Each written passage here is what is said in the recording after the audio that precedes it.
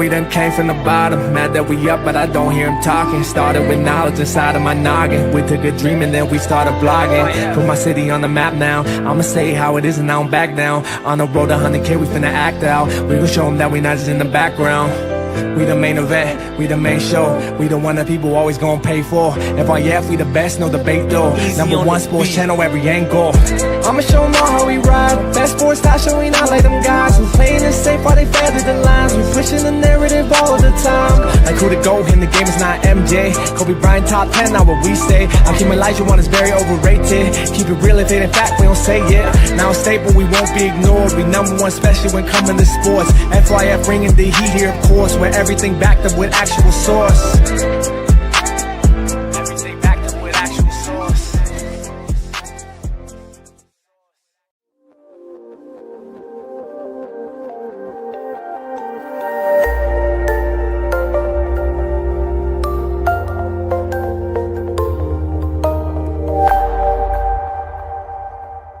FIF Sports, man. It's Lamont, man. We back, man. I got another show for you guys, man. Should be a good one today. And I'm gonna tell you guys why I'm doing this show. Because I know a lot of you guys see the topic. I was watching Go James Kingdom Sunday morning show. And I watched, I believe it was Ishmael. I watched him come up on the panel with one of the fakest, phoniest, most impassioned pleas for Kobe Bryant that I've ever heard. Oh, if you don't got Kobe in the top 10, you hate it and it doesn't make no sense. And that. What? When did it become hate?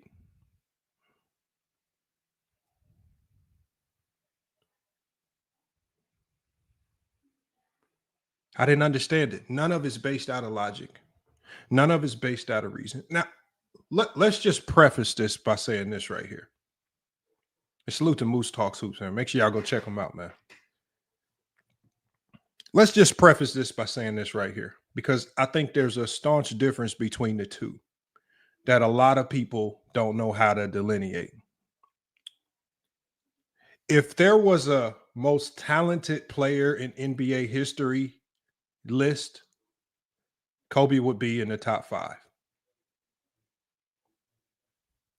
If it's just about sheer talent and being better than another player, you're going to have guys like Iverson in there.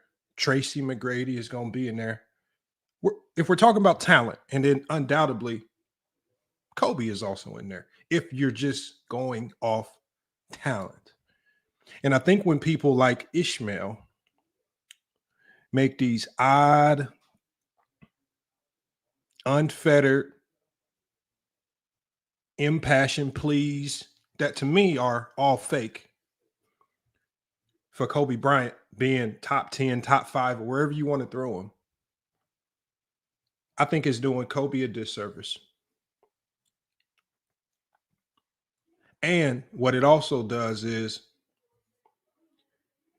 it's just like I've been saying over the last couple of weeks. Once you go down the road of delusion, you then have to also start siding with other stupid takes. Or other takes that don't typically make sense. So and we're going to be talking about all this today. We're going to be talking about all this stuff with Kobe Bryant, and we're going to break it all down to a science. I'm going to show you guys all the information. 25 says doing it for views, smart. 25, let me ask you one question. What person on YouTube doesn't create a video for views? Just give me one. Give me one person on YouTube, 25, that posts a video on YouTube that doesn't post a video with the intent to get views. What other reason would I be posting it here?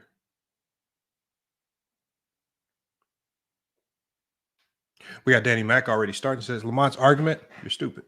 if that's what you think I'm going to say. But I think Danny Mac, anybody that knows when I do these systematic breakdowns, know that it's going to be a lot to this that you probably can't really refute other than just simply using your emotions and making these emotional pleas.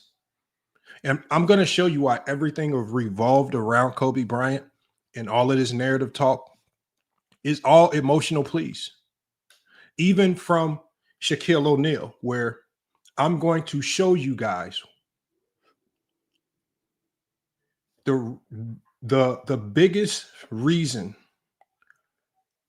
why Kobe Bryant will never be top 10 is because of Shaquille O'Neal and not because of anything that they did on the court. If Kobe Bryant's career is diminished, and it is, it's because of the ego and selfishness of Shaquille O'Neal. I know for a fact that Shaquille O'Neal knows this, which is one of the reasons why Shaquille O'Neal is now doing what many of you guys are doing, overinflating Kobe's value to make up for how he disrespected Kobe in the past and how he put Kobe in this odd predicament of where his legacy is now significantly stifled.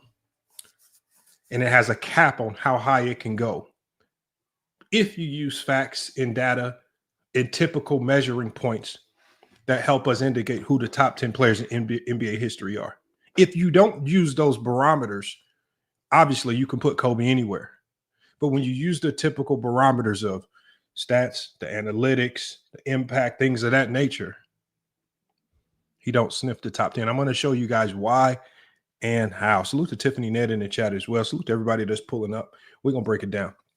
We got Helly. He says, Shaq says Kobe could have won finals MVP every year. He could have. What's the reality though, Helly? Could have, or did Shaq win all those finals MVPs when they played together?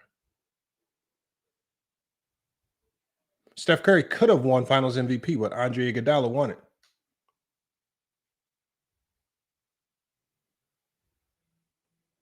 it. There's a whole bunch of shoulda, coulda, wouldas. Wouldas don't get you into the top 10. But we're going to talk later. I'm going to get to why Shaquille O'Neal is now running around saying these odd things about Kobe Bryant that significantly elevate him. I'm going to show you guys why and why he's doing it and how he's doing it. And why Shaquille O'Neal himself is the number one reason why Kobe Bryant's legacy was significantly hindered from being what it could have been, because talent-wise, you're looking at a top 10 talent. Mentality-wise, you're looking at a top 10 mentality. But in reality, what played out in front of us wasn't a top 10 career. That is majority because of Shaquille O'Neal. And we're going to talk about that here. Before we get started, y'all, man, we got some other stuff to get through. Make sure you guys, man. Right, the paper book, my apologies on the delay for the release of the paperback. The link is in the chat right now, though. But make sure you guys go check out the book that we just wrote. It's called the LeBron James GOAT Encyclopedia, Weaponized Truth for the Debate Era. What is this book about? This book is not about LeBron James because he failed, but because he succeeded too much to fit the script. The media built a myth around Jordan, and when LeBron broke that myth, they moved goalposts. That's why I created the LeBron James GOAT Encyclopedia, to end the lazy takes and give fans the receipts that they need. Right? Over 100 myths destroyed, real stats, real quotes, real truth, one-line kill shots for every argument. No more losing to 6-0 nonsense. This book is your weapon. Make sure you guys go to Amazon. The link is in the chat. Go get your copy of the GOAT James Encyclopedia. Right now, the digital version is only available. But for anybody that purchases the digital version, I will be sending you a free paperback version when the paperback copies are ready to be released. Those should be ready probably within the next 2 to 3 days. And I will be letting everybody know when the paperback and hardback versions are available, because I know a lot of you guys, and I've been watching the comments, a lot of you guys have been asking about the paperback version. I want to get that to you guys. But if you want to get the digital version and get a free copy of the paperback, go get your digital copy today. It costs $23.23 to pay homage to Michael Jordan. Make sure you guys go get your copy today on Amazon, man.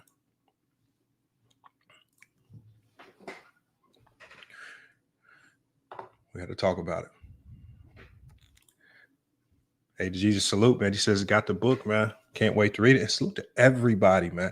Everybody, man, who purchased the book, man. Historic first day of sales, man, for the book. And it's only going to get better, right? And if you get through the book, you see that I left a special gem at the end. So y'all know that that is not the end of it. It does not stop there. More is to come. We got T Perfect in the chat. More bad takes. Fortunately for you, T Perfect, I don't really deal in takes. I deal in facts. I do a lot of research. Unfortunately for you guys, my top 10 is not filled with emotional selections because I love a player. It's about logic and reason and giving every player of any particular era a fair shot and crack at the top 10. I'm not one of those people that say, oh, let me just discredit the 60s just because I don't feel or think it was that style of basketball that I like. I know that those guys can't control that. They played basketball the way they saw it was to be played back then. I can only give them credit for how they were taught to play it and how great they were at playing it. As the game changed, I have to give players of the 70s their same just due. Players of the 80s with different challenges, their just due. Players of the 90s with their own unique challenges, they're just due, and so on and so forth. And see, what I'm going to do today is I'm going to expose the hypocrisy in a lot of people. I've been saying this for years, how hypocritical people are when it has come to Kobe Bryant. And we're going to be breaking all of that down today here on FYL Sports, man. James Press says, what are you talking about? Oh, he must be talking to somebody in the chat. We got Willie Sermon's in the chat. Your peers is your ultimate respect. I guess. Yeah, your peers are your ultimate respect. Unfortunately, that has nothing to do with the top 10 all time. Has nothing to do with it. That's just your feelings. Your peers are, that's an emotional plea. David Pierre says, Scap cook you and Gil. I never spoke with Scap about this. I never debated with Scap about this. But David Pierre, when I drop the link, you can feel free to come up here and try to have a discussion with me. No, I did clown the video, and it's obviously a troll to some degree, right? But when it comes down to making a credible top 10 list, I'm not going to use a horse video to discredit a guy and say, oh, you cannot be in my top 10 because of that. Ishmael says, I know you strongly disagree, Ishmael. We were talking about your odd, deranged, emotional plea on GOAT James Kingdom show yesterday, where it just seemed like you were just putting on a show for Kobe. Because ultimately, in reality, there's nothing about his career that's top 10. At best, depending on who you have at 1 through 9, at best, maybe at the 10 spot. And I'm going to break down why today here on FYF Sports, but we're going to get through it all. All right. I'm just going to go ahead and start, man. John says, Lamont don't want Scap smoke. Scap doesn't have smoke. I've invited him over to speak with me directly about Kobe Bryant. He's respectfully declined. Again, Scap was only in it to come over here because it was Gilbert Arenas. And again, when you're moving up the ranks and you're chasing clout, I get it. Indulge in the conversation with Gil, but do not indulge in this conversation with FYF Sports. And I warned Scap Attack about that on the show. I said, Scap, we can have that conversation. But he respectfully declined. And if you guys as fans, if you want to go to his channel and make that plea and say that you really need to come address FYF Sports directly, see if you can motivate him to come over here. Outside of that, I have no issue with Scap, nor do I want to entertain a conversation with Scap. He's already turned down the invitation to have the debate with me directly. So that's an issue you guys need to take up directly with FYF Sports. I mean, with Scap Attack. It's not necessarily an issue of mine. All I could do is ask. For example, like all the people that I've been going around, the big and small content creators. Do you want to debate Gold James Kingdom? You know what they say? No. A couple of them that block me on Instagram. What do you want me to do? Do you think I've been trying? Goat James Kingdom is trying to get a 20v1. I'm struggling to get a 1v1 with Goat James Kingdom. So we're going to talk about it here today on FYF Sports. So we're going to start today by playing a video. And this video is going to lead me into why fans, media alike, based on your approach to how you evaluate talent, how you all individually played a role in systematically removing Kobe Bryant from the top 10 conversation. I'm going to play this from Kobe Bryant. Hold on. Give me 1 second. Let me get this video up. And I'm about to share my screen, and we're going to go through it. It's just a sit-down interview with Kobe Bryant, where Kobe Bryant talks about the struggles of the sidekick narrative. And I think he does a good job of really explaining the struggles. All right, hold on. Let me get this. Let me get the sound up so we can hear it. All right, let me share my screen so you guys can check this out. And then we're going to go dive right into the topic. All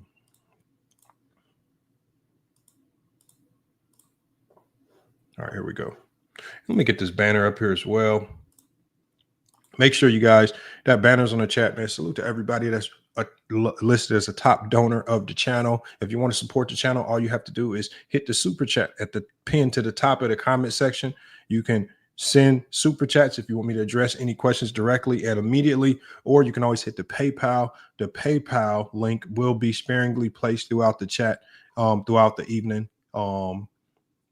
If you want to donate to the channel as well. Let me go ahead and get to this video. Let's hear what Kobe Bryant has to say. And I'm going to explain to you guys why I feel you guys, the fan bases, have played a significant role in Kobe with his resume as is, not having an opportunity to be considered top 10 all time. Let's listen to what Kobe Bryant has to say. So you win with Shaq. Shaq goes away. More important to win one now with Shaq. Hold on, y'all. Let me turn this volume up.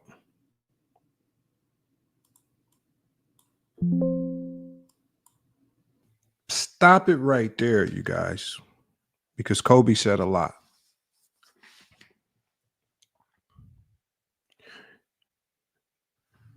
Kobe in this clip right here said multiple times that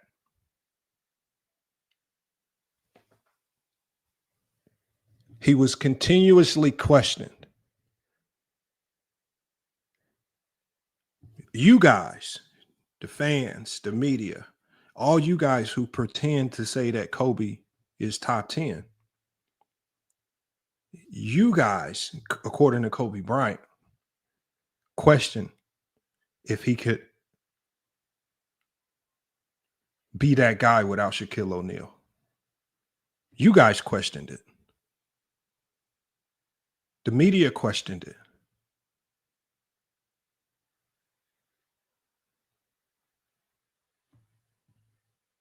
Y'all didn't question if Shaquille O'Neal could win a championship without Kobe.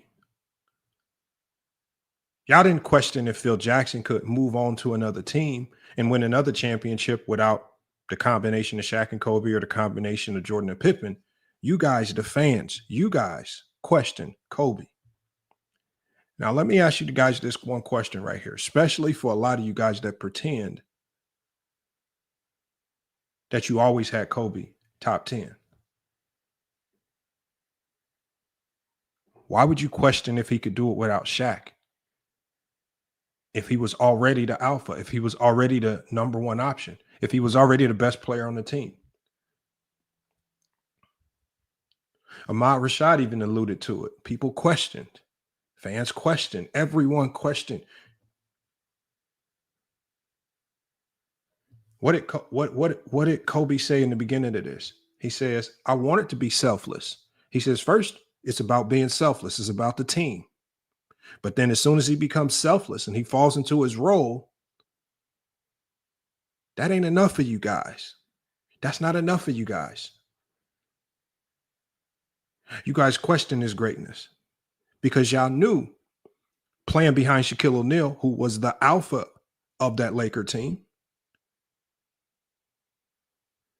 it could easily be surmised that you could have replaced Kobe with a lot of guys and the Lakers would have still had similar success. There were articles about how if you replaced Kobe with Tracy McGrady, the success would have been the same.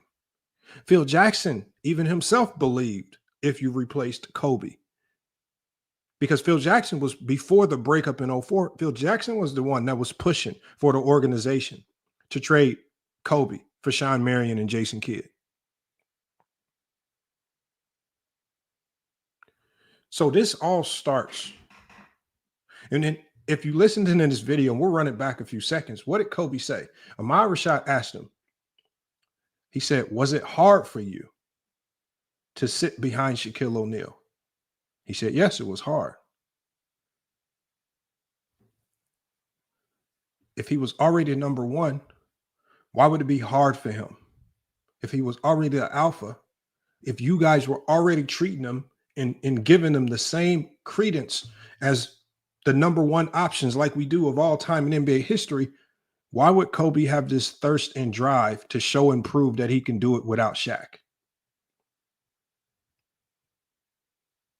He had this thirst and he had this drive to want to show and prove that he can do it without Shaquille O'Neal because it was you guys, the fake Kobe fans, the fake Kobe fans that are now pretending that he's in the top 10. It was you guys. You were the ones that started all these questions because you guys looked at him as a number two in LA and y'all questioned if he could do it. Because remember, we go back. There were no conversations about if Shaq could do it without Kobe. The only conversations that were being had was if Kobe could do it. Just like y'all had questions of if Scottie Pippen could do it without Jordan.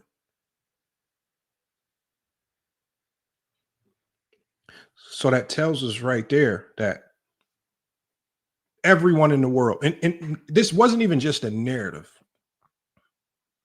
Everyone knew Kobe was a sidekick, including Kobe himself. Because in 2013, when asked about it by NBC,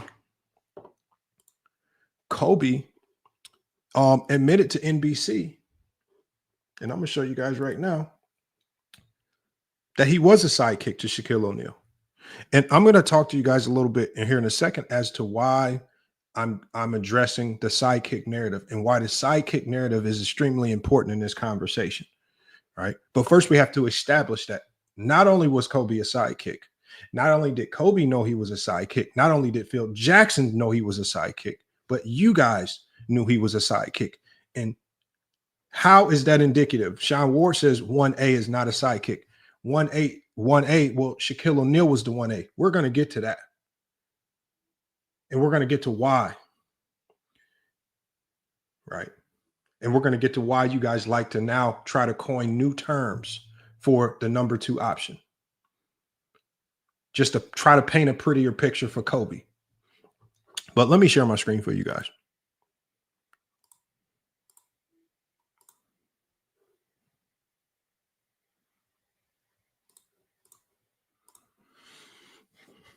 So, according to NBC, Kobe Bryant admits to being Shaquille O'Neal's sidekick during the Lakers championships. Kobe admits that he was the Robin to Shaq's Batman. This was published on February 13th, 2013. This was after a game where Kobe dropped 4 points and 8 rebounds versus the Portland Trailblazers, right? The article states it may have been taking a full decade, but Kobe finally admitted he was Shaquille O'Neal's sidekick during the Lakers' three-peat run from 2000 to 2003. The Shaq and Kobe combo led to the Lakers' 4 NBA Finals appearances over a 5-year span. But this superstar duo only managed to win 3 championships before the Lakers traded their center, right? On Tuesday night at the Staples Center, the Lakers and Suns, my bad, it was the Suns they played, 2 of Shaq's former teammates were going head-to-head, so the big Shaqtus decided to make a rare appearance at the Staples Center. Prior to tip-off, Bryant came over and shared some laughs with the former teammate. He said, "It was good to see Shaq," Bryant said after the game. "I think we appreciate each other more now than ever. I think the further you get away from your history you had together, the more you put into perspective on it and on how dominant you were." The larger-than-life personality Shaq was on full display at the Staples Center. After the game, Bryant was facing the media after an uncharacteristically poor performance where he scored only 4 points and had 8 turnovers. Still, he was in good spirits because the team was able to pull off the victory. When the topic of Shaquille O'Neal came up, Bryant smiled and welcomed the questions. When asked point blank if he was Shaq's sidekick during the duo's time together, Kobe responded, "Yeah, for sure." Right? "The challenge for me was to show Shaq and everyone else that I could win without him," Bryant continued. Point proven. Once again, Kobe Bryant admits that he was a sidekick, but he also talks about how the challenge for him was to show everybody that he could do it without Shaq. We have a comment on the screen from Sean Ward where he's claiming that Kobe was a 1A. Sean Ward, my question to you is this. If Kobe was a 1A, then why did you guys, the pretend, fictitious, phony Kobe fans, make Kobe feel that he was a sidekick? Because while Kobe went rogue on the Los Angeles Lakers because he was tired of being a sidekick, so much so that he told this to Phil Jackson as well, right? These are things that are all documented. All right, and this is the unfortunate reality. This is the unfortunate reality of what's going on. So when we talk about, right, when we talk about the early 2000s Lakers, Shaq and Kobe dynamic, right? Right. Phil Jackson's system was built around Shaq as the first option, right? The triangle offense was structured and ran through Shaquille O'Neal in the post, which helped manage the on-court relationship between O'Neal and Bryant. Coaches like Tex Winters even showed Shaq film to prove Kobe was playing his role correctly within the system. Right. In Phil Jackson's first year, Shaq won league MVP. The Lakers went 67-15. And everything, according to Phil Jackson, the quote was, everything went through Shaq. And this was underscoring Kobe Bryant was the clear second option. Right. Kobe was the second option to Shaq being the number 1 option during the three-peat. O'Neal was unequivocally the focal point of that dynasty. He led the Lakers in scoring by a wide margin and was the finals MVP all 3 times, 2000 to 2002. When the offense shifted even slightly, Shaq voiced frustration, saying, "When it was clear that everything went through me, we went 67-15. I don't know why anybody else would want to change that other than selfish reasons." In team meetings, Shaq even stated, "I think Kobe is playing too selfishly for us to win," reflecting the team understanding that Bryant needed to defer to the big man for the Lakers to be their best. Jackson noted Kobe eventually learned to subside his game for the team, realizing that there's a different way to contribute that incorporates more of the team, right? So we talk about game plans that they did during this championship run, during these early stages. Game plans were all centralized and prioritized Shaq's dominance, with Kobe as what Phil Jackson called the counterpunch, right? But ultimately, what started to happen, y'all? The Lakers were having all the success in the world. The Lakers were winning championships. From the outside looking in, we would think everything is perfect in La La Land. But what ultimately happened? You got Kobe's rebellion in 2004. By 2004, tensions over roles peaked. Now, I want you guys to ask yourself, Kobe scoring all these points, right? Kobe is first team All-NBA. Why is Kobe still unsatisfied with his role? I mean, if you guys are making the contention, you fake Kobe fans, if you're making the contention that Kobe was the number one option or 1A or 1B option, why was Kobe so disgruntled in his role? Why in 2004, right, when tensions over roles peaked, facing the Pistons in the finals, the game plan called for heavy doses of Shaq in the paint, right? Detroit often defended him one-on-one. When the Lakers lost, many pointed to Kobe Bryant abandoning the formula. In game 4, for instance, Shaq dominated with 36 points, 20 rebounds, while Kobe struggled with 20 points, 8 of 25 shooting. Throughout the series, Bryant averaged 22.6 points per game on an inefficient 38% shooting, whereas Shaq averaged more than 26 points per game on 60% shooting. Kobe's insistence on forcing offense against Detroit's scheme and Tayshaun Prince's defense backfired. Jackson lamented in his book that the Pistons simply ran their offense through whichever guard Bryant was not checking, exploiting Kobe's overextension. Lakers owner Jerry Buss privately noted the young man has finally hit the wall regarding Kobe's performance in that series. In the 2004 showcase, when Kobe tried to seize the alpha role, according to Phil Jackson, in his terms, it disrupted the team's balance and contributed to an upset loss.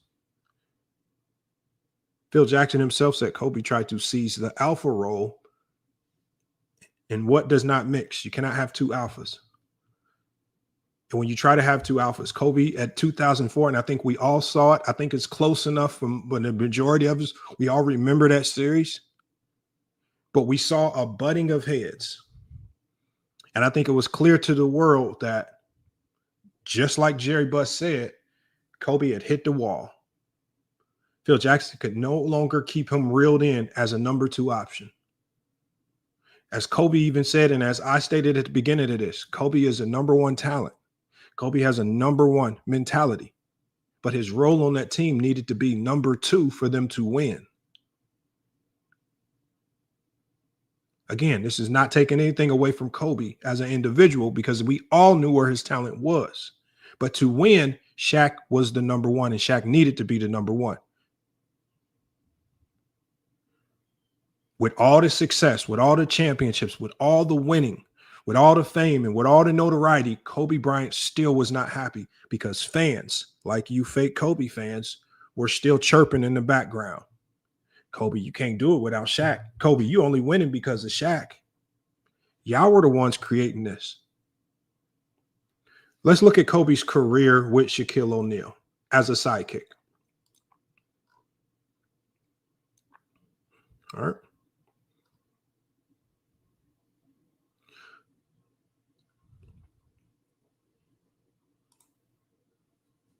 This is Kobe's career as a sidekick with Shaquille O'Neal, you guys. He didn't win any MVPs. He didn't win any finals MVPs. And this is from 96 to 2003, 2004. He made his first All-NBA third team in 1999. He was an all-star that year. But when we talk about significant individual accolades, he was neither a league MVP nor a finals MVP.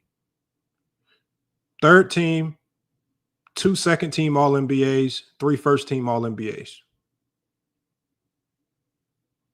This is his career. This is a hellified second option. Now, what stands out to most fans, because even the points per game don't significantly stand out. 1998, 99, 19.9 points per game. In 99, 2000, 22 points per game. But then his points per game exploded. 28.5 points, 25 points, 30 points, and 24 points.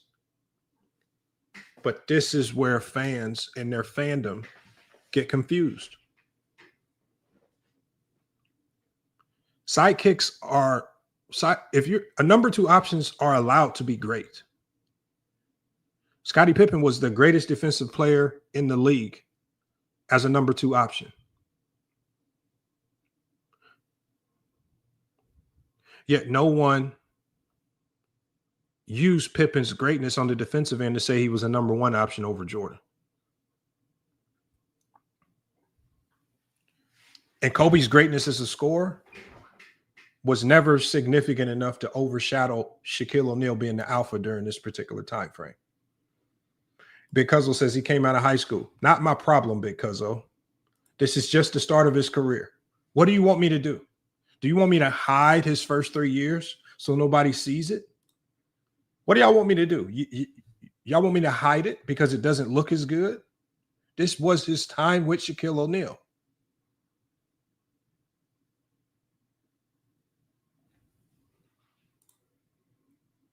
Right? But we got to continue talking about it. Now, what ultimately went wrong? Right? What ultimately went wrong? What broke up the dynasty? Because the Shaq and Kobe duo was on its way to looking like the greatest duo in NBA history. What ultimately blew up this duo? There were tensions between still in his prime Shaq and an ambitious Kobe Bryant in the 2004 season. Phil Jackson was not brought back.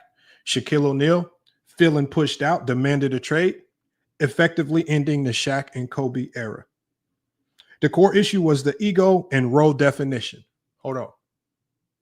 According to Jerry Buss, it was ego and role definition. But I thought you guys said that Kobe was the number one option. How would there be any confusion on role definition if Kobe felt like he was the number one option? Kobe Bryant wanted to be the lead star, according to Phil Jackson, and O'Neal refused to concede his throne. As Jackson observed, Phil Jackson said in his book, Kobe's push to be the alpha dog and Shaq's resistance created an untenable locker room split.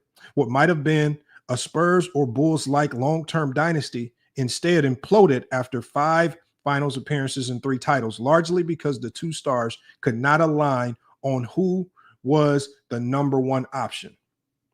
Kobe's inability to accept a secondary role and Shaq's unwillingness to accommodate Kobe's rise ultimately capped what the Lakers could have achieved together. This is where I say Shaq is now at fault, right? This is why I say Shaq is now at fault.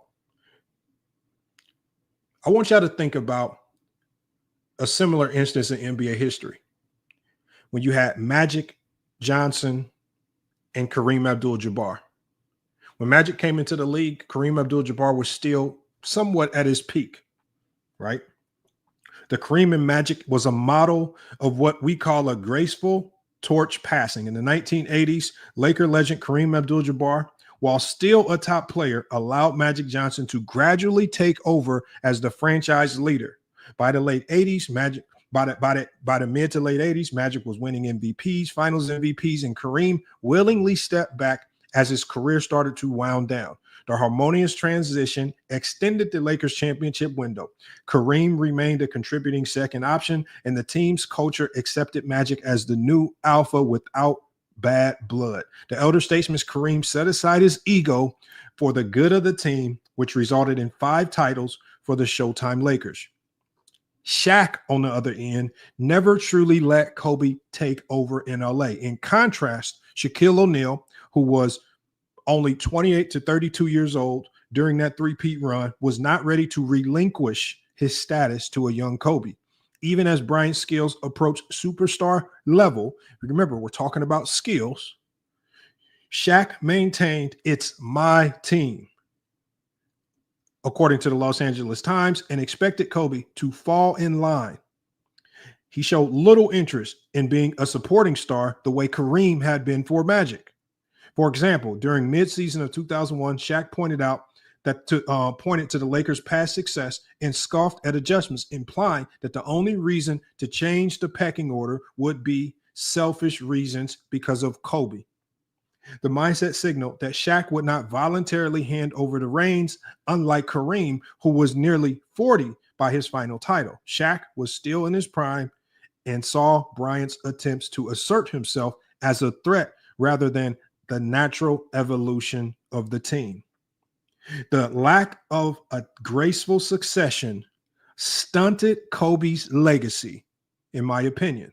Because Shaq and Kobe's partnership ended abruptly, Kobe did not get to inherit a contending team in the way Magic did. Magic won titles, and even after Kareem's prime, because the torch passed and the team rebuilt around Magic. Kobe, on the other hand, spent the middle of his career on struggling Lakers squads after Shaquille O'Neal's 2004 departure until a new supporting cast was assembled. One could argue that if Shaq had accepted aging into a secondary role around the 2005-2006 LA team, staying in LA with Kobe as the 1A, the Lakers might have won more rings in that period. Shaq's pride made that impossible.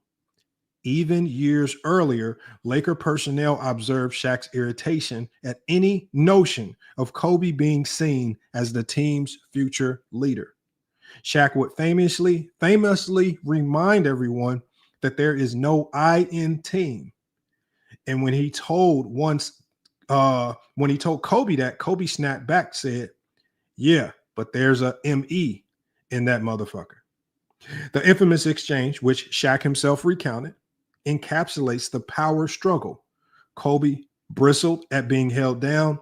Shaq refused to be relegated to a sidekick like Kobe was. The end result was a dynasty cut short and Kobe having to build a second championship act from scratch later on. So when we summarize this, you guys, Shaq's decision protected his own legacy, but limited Kobe's early legacy by leaving Los Angeles and remaining the man, right? When he first got to Miami, where he won his fourth title as a co-star to Dwayne Wade, Shaq ensured he was never publicly viewed as second fiddle. But this also meant Kobe was robbed of a chance to lead a contending team until his 30s. Kareem's willingness to support Magic added to Kareem's legacy and certainly helped Magic's legacy as well. Shaq and Kobe's inability to replicate that dynamic both hurt both of them in respects. The Lakers likely left championships on the table, and Kobe's prime saw wasted years on lottery teams. In essence, Shaq's refusal to pass the torch in a timely manner forced an either or split that delayed Kobe's ascent to true franchise status, by extension, delayed his accumulation of top-tier accomplishments. How do we know? Because when we look at Kobe's resume post Shaq, I want you to look at it. Take a look at it. They missed the playoffs in 04-05. They were a first-round exit in 05-06. They were another first-round exit in 06-07. Lost in the finals 07-08. Mind you, that's 3 years in Kobe's prime where he wasn't a league MVP. Right? Another 3 years where he just was an all-NBA player and an all-star, but he had no significant individual accolades that start to really elevate you in the conversations that we define as top 10 conversations. It wasn't until 07-08 where he got to the finals, but they lost. Right? 08-09. And mind you, look at, and I want y'all to look at how this ultimately evolved. Because Kobe fought so hard to be the alpha. But once he became the alpha, he immediately saw, I can't do this without a teammate, without a great teammate that's willing to defer and be an elite number two. And that didn't happen until the Lakers made what some call one of the biggest finesse trades in NBA history in trading Kwame Brown and others for Paul Gasol, the young star for the Grizzlies, who was the unequivocal number one on that team, but coming to LA would need to defer behind Kobe to be the number two for LA to be great. And that's exactly what Paul Gasol did when he got to LA. He immediately deferred. There was no pushback. And ultimately, winning to a certain degree started. But this is Kobe's resume after Shaq. Only one MVP, 2 finals MVPs, obviously an all-star selection. Nobody's going to take that away from him.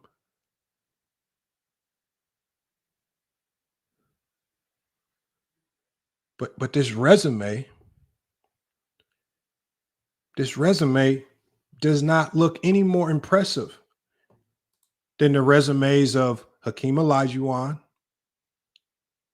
Dwayne Wade, Dirk Nowitzki, players like Kevin Durant. A lot of these guys are ranked 20 to 25 or 10 to 15. How do we know this? I want you guys to check this out, because I always talk to you guys about the biggest finesse in history. Let me show you guys something.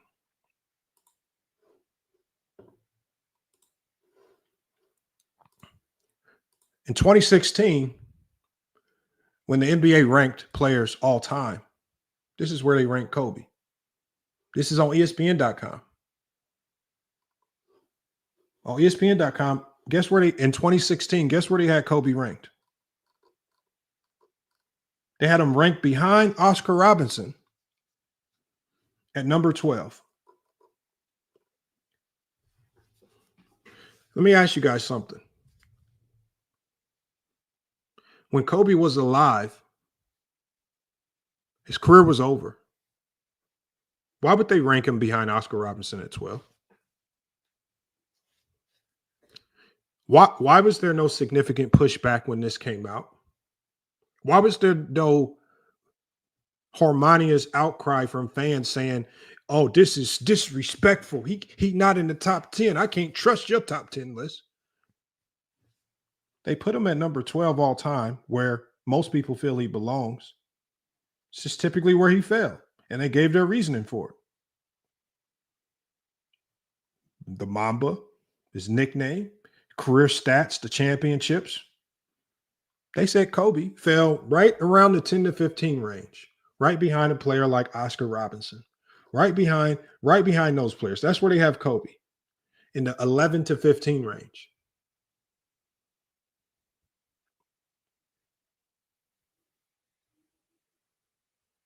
But then what happened?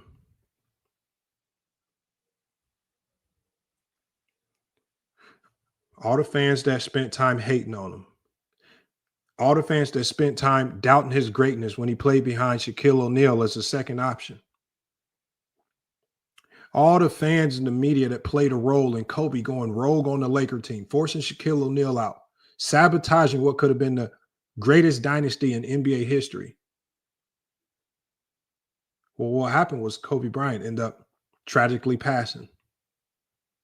And now all the people that spent all that time hating on him, doubting him, telling him what he couldn't do, throwing the Colorado situation in his face, now they have to go into ultra recovery mode to make up for all the slander they have been throwing at him, all the hate they've been throwing at him, all the times in the media they could have voted for him for league MVP, but didn't vote for him for league MVP.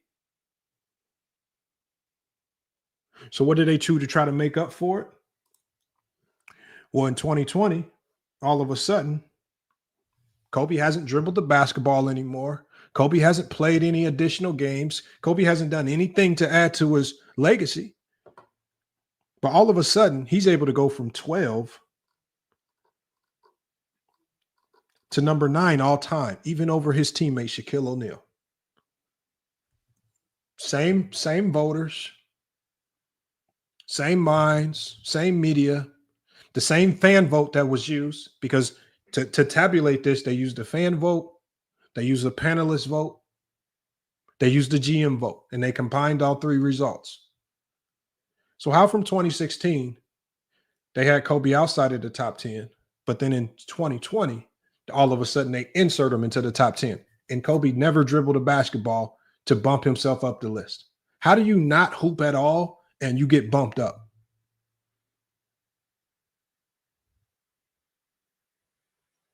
Even over your teammate, who even Kobe himself admit carried them. How do we know this? Well, because Kobe even said it himself. Kobe said it himself. Shaquille O'Neal, the Diesel. You know, from his career starting in Orlando, and you know, I'm happy that thing went bad. You know, I'm happy they lost to Houston, because then he came out here and joined the Lake Show and put us on his back, carried us all the way to a championship, carried us all the way to a championship, carried us all the way to a championship.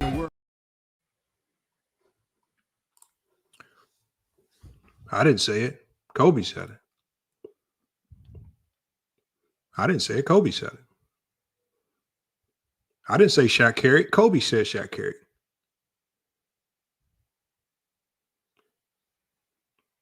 But the funniest thing about it is there's nothing wrong with being a number 2 option.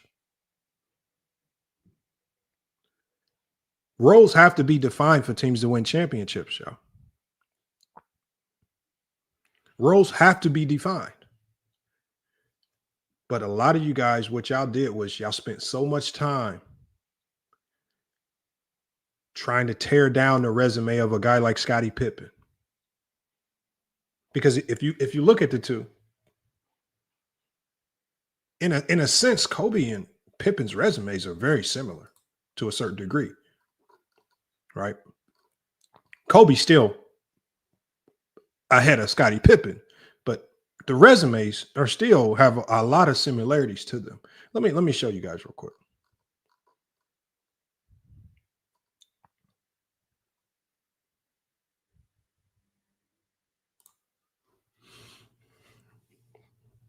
We got Kobe with Shaq versus Scottie Pippen with Jordan. Kobe 3 championships, Pippen 6 championships. Neither one of them won a finals MVP. Neither one of them won a league MVP. Kobe's tenure with Shaq, 21.8 points per game. Pippen's tenure with Jordan, 17 points per game. Pippen, 7 All-NBA selections, Kobe 5. Kobe 4 All-Defensive Teams, Pippen 10.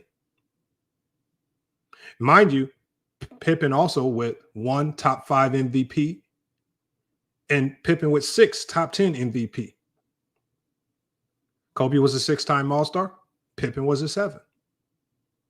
What's the difference in their roles? Kobe was a high usage scoring guard. Pippen was a lockdown at the number 2 on the defensive end. What's the differences in their roles? Kobe did not want the sidekick role, while Pippen accepted the sidekick role. The system fit. Kobe was a secondary scorer behind Shaq. What was Pippen? Pippen was a defensive anchor behind MJ. But what is the defining of these two? Kobe was tired, according to Phil Jackson, tired of playing second fiddle to Shaquille O'Neal. What quote defines Scottie Pippen? Well, Michael Jordan said, whenever they mention me, they should speak of Scottie Pippen as well. The only difference between the two is that Pippen embraced being the secondary star or sidekick, while Kobe resented it. And he resented it, according to Kobe's own words, because you guys, the fake fans, doubted him. And then he resented it even more because when the chatter from the media and the fans became loud saying that Kobe couldn't do it, Kobe said himself in that video I played earlier, my teammates and my coach didn't even stand up for me. Phil didn't come out and say that's wrong. Shaq didn't come out and say that's wrong. Jerry West didn't come out and say that's wrong. Nobody stood up for him. Kobe Bryant went rogue because of you guys. What could have been the greatest dynasty in NBA history was broken up because of you guys. Ironically, fans destroy Pippen's legacy for being the number 2 behind Michael Jordan, but try to rewrite Kobe's role to preserve a top 10 case. That's called narrative manipulation. That's not historical accuracy. When we talk about why Kobe was never a true number 1 option, the system revolved around Shaq. Phil Jackson's own words explicitly said Kobe went rogue in 2004 and refused to run the triangle. He was playing to prove he didn't need Shaq. Kobe told Phil Jackson, quote, Kobe told me he was tired of playing second fiddle to Shaq. I thought you guys said he was 1A. How do you get tired of playing second fiddle to a guy if it's equal? If I'm playing alongside another guy and we're both averaging 30 a game, why would I complain? It's equal, right? No, it's not equal. But that's just the reality of it. And why are we talking about Kobe as a sidekick? Because we all know, y'all, that sidekicks don't get top 10 consideration. Scottie Pippen, as great as he was. I mean, this is how great Scottie Pippen was, you guys. Scottie Pippen, according to NBA.com, is the 5th best player in the 1990s. His highest rank, according to NBA Power Rankings, he was 4th. His lowest rank ever in the 90s, from 1990 to 1998, his lowest rank amongst the great players in the 90s was 7th. 6 championships, 7 All-Star appearances, 9-time all-defensive selections, 1994 All-Star Game MVP, named one of the league's top 50 players. Pippen did all of this. And on top of all of it, he has the majestic 6-0 tag. He's 6-0 in the NBA Finals. How is Pippen able to do all of this? Arguably the greatest, not even arguably, he is the greatest perimeter defender of the 90s. Arguably, next to Hakeem Olajuwon, it could be 1-2, depending on how you view the game, as the top defender of that era. Innovated the game as a playmaker at the small forward position. And he has the majestic 6-0. Scottie Pippen doesn't get top 10 consideration because we don't give top 10 consideration to guys that were sidekicks. This was the same for John Havlicek, who was 8-0 in the finals. He was a sidekick to Bill Russell. This goes the same for Sam Jones, who's 10-0. Sam Jones had the name Mr. Clutch.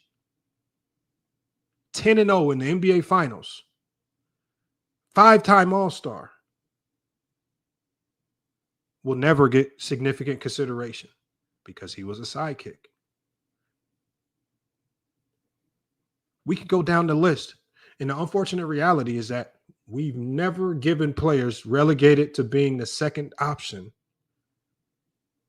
no matter how they got that. Because Bill Russell wasn't the number 1 option on the Celtics because he was a great scorer. So we know being the alpha isn't directly tied into scoring, because John Havlicek was a far superior scorer than Bill Russell.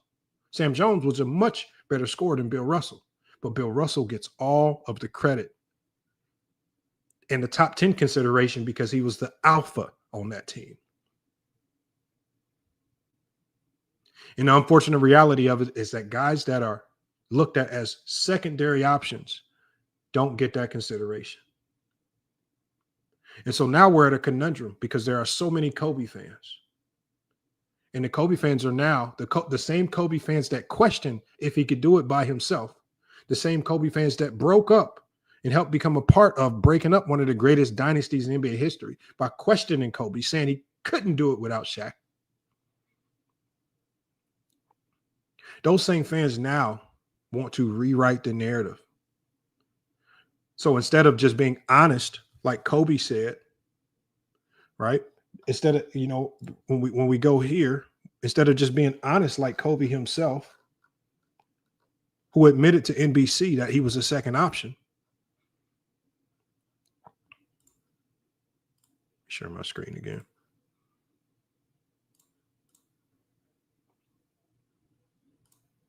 Instead of being honest, like Kobe was honest, when NBC asked him if he was a second option, you guys want to now try to paint a new picture. No, he wasn't a second option. He was a 1A, 1B. He was a number one option. And we have to find a way to finesse him out this sidekick role just so we can pave a way and create an avenue for him to be in a GOAT conversation. And even with all of that, he still don't have a top 10 resume.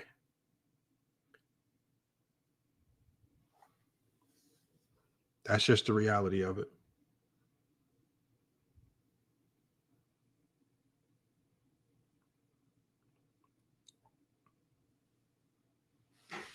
This is a lot to do with you guys, you fans. This has a lot to do with you guys. Pushing and propagating these narratives on players. Creating these odd talking points, putting them out there in the ether as if these players will never see them or hear them. Y'all played a role in Kobe's career and legacy getting significantly derailed. Y'all played a role in diminishing secondary stars like Scottie Pippen and John Havlicek and Kevin McHale. Y'all played a role in diminishing those guys. What you now can't do is you cannot now try to paint a new avenue of trying to say Kobe was now a 1A when Kobe himself admitted he was the Robin. When Kobe himself, y'all want to hear it again, said that Shaq carried them. Shaquille O'Neal, the Diesel. From his career, starting in Orlando, and I'm happy that thing went bad.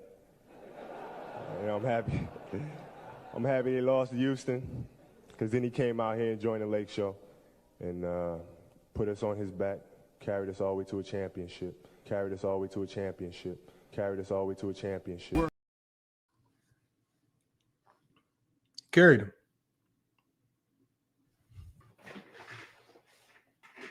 I'm sorry. But you cannot get top 10 consideration, just like Pippen can't get top 10 consideration.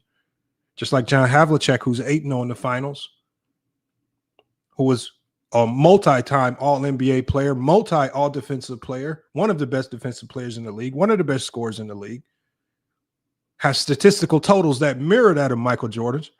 He can't get no top 10 consideration. He was a second option. This is the framework that we created for the top 10.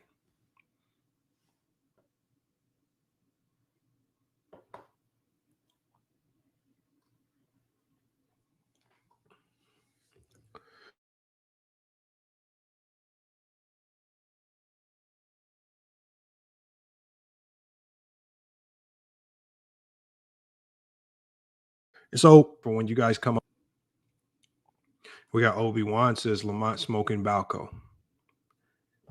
I guess these are all facts. Everything that I said is facts. It's just funny how when I drop facts, you guys say nothing but, oh, he's smoking Balco.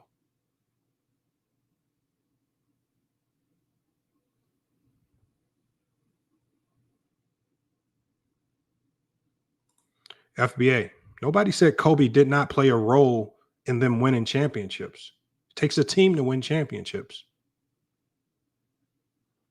How do we know this, FBA? How do we know this? Well, because Kobe himself proved it when Shaq left. This is what Kobe did after Shaq left. Kobe couldn't win as the number one option without significant help.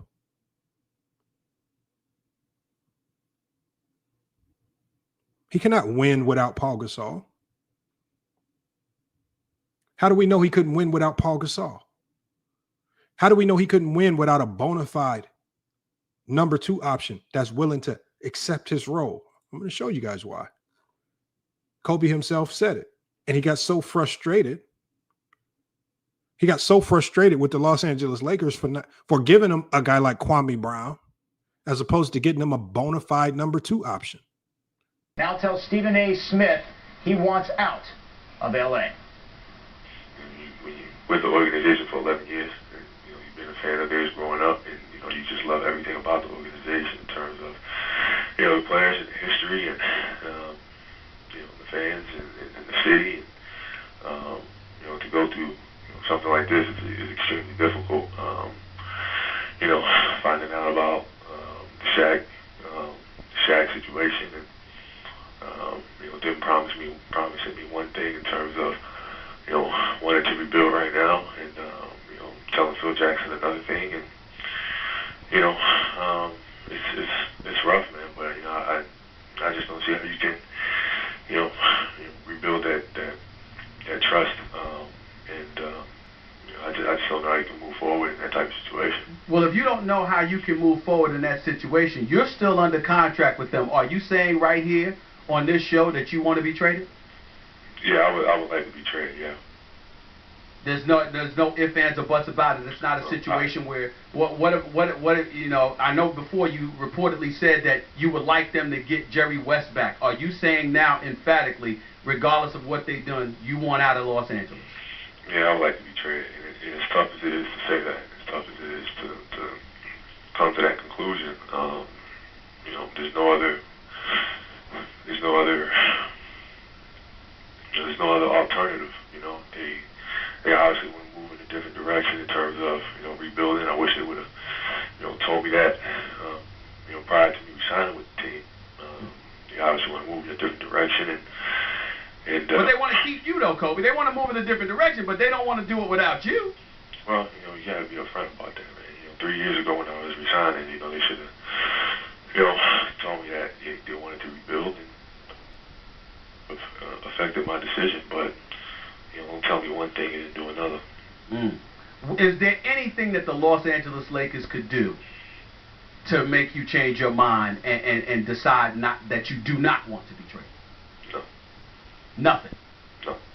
What about their notion that you're locked in for at least the next 2 years before you can actually opt out, and there's really nothing that you can do about that? What do you say in response to people who say you're not going anywhere, you will stay in Los Angeles, and you will be playing for the Los Angeles Lakers next season? You know what? I just want them to do the right thing. Do the right thing, man. They know what they did. You know what I mean? They know the situation that they painted. You know what I mean? Do the right thing, man. Do the right thing. You was trying to rebuild. You told me something different. And I resigned because of what you promised me. There we have it right there. And see, for all of the people in the chat that are misinterpreting why I played that, not about loyalty and staying on one team, because you guys so desperately want to connect this to LeBron James and LeBron James going from team to team to team. It has nothing to do with switching teams. I played that because Kobe is the one that had a dynastic team with Shaquille O'Neal. Kobe is the one that forced Shaquille O'Neal out because he said he could do it on his own.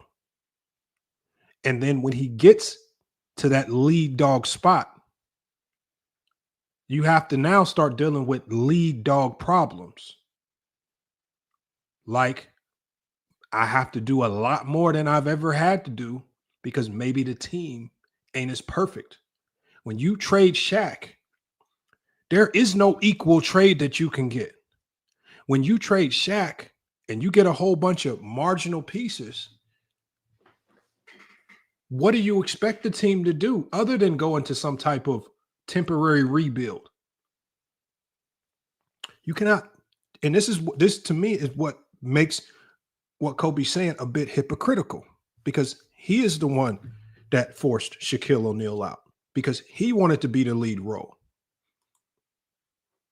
And the ownership, Jerry Buss, they knew that if they got rid of Shaquille O'Neal, they had to trade Kobe, because it was Phil Jackson who was the one behind the scenes.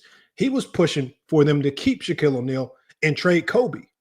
Earlier that year in 2004, he was pushing the organization to trade Kobe for Jason Kidd and Sean Marion. Phil Jackson was all for having Shaq as the number one option. That's why Phil also had to go with Shaquille O'Neal. But what comes with being the number one dog? When you write your own checks and when you fight your way to the top, now you got lead dog problems. And when Kobe was pitted with those lead dog problems, what did he do? He wanted a trade and he wanted out. The organization went and pulled off one of the biggest finesse moves in NBA history to get Paul Gasol. And Paul Gasol was then forced into a number two role, even though Paul Gasol, with his prior team, was the number one option. I mean, y'all so desperately, and it's going to be a lot of y'all, even when I hit the link, even when I drop the link, a lot of y'all are going to be desperate to try to make this about LeBron James. This has nothing to do with LeBron and everything to do with Kobe. Kobe's resume is what it is, y'all. This is Kobe's resume. 2 titles, 2 finals MVP, 1 league MVP, 7-time All-Star, 6-time All-Defensive, and 12 All-Star selections. Why do I say this is his top 10 resume?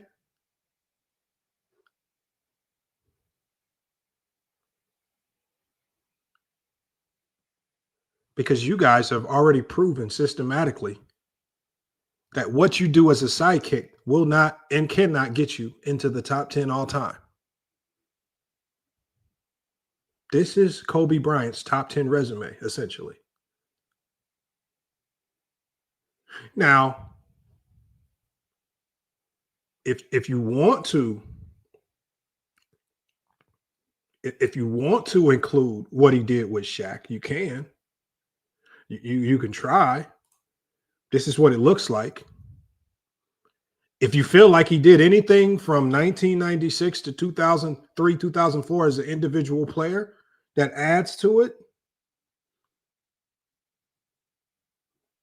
the 7.6 per game as a rookie, not rookie of the year. 15 points per game in the second round exit in 97, 98. 31-19 record in a shortened season, 19.9 points per game. This happened. That's essentially 3 years wasted. And even when you look at the back end of his career, there's also more years wasted. 2015, 2016, injured, coming from the injury. From 2013 to 2014, 2013 to 2016, that's 3 years on your career. That's a total of 6 years that we've seen in Kobe's career. Wasted. That means the in-between years have to be supremely significant. And it could have been supremely significant had you not have forced Shaquille O'Neal out. But it also could have been significant if Shaquille O'Neal himself would have dropped his ego and did just like Kareem Abdul-Jabbar. This is one of the reasons why Kareem and Magic are able to coexist in a lot of top fives. Because Kareem had his time at the top. And because of the graceful transition, it allowed Magic to get his just due credit as the number one, because Kareem has spent a ton of years in Milwaukee and with LA as the number one already. Graceful transition, now Magic can go dominate. And so Magic then dominated as the one option. So there was a graceful transition. So this one, when I say that Shaquille O'Neal is partly the reason why Kobe Bryant will never get top 10 consideration, is because Shaquille O'Neal did not allow for that graceful transition of power. if Shaquille O'Neal basically says, you know what? Because Shaquille O'Neal says it all the time now. Man, Kobe, man, one of the most talented, man. Kobe, the best player in the league. Shaq, if you truly knew all of this, then why didn't you just fall into that secondary role and allow Kobe to be that? I mean, there are videos where Shaquille O'Neal is now all of a sudden saying, Kobe Bryant, man, just as good as Jordan, man. If you knew this, then why not take a back seat and let him go ahead and keep dominating so you can keep winning? Or Shaquille O'Neal, are you saying all of this now after the fact to make up for the disrespect? Are you now reflecting on what could have been, which what could have been was 6, 7, 8 championships. But because of ego, Kobe's ego and Shaquille O'Neal's ego combined, Shaq and Kobe both systematically derailed his legacy and killed a legacy that could have been top 10 and put his legacy at best 11 to 15. Those are the facts. There's nothing that supports anything other than that.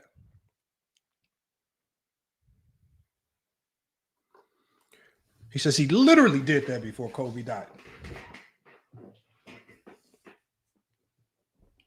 King Road, did you not hear what I just said? I said, or did you look back in hindsight to see what you could have done? And now you're just speaking in hindsight because you knew that the decision you ultimately made had a significant impact, negative impact on Kobe's legacy. I don't care when Shaq said it. He still said it after the fact. And what Shaq says cannot add to make Kobe's resume or legacy any better.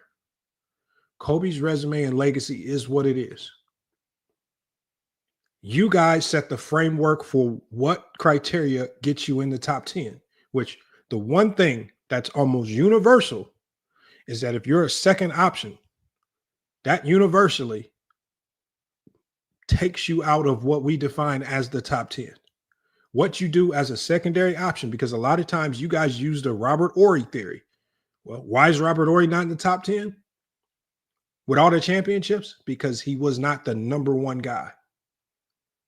Why is Pippen not in the top 10? Because he was not the alpha, the number one guy. Why is John Havlicek not in the top 10? Because he was not the alpha, the number one guy. Why is Sam Jones not in the top 10? Because he's not the alpha, the number one guy.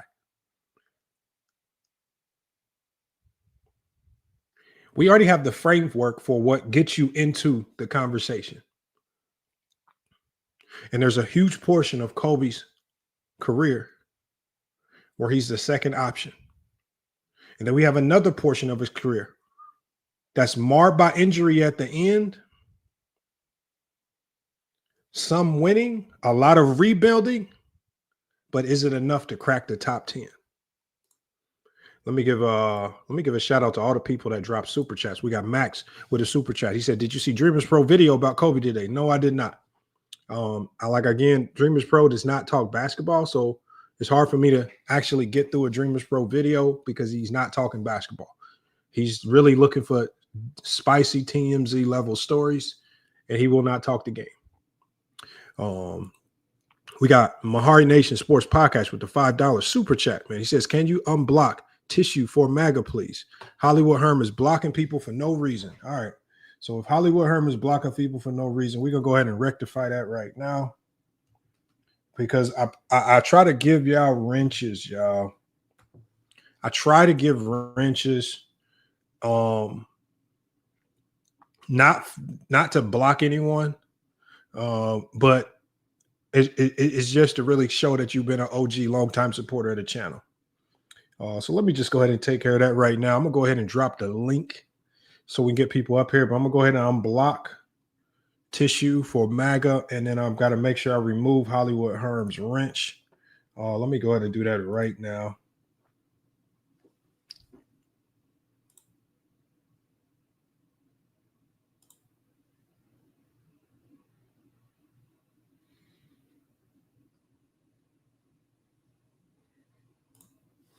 All right.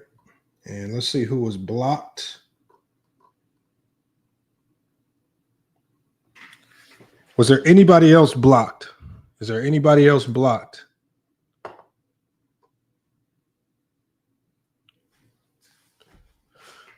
Dan Morgan says, I bet Lamont won't play. Current or former players having Kobe as top 5. Why I don't need the validation of others to determine my top 5, Dan Morgan. You guys need validation from others for your top 5. My top 5 is based on, and I've given clear criteria on what it takes to crack my top 5. And when ESPN had Kobe at number 12 in 2016, I didn't hear you guys complaining to ESPN. I give you clear. I've given you guys very clear criteria as to what formulates my top 10. And even when I put my criteria in the chat GPT, it did not have Kobe in my top 10, nor Hakeem Olajuwon. It's you guys who don't have criteria. Y'all just throw names together. Y'all have not thrown it through, and y'all just throw names together on an emotional basis because you like a guy or you like his shoes or something of that nature. And that's why a lot of you guys look very silly when we ask you for criteria and your criteria don't make sense.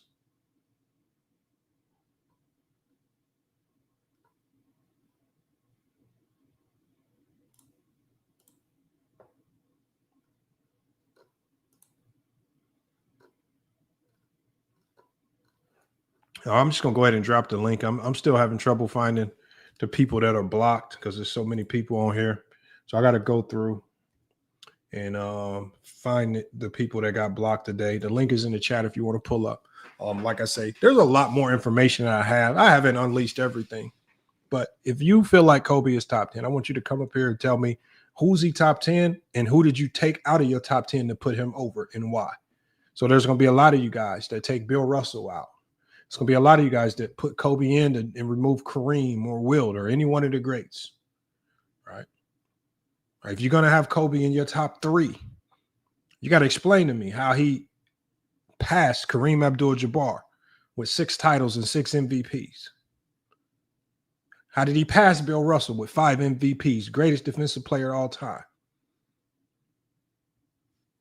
One of the greatest winners in NBA history.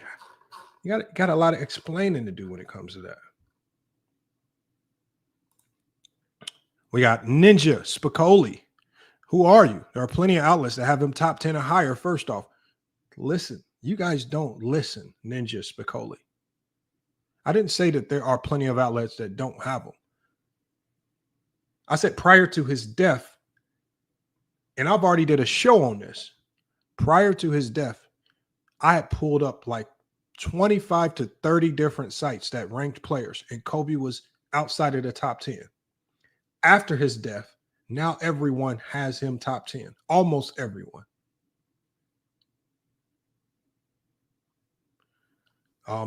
King Ro, I don't know what that comment means. Levels. Maybe you can come up here and explain that. He says, I troll with timeouts. I will never block somebody. Unfortunately, Herm, timeouts stop people from engaging in the chat. And when people don't engage in the chat, that means they go from this stream and probably find something else to go watch. Unfortunately, y'all don't have rent. The only time we really block people is when we see the fake spam accounts that's spamming the same thing over and over. Who the timeouts and y'all just trying to flex because you don't like what somebody's saying. That's not what we use it for. Timeouts can be annoying. People trying to type in the chat, trying to cook, whether they agree or disagree with me. I don't even time people out.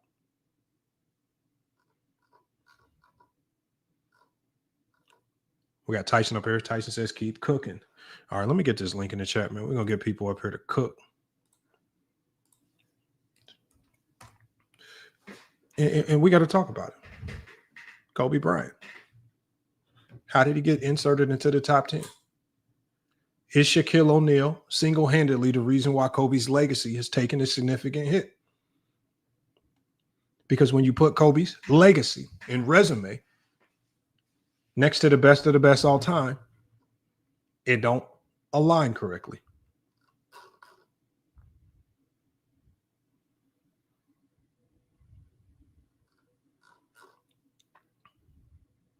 We got Willie in here talking about LeBron again. If you notice, LeBron fans talk about everybody else except LeBron.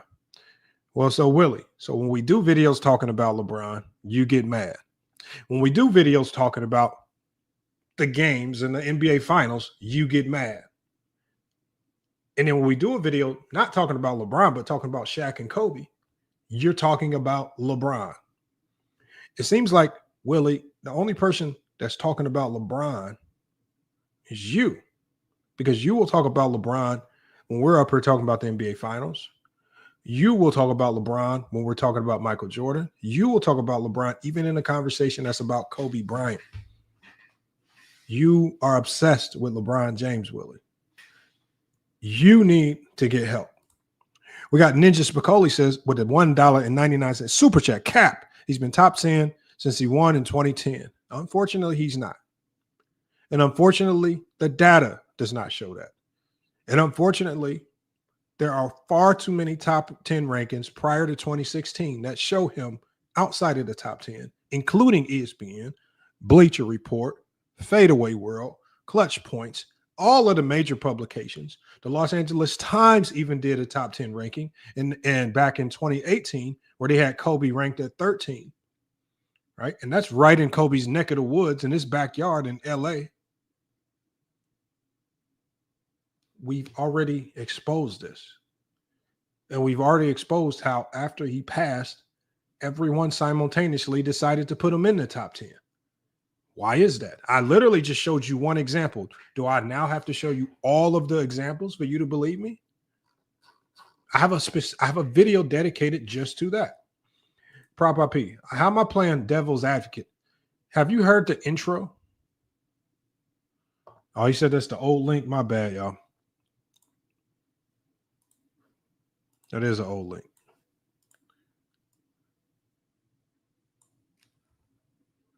Here's the right link. My bad, y'all. Here's the right link. I sent the wrong link. My bad, y'all. The right one's in the chat now. Because they stopped hating. The problem, M-Rum, is once you hate, there are things that you do to Kobe's legacy that you no longer undo. Once you hate on Kobe, and the media senses the hate, and the media gravitates to the fan hate, well, now you impact Kobe's MVPs. Now you impact things that trend towards his legacy. What's essential to being in the top 10? The MVPs, the finals MVPs. Is it fair? No. Because not everybody's afforded great teams to do a lot of winning, to win the MVPs and et cetera, et cetera. But when you have literally everything that you need to win, the organization, and that one element, you two cannot find a way to coexist. And instead of coexisting, and instead of being like Magic and Kareem, where there's a peaceful exchange of power, and Kareem can go from being the 1 to the number 2, you butt heads and you force Shaq out and put yourself into a complete rebuild. So now you have to waste 3 more years of your prime just trying to get the team back up and competitive as it was when Shaq was there.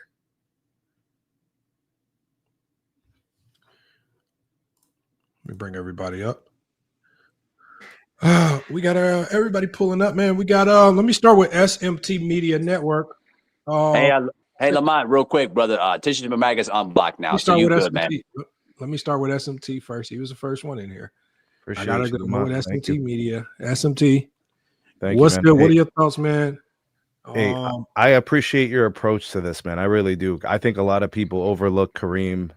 He was viewed as the best player of all time for a long time until someone else came along and, you know, won like him and got the MVPs like him and impacted the game like him. So, like, I agree with you. I think him just getting passed up and disrespected and slid over to the side, I think it's just a horrible injustice. And then you mentioned Hakeem. Hakeem's one of my favorite players of all time, and you mentioned him not belonging in the top 10. I think sometimes what ends up happening is people, they know what they saw. They saw a great player. They saw an immense basketball talent. But then you have to look at greatness as part of what they've achieved in their career, not just, you know, how great of a player they are in terms of basketball player. Like, I watched this guy play, Charles Barkley. an amazing basketball talent, one of the best I've ever seen, but he didn't have the greatness achievements, right, as a career. So we don't put him in, the top 10s, the top 20s, those kind of conversations. So it's a collective, you look at all the things, and sometimes some people value certain things more than others. So they start moving guys up higher than maybe you might have them.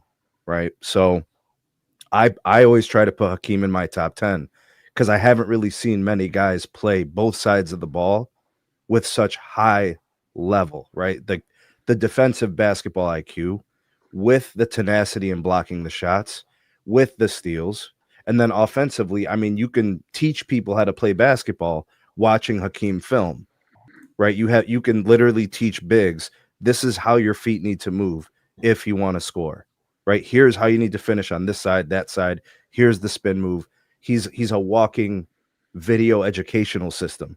He's an education. He's a class, right? So I try to squeeze him in my top 10.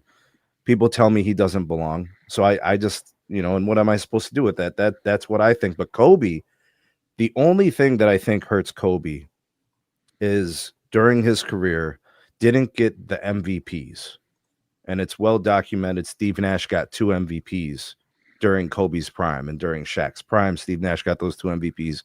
Those MVPs may be not the greatest way to assign that award. They may have gone to other players, right? Shaq always talks about that. But after Kobe passed away, what ends up happening, these guys, when they retire or they pass away or something like that, now everything goes under the microscope. Now we look at Kobe and we're like, damn, that's a lot of all NBA defenses. He had some incredible shots and some huge moments. He's got championships, and the 2 that he got without Shaq are more impactful to his career in a way because he did it without Shaq and he did it with just Pau Gasol. The rest of the guys, we look at just minimalist players, right? They have very small bit roles. Yeah, they do important things in important moments. Every team has those guys, but just Pau Gasol was what he had, and it was enough for him to win. I saw other guys with much more not win. So I think Kobe does deserve to be in the top 10 because it's one of those situations where you watched him play. He was a walking bucket. There was no way, like, he couldn't think of a way to score. He was a walking bucket, and defensively he was elite. So I think he does deserve that qualification or that criteria that you were discussing. So I wanted to speak to that, but I really do like your approach because I think there are some guys who got slid to the side that maybe shouldn't have been. And I think it's kind of disrespectful. Well, I think, so let's start with Hakeem, with what you said. And this is what I said at the beginning of the show. If we're talking about, if we're just saying, okay, I'm going to make a separate top 10 for the most talented players of all time. You had great footwork. You were so good. Your talent was so otherworldly. Okay, yeah.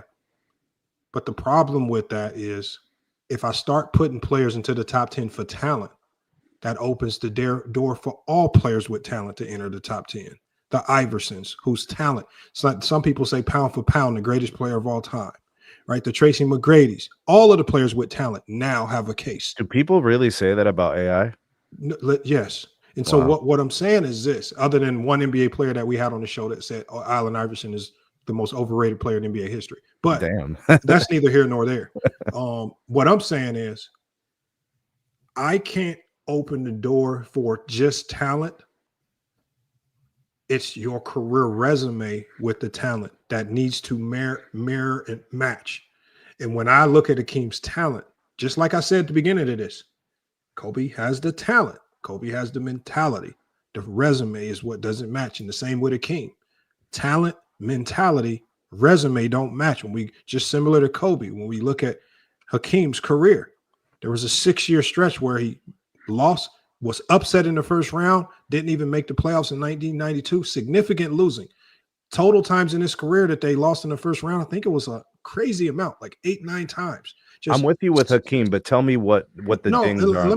I'm gonna go to Kobe next. Oh, okay. What I'm saying with people like when you just rely on talent and you use a very small sample size of their career to say this makes you top 10, I have to look at Hakeem's entire body of work. That's what makes you top 10. Right. For Kobe, people want us to look at such a small sample size of his career. Like you said with Kobe, the two championships, I don't weigh championships differently. A championship is equal to any other's championships. You win them however you can win them. If you win it with what we define as more help, great. If you win, like for example, Jordan won all his championships with the best team in the league every time. Do we then devalue Jordan's championships because he won with the overwhelming best team in the league and it wasn't even close? No, I think some championship runs just are more impressive. No, but what I'm saying is I think it's easier as opposed to trying to weigh championships, trying to say, oh, you did it with this many stars or this much help. And then what you ultimately end up doing is you, just like you did, and I don't know if you intentionally tried to do it, what you said Kobe only did it with Paul Gasol. But then that means you now have diminished the significant contributions of a guy like Andrew Bynum. Yes, he was injured, but he was an all-star, right? He at one point in time, he was averaging 18 and 12. You diminished the contributions of the sixth man of the year, who was the sixth man of the year, one of the most versatile players in the league, and Lamar Odom. You diminished the contributions of a guy whose contributions don't necessarily show in the stats, in Derek Fisher. You diminished the contributions of a Ron Artest, who was looked at as the best defensive perimeter defender in the league, who was a 20-point per game scorer in his career. But now we have to diminish really good players just to say that Kobe did this by himself or did it just with Gasol, when we all know that was not the case. So no, I don't want to do that. I don't want to. Then I shouldn't have did that. I shouldn't have did that. I know you shouldn't have. I know that wasn't my intention. I don't like to poo-poo on guys because you're right, bro. You got all-stars. You got guys that play 15 years in the league. They deserve more respect than that. The only reason is we can. But that's what happens when you start weighing. I'm with you on that. When you try to weigh, I think I'm going to give his two championships more weight and gravity than this guy's, because so now we're just playing a game of who can we diminish and who can we try to boost up. We can pretend that he didn't have this help, so we can boost him up. Otherwise, it's just a championship. But those top 10 conversations, Lamont, become nuanced, right? So you have to find things to help distinguish certain things. No, they don't. Because first of all, to even get into the top 10 conversation, there's a certain level of criteria. I feel with my criteria, you need to get in the door.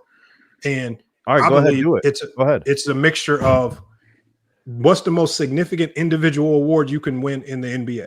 It's the league MVP. Okay. You have to walk in with those. Okay. Right. So you have to have those. If you only have one, it's not on me to use my feelings and say, oh, you should have won more, so I'm going to put you in anyway. I can only judge you based off what you have or don't have. When another criteria that I use is dominance over your era. Another criteria that I use, statistical dominance. Another criteria I use is your overall impact of the game. For example, the way Shaquille O'Neal impacted the game, forced the zone back into the game, changed rules. A guy like Steph Curry that redefined defenses, changed the way the game is played universally, right? When I look at those, at least my criteria. But you don't rank my those. Criteria has Kobe at 11, right? My criteria has Kobe at 11. Which Lamont, you got this like a checklist, or do you have their like a certain it's value? Funny to me how I have Kobe at 11, which is still one of the greatest players to ever. Yeah, there's nothing wrong with that. That's good. And people actually have an issue with that. But I don't have an issue with it. But what I've seen is that my issue is this. Either give Kobe credit for his entire career, even as a sidekick with Shaquille O'Neal. Don't try to pretend as if the two championships alone without Shaq is enough to get him into the top 10, because it's not. No, it's not. I think his whole body of work. But the problem is people have created a narrative that you cannot be so as great if you're looked at as a second option. And I think a lot of, especially Jordan fans, have put a player like Scottie Pippen so far down in the dirt that now, and Scottie Pippen it's not even arguable. He is the greatest second option. Scottie is all-time great, man. But listen to what I'm saying. He's all as good as he was. He was top 5 in the 90s. Right. He's never in anybody's top 10 conversations, even with the 6-0, even as the best perimeter defender in the 90s, even as a top 5 player in the 90s, which some people say is the greatest era of all time. He did all of these things that were great.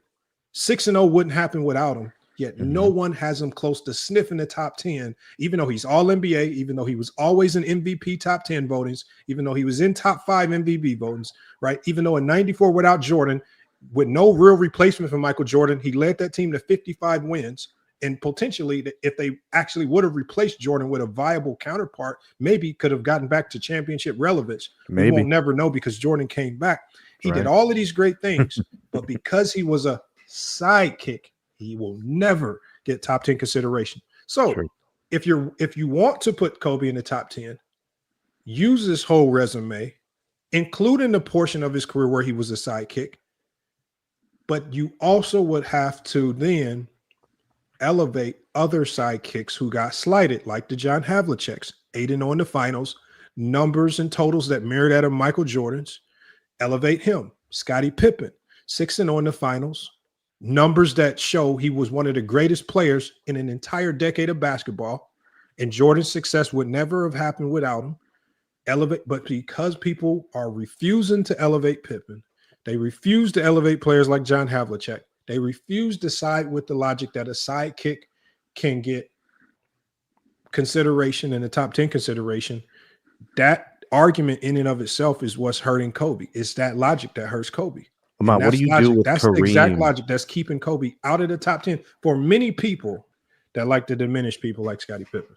What do you want to do with Kareem, when Magic kind of became the guy in LA, right? And kind of carried and all that. What do you do with Remember what I said, and a lot of people didn't catch this. Kareem was really mapping out a historical career without Magic. Won an MVP when his team didn't even make the playoffs. This man was having a hellified career. And even when Magic got there, even in that championship they won when Magic was a rookie, Kareem was the best player. Magic only won the finals MVP because of that last game. But But wouldn't you say they won 2 rings?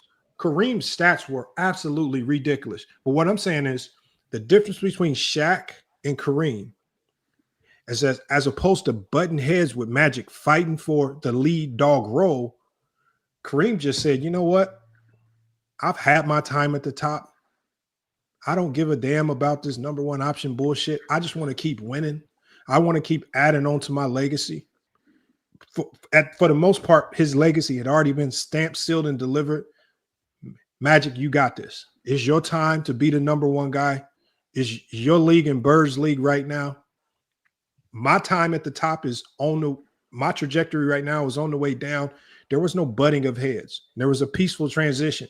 That allowed for Magic to get credit as the number 1 guy and lead the Lakers.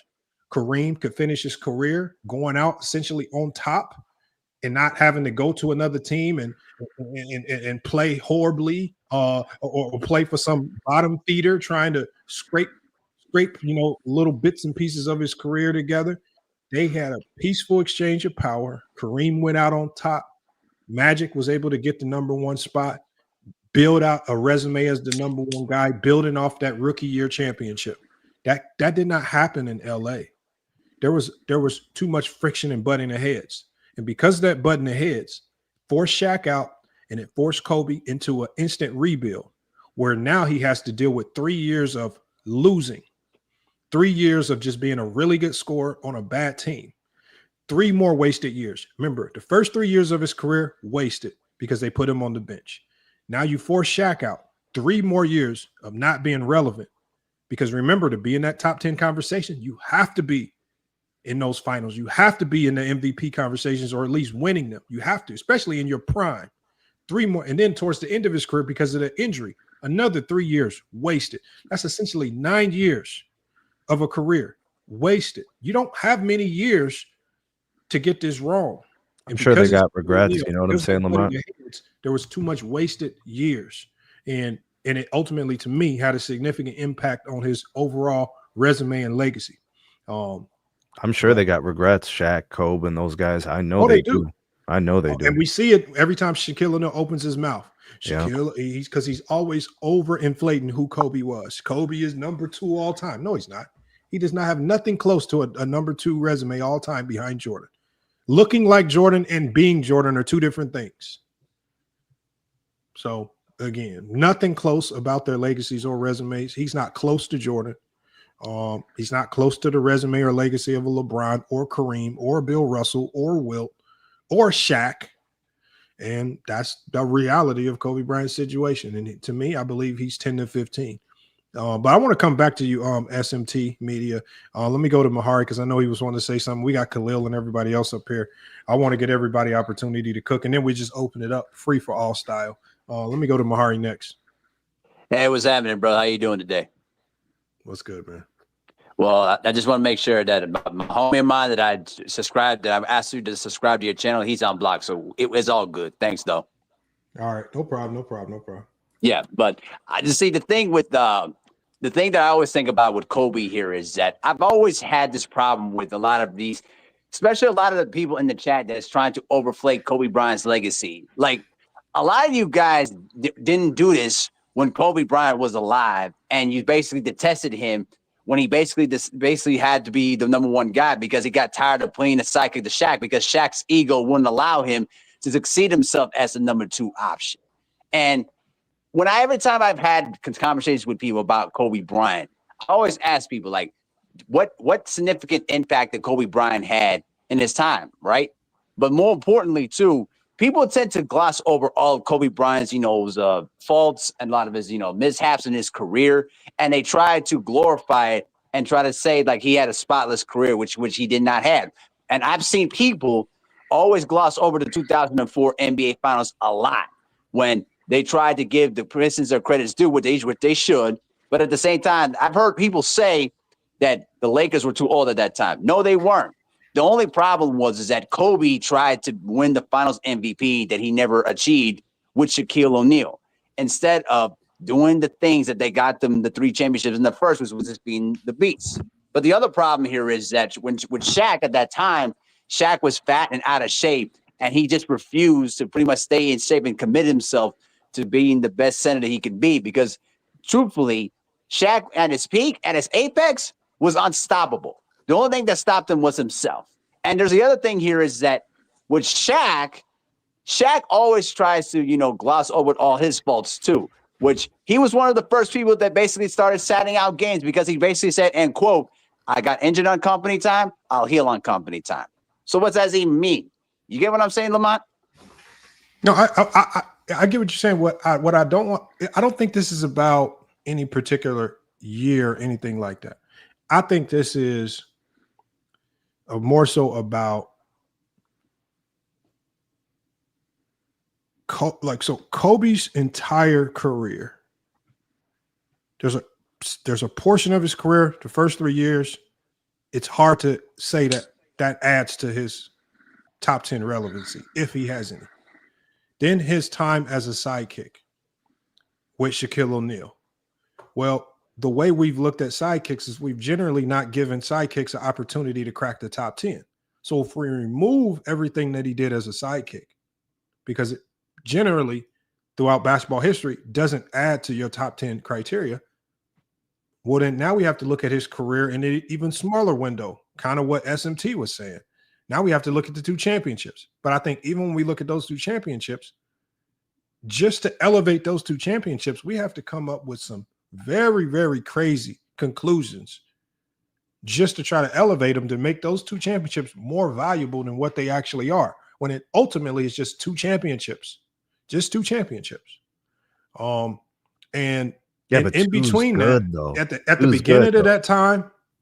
the beginning of that time, you went through significant struggles because you forced Shaq out, and at the end of that time, you went through significant struggles because of the injury. And so now we have a very small window of your career where we can judge you as a potential top 10 player, all because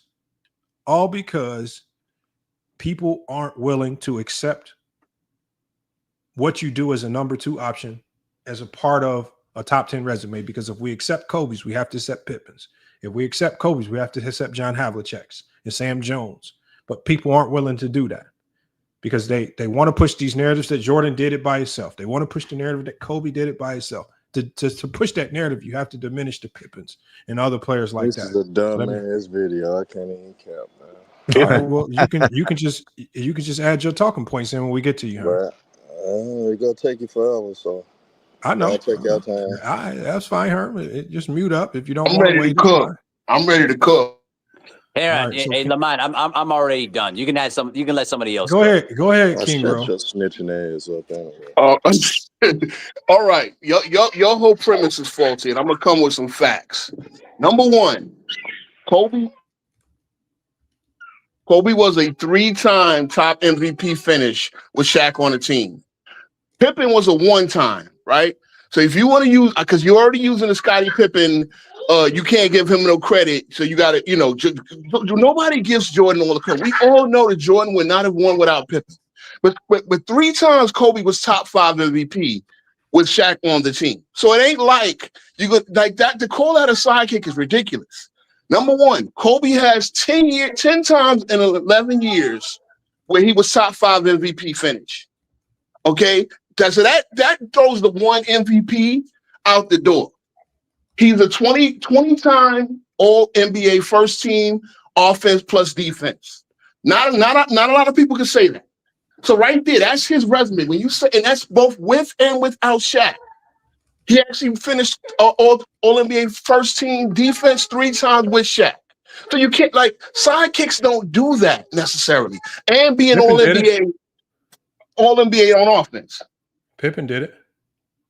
Okay, Pippen did it once. All right, No, Pippen wasn't perennial All NBA first teamer. I don't mean to cut you off, King Roll. Let me go ahead. Pippen, go ahead. When I say that Pippen was top 10 or top 5 in MVP voting, it's just to elevate the point that he was a top 5 player in the league at that time.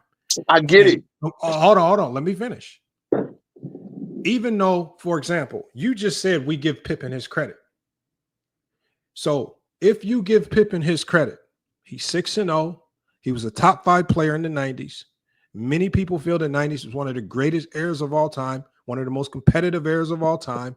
Pippen was consistently all NBA, consistently all defense, and he's arguably looked at as the best defensive player of the era. I think Hakeem has that point. If that is the case, King Rowe. Okay. What credit do you give Scottie Pippen, and where can we find that credit in any of your rankings? Okay, I'm gonna call it right now. Levels. Again, I just went over Kobe level, even as a sidekick. King Rowe, that's just a simple question. Then I'll let you go to the other point. You said in your diatribe that you give Pippen credit. Where in your ranking, because we're talking about top 10 rankings, where in your rankings do you give Pippen credit for being a top 5 player in the 90s? Because I don't talk about Pippen as a sidekick. I talk about Pippen as one of the greatest players of all time. So where in your rankings? He's 6-0. He's undefeated in the finals. He was part of one of the greatest dynasties in NBA history. He was always on an all NBA team. He was always on an all defensive team, just like Kobe. He was always top 10. But here's the thing: he wasn't always top 5. He wasn't always top 5 MVP. He was twice. Hold on. Where? Okay. Hold on, King Rowe. Where do you credit Scottie Pippen? Where can we see this credit in your rankings? He's in my 20s. He's like 28th. Why is he so low? Guess what? Because of when I said levels, Lamont, because he was only top 5 MVP twice. Once with Jordan, once without in 94. So in 96, he was 5th in MVP voting. That's the highest he did with Jordan, and I think he was 3rd in 94, right? So there's levels. You're trying to equate him to Kobe. Hold on, let me say Go ahead. Go ahead. So being top 10 for Scottie Pippen is contingent on his top 5 MVP finishes? Yeah, because guess what? Kobe was an MVP. Kobe did lead teams that beat multiple 60-win teams. Kobe did lead teams. Now, if you want to call him a sidekick, which again is just another stupid thing, I'll call him 1A at worst. I'll call him 1A at worst. Kobe called himself a sidekick, not me. Okay. Again, it wasn't that simple. And again, some things are the truth. Both of them had ego. Both of them had egos. And Kobe felt, again, one thing that Kobe felt was Shaq's lack of preparation, which I want to get on that too. Shaq's lack of preparation and healing on company time, like we just talked about, right? That to me, that diminished Shaq, not Kobe. You want to diminish Kobe for that. But again, when you talk about him being a sidekick, 3 of those. And mind you, he's only 24 at the time. He was top 5 MVP. That's individual. King Ro, right now, hold on. Right now, you're going on an emotional rant. No, because you never let me land my plane, Lamont. No, I don't think you fully understood what I was saying. I do. No, what you're trying to do is frame my argument. The reason why I know you don't fully understand what I'm saying is because of how you're explaining it. When I introduced Shaq into the equation, I said, because Shaq did not gracefully accept his role of regression and allow Kobe to be the number one that he was talent-wise, because no one with a brain is going to say that Kobe wasn't a number one talent-wise, but because he didn't allow that, what he did systematically was, one, it created another finals loss where you don't have a championship on your belt in 04. From 04 on, what you then do is with Shaq forced out and Phil Jackson gone, because you can't have, because the organization knew Phil Jackson was too Shaq friendly and it wasn't going to work initially. So they got rid of Phil and Shaq. So now Kobe's career goes from being a consistent finals contender into now having a rebuild mode. So now in rebuild mode, in the middle of your prime, you now are wasting years. These are opportunities where you could be literally adding on to your top 10 case. But now, because you butt heads with Shaq as opposed to a peaceful cohesion and existence where you guys can just switch roles essentially, because you bumped heads, primarily because Shaq wasn't willing to relent the role. I'm following. As Kobe said in the video, Kobe said, "I'm knocking on that door." This is what Kobe said in this video. I'm following. He said, "Hold on one second, King Ro. Hold on one second, King Ro. Hold on one second, King Ro." Kobe said, "I'm knocking on that door." He says, "I was frustrated." He says, "I'm just banging on that door. I'm trying." When he talked about that door, he's talking about that door to being the number one guy. And so what we're talking about here is the hypocrisy, King Ro. The hypocrisy of, just like I know, Kobe was that dude, right? Kobe was top 5, right? Pippen will never get top 10 consideration because we've labeled him as a number 2 option. No matter how you try to slice and dice it or work your way around it, Pippen, just like John Havlicek, just like Sam Jones, and all the great number 2 options in NBA history. Hold on. Hold on one second, King Ro. Hold on one second, King Ro. Pippen has never gotten top 10 consideration, even though his resume screams something else. Because if I didn't tell you Pippen was ever a sidekick and I just showed you his resume, that's a hell of a resume. It's nowhere near Kobe, so why even bring it up? I'm not saying he's equal to Kobe. I'm saying if you consider Pippen as a player and not as a sidekick, then he's going to be ranked a lot higher than 20. You stuck on a sidekick thing. So hold on one second. I'm stuck on the sidekick because this is the terminology that you guys use to diminish players like Scottie Pippen. Hold on one second, King Ro. Because I've had this channel since 2020. Do you think I don't know what language you guys use to diminish players? Do you don't think I've heard the arguments that you use to diminish players like Scottie Pippen? I've heard you cannot come up here and undo 5 to 6 years of how people have come up here on the FYF Sports and tried to systematically diminish Scottie Pippen, all because he was a second option whose best attribute was defense and not scoring. Lamont, where do you I watch people for the same 5 to 6 years. I watch people for the same 5 to 6 years come up here and try to elevate Kobe because he was a second option that could score. Lamont, where do you rank Scottie? It's biased towards scoring. It's biased towards scoring. It's biased towards second guys that are looked at as sidekicks. And I've always said getting into the top 10 is unfair because we have to make considerations on things that just aren't afforded to a lot of people. Being a number 1 option sometimes isn't afforded to you, just like it wasn't afforded to Kobe for a chunk of his career. And being that number 1 guy and leading as the alpha matters in top 10 conversations, which is why no one has sidekicks in their top 10. So to come up here for top 5 MVP candidates of sidekick is wild. Hold on one second, King Ro. You might have Kobe in your top 10. but your criteria doesn't align with it because your Yes, it criteria, does. Your criteria. I don't go with what they did on GJK. Hold on one second, King Ro. Your criteria is supremely flawed because your criteria has LeBron as the GOAT, and you staunchly believe he's not the GOAT. And that's the unfortunate reality of when you try. It's not because they didn't put my whole criteria in. Hold on one second, That's y'all. Hold on, King Ro. This is the unfortunate reality when you try to warp criteria to insert players that don't belong. You get results that aren't indicative of what you actually are trying to portray. And if for you are staunchly against LeBron being the GOAT.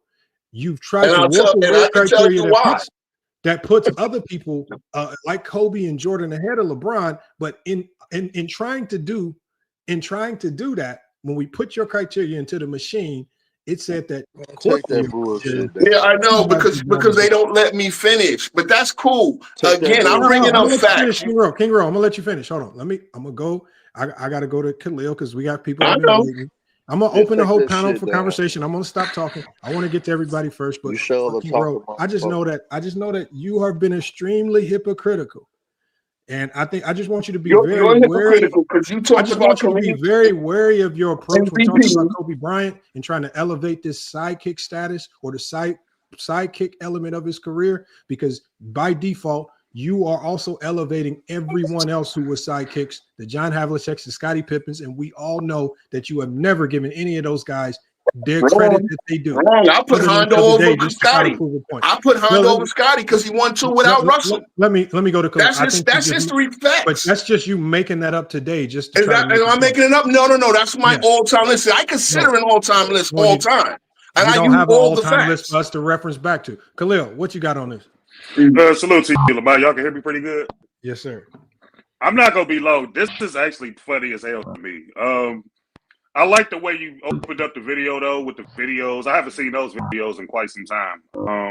I don't feel that there's nothing wrong with Kobe being right behind Shaquille O'Neal. That actually speaks to his greatness, being a teammate that's willing to sacrifice for the end result and winning. Like, I don't know why people are so hell-bent on having Kobe number one when you just showed the video with him saying that he wasn't. And people still fight against that. That's just like the silliest shit to me. I also appreciate you saying that Shaq was to blame too. It wasn't just Kobe. Kobe's whole gripe with Shaq was to just get in shape so we could try to string off more championships. And the fact that Shaquille O'Neal, wasn't disciplined enough to stay dedicated to his craft.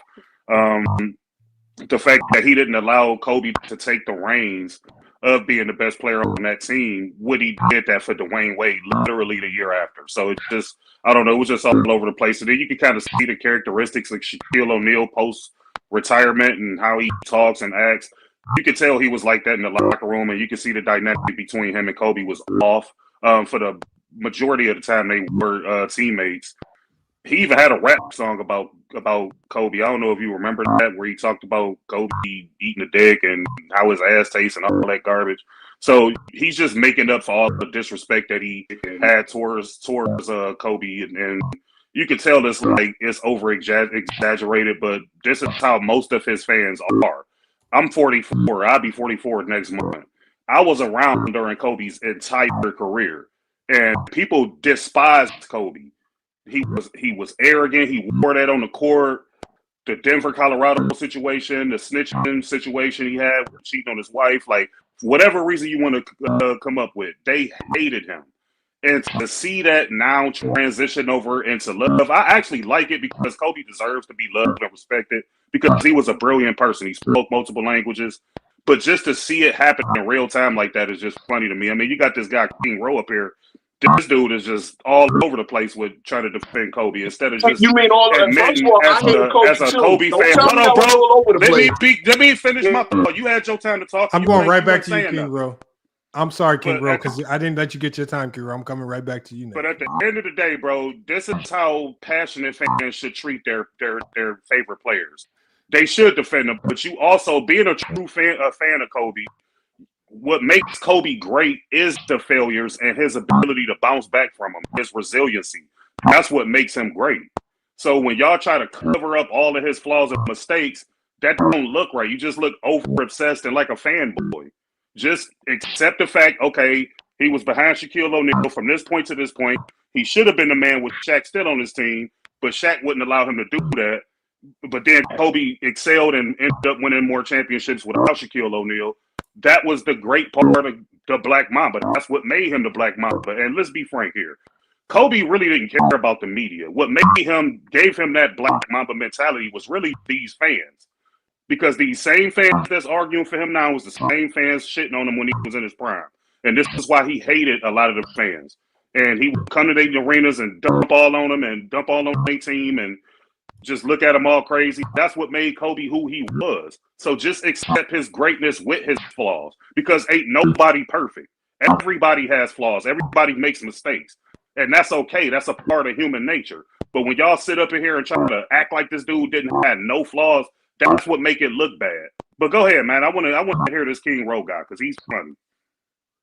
I mean, look, can I preface this? I hated Kobe more than I dislike Kobe. Hate is a strong word.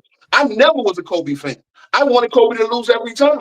But one thing I don't do is use my personal feelings to not give him the credit what he was. As again, I came with all facts. 11-time All-NBA first team, 9-time All-NBA first team defense, and 2 and 3 with Shaq. So to call that a sidekick, okay, that's okay. I mean, what are we talking here? We all know that they were equally important to those 3-peat. You don't have the 3-peat one without the same way you don't have the 6 without Scotty, the 2 3-peats. You don't have one without the other. So we can understand that, but then there's levels. As I said, he was top 5 MVP voting 3 times with Shaq. So that, I mean, to sit there and say, well, then his resume because of the 1 MVP, well, we got to throw that out there when he was consistently seriously considered. Like he would have consistently been a finalist. Wrong. You explaining it wrong though. Like, okay, you could go. It's different ways that you could explain it. You could talk about Kobe's longevity and sustained dominance. That's what I was trying to do because I was trying to go. Hold on, though. Yeah, go ahead. You can also talk about his two-way greatness. You could talk about his scoring bag. You could talk about how he dominated in one of the most difficult eras considered by a lot of basketball aficionados of all time.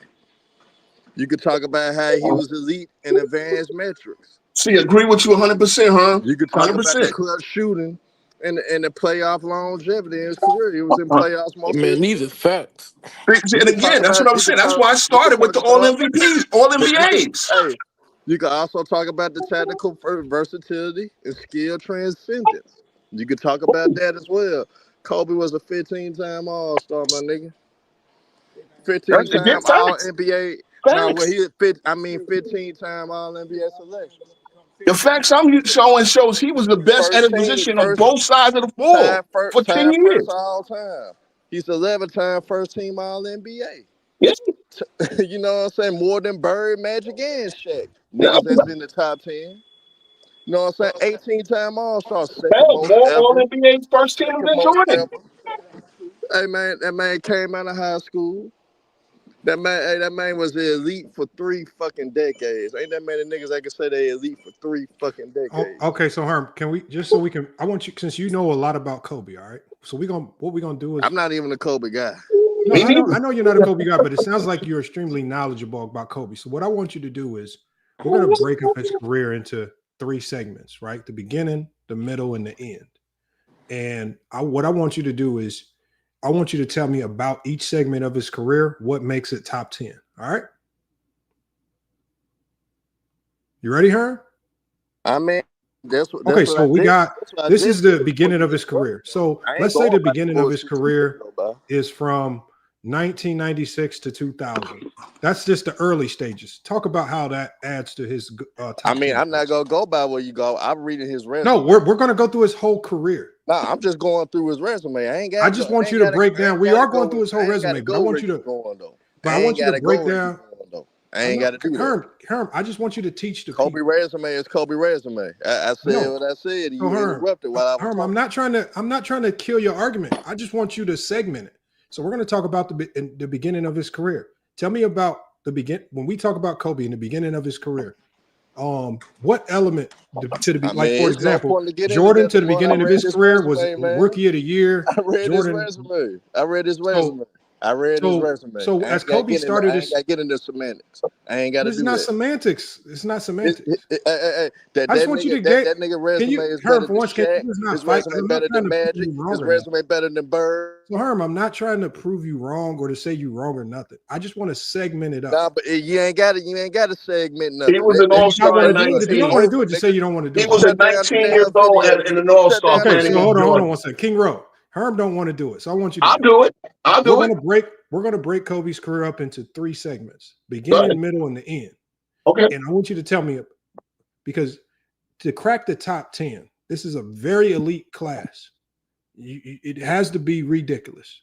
And so, in cracking the top 10, and that means you need to be giving me things that we've not seen too much in NBA history. When we look at Kobe from 96 to 2000. I want you to talk to me about from that duration of his career, what made that segment of his career, what was top 10 about his resume in that segment? Well, let's start here. At 18 years old, he played his first NBA game. 18 years, about a couple of months, right? That's what he was calendar-wise. So already he's on a team that's kind of ready-made for the playoffs. He's sitting behind Eddie Jones and Nick Van Exel, right? But he's still getting, he's still contributing. I don't want the story. I just want what makes him top 10. Okay. Again, All-Star at 19. Nobody did that. Between maybe was Garnett even an All-Star at 19 by 1998? Was Garnett an All-Star at 98? 99, that team goes to the second round. It kind of flamed out. They lost to the Jazz. All right. Wait, hold on. Go ahead. I don't want to go down memory lane of the playoff series. I want you to tell me, as I progress through each segment of his career, I want you to tell me about that segment of his career and what makes that particular segment of his career top 10 worthy. Again, you're talking about a person that's doing things that never been done before. Can you just say this first portion of his career, there's nothing that he did that makes him top 10? No, I'm not going to say that when he's the first All-Star at 19 years old. Okay, so being an All-Star at 19. That makes you, so to you, that's top 10 worthy. Yeah, I mean, has anybody ever done before? All right. So that's the criteria. Okay. So when we go to, let me remove this comment off the screen. And he's an 18-time All-Star. Yeah, I mean, the first one in 99. This is what happens when you break it. I told y'all, because of the split with Shaq, Kobe had what I call more wasted years. So now you're going to 04, which, okay, Doesn't matter. It's wasted years. But why are they wasted years? What? I mean, he's still scoring. Because when you're in the top 10, no. King Rowe, hold on one second, King Rowe. The commentary, the extra talking is just sound like nonsensical chatter. What I'm saying is this. It's a very select class. Like, for example, when Bill Russell first came into the league as a rookie, helping the Celtics win their first championship ever in history, and walking into the league with many critics saying he was the best defensive player in the league walking in. Okay. Right? He had a great team around him nonetheless, but we're talking about the individuality of a player. Bill Russell walked in and there was things said and that he said about him and things that he did that historically are just very, very hard to do. We saw people like Magic do it, but outside of that, it's just significantly difficult to do. As Bill Russell progressed to the middle of his career, what ultimately mapped out? He became the greatest winner of all time, right? He became the best defensive player in the league, and his impact on the game, he was changing the game, doing things they had never seen a 7-footer do, like lead to fast break. Absolutely changing the game. And this is all the while a player like Wilt Chamberlain is in the league. So to do things that we've never seen. Hold on. Okay, all right. Okay, to do things that we've never seen as a big man, while Wilt Chamberlain is in the league, is absolutely ridiculous to say. And then as he finishes his career, even towards the end of his career, he left the game well before his body failed him. They were begging him to stay. He played 15 seasons. And not only did he continue winning, the man won as a player coach. Absolutely ridiculous. And so when we look at every segment of Bill Russell's career, and a reason why I use Bill Russell is because Bill Russell seemed to become the punching bag for many that want to bump him out the top 10 just to put people like Kobe in.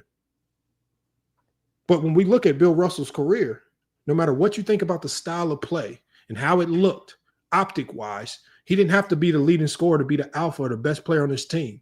He's the reason why people like John Havlicek don't have a top 10 case, because even though he had a team full of great players, he stood out amongst all the other great players in a league where the players voted who the league MVP was. And he was a MVP 5 times. It wasn't as media driven as it is now. Lamont, you just spoke about circumstance, right? You were talking about the segments of these careers and when certain guys were number ones and all that. I would say Bill Russell came in the league as a 1 and finished as a 1. But he was also, by your definition, by your explanation, a victim of circumstance because he didn't have to score. He could score. I saw him score. No, hold on, bro. We watch film on this channel. Bill Russell, offensive bag, was in the garbage can. Let's just not go there, man. Yeah, but he could score in transition. Bro, there was ways to score. We watch film on this channel. He was an ultimate Angel Reese.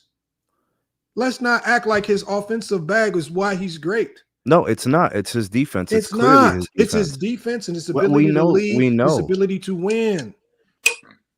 And you can be the alpha without scoring. Scoring does not make you the number 1 option. I agree with that. I don't know, man. That's half the game is scoring, the other half is stopping the other guy from scoring. As a center, Bill Russell only shot like what, 47%? Okay, so if scoring makes you the number 1 option, then why don't we give all the credit to the guys who were scoring, like John Havlicek? No, it's not often that someone is the number 1. There were times when Bill Russell was like the 4th and 5th leading scorer on that team. What is it? There's a reason why when we looked at that team, we give Bill Russell the most credit, especially when we're looking at who to put in the top 10. Y'all don't give any credit to the Sam Jones. Y'all don't give any credit to the other Celtics who were all-time great, top 75 great. We only give top 10 credit to Bill Russell because he was the alpha. He was the number 1. When we look to Wilt in the Sixers, Wilt played with a whole bunch of all-stars, all-time great players. But we give credit, top 10 consideration to Wilt because he was the number 1 option. Let's stop pretending how many years top 10 is not reserved for guys who were the alphas on their team. How many years do you think? Because there's no other player outside of Kobe that has a significant chunk of their career as a second option that we want to thrust into the top 10 because they had team success. Lamar, how many years do you think Bill Russell was the best player in the NBA? He played Bill like Russell 15 seasons. Arguably the best player in the NBA for arguably his entire career. So you would go with basically it was arguably his entire career. Okay. Because any year that you could say Wilt was better, Russell was right there knocking on the door for his case. So are you fighting to make a case for Bill in the top 10? I got Bill. He is in the top 10. You got him in the top 10? Yeah, Okay. he's in the top 10. Okay. I got Bill Russell 3 all time. For people to not have him in the top 10, bro, that's insane. If you do not have him in there, it's most insane. of the people I know won't put him in the top 10. Because they don't know basketball and they don't do their proper research. Of course, everybody on this panel was not allowed when Bill Russell was playing. But you do have statistical analytics and video footage to back up what your claim is if you have him in the top 5. It's just hard for me to believe. Like, if you're going off resume, like if you're going off talent, like I say, there's 2 different types of top 10s. If you want to say your top 10 list all time is talent driven, I get it. But if it's legacy and career and resume driven, then how is Bill Russell not in there? Because a lot of people love to exclude Bill Russell because he is really killing that Jordan 6-0 logic. And that logic kind of goes into the garbage can. And it's really hard to push and propagate that logic when Bill Russell's sitting right there. And the only way you can diminish Bill Russell is to say, oh, the league was trash. That's the problem, diminishing people, man. That's the problem, diminishing all-time greats. I don't never use 6-0. I don't never use 6-0. Man. You could also use historical impact, too. King Rowe acts like this live was meant to kill him. Like, he's always defending what he said. Yeah, but that's the thing. I get your debating narratives, but then we gotta defeat it together. Bro, this is how I know you say a lot of these things because you get awful defensive of we not even talking about your takes. Well, put that I never resume said back that. up What from is it? Kobe. Let me break down his career, I man. defend the Back truth, there, bro. man, you in I line, man. defend the Jeff, we got truth. Anime Maga. We got Goat James Kingdom. We got Khalil just gave his Y'all can take. cook. Hold on. Let me. Mac Def, what up? We got What's good with Alpo. y'all, man? Let me go to Goat Salute, James man. Kingdom, and I'm gonna go to Alpo and Anime next. I see you up here frying niggas, Khalil. You know, Oh like no, man! I'm not frying nobody. I just find it funny, bro. I mean, Kobe's career, I Goat got James him top Kingdom, you 10. with us? He in my top 10, but you know. Hey That's Johnny, me. you with us? Hey Johnny's I on feel mute, you, so I let me feel go you. to let me go to Alpo. Alpo, you on mute, man. You gotta take yourself off mute. All right, we got people trying to get in. If Alpo's not ready, then I'm here. here I'm I'm gonna here, go to Lamont. Lamar, who is that? I'm only here Yeah, to make Paul. sure. Yeah, I'm only here to make sure George don't show up. So Oh, Alpo, you here? Okay, my bad. Go ahead, Yeah, I'm Alpo. here. That's Well, I'm back. I never thought Kobe was the GOAT. Well, I got him at like 8, 9 on my list. oh man. Why? So Why? why? Yes. Um, because people that got greater resumes than him, accomplished more than him in the NBA. So yeah, that's why. That's I his agree. take. Who watching the How do you stories in the background, bro? What is that? Oh, how do that's you my feel about PS5. Alpo? How do you feel about the sidekick issue? I think a lot of people are trying to really fight I against the mean, sidekick narrative I because mean, they know it's true. it is true because Shaq won 3 Finals MVPs, 1 regular season MVP, and was a runner-up for a Defensive Player of the Year. How can't how can't Kobe be the sidekick? And he won a scoring title. And a scoring title. Yep, That's and it's just my son. that's just not just those 4 accolades will put you in the top 10. That's a top 10 resume. You know what hurts Shaq? And I think Shaq is obviously one of the greatest players I've ever seen play. But what hurt Shaq is watching his abilities fade so quickly. Like his best defensive abilities were in Orlando. It didn't hurt Bird. You know, his best Didn't hurt Magic in short careers, so not gonna hurt Shaq. well, I mean, I'm just talking about when his defense was imposing. Like But I'm he looking at had to both learn. sides of the He had to game. learn early, though. He Hey, had to learn early. quick. How many years did Shaquille O'Neal play? And I think the other thing for Shaq was him 14, getting taken out at the end of games because he 14 couldn't years. make his free throws. 17 That There's a years. lot of great players that couldn't make free throws. I There's a know, lot of but great players. that hurts There's a them. lot of So great players you're that couldn't be closer. Tim Duncan couldn't be the closer, but he's in a lot of people's top 10. no, I understand. I'm not excluding others. I'm just saying those were things that I observed about Shaq that as great as I rank him, I still have to say I remember him getting pulled out of games vividly. I remember him being taken out of crucial moments in games, and that does ding.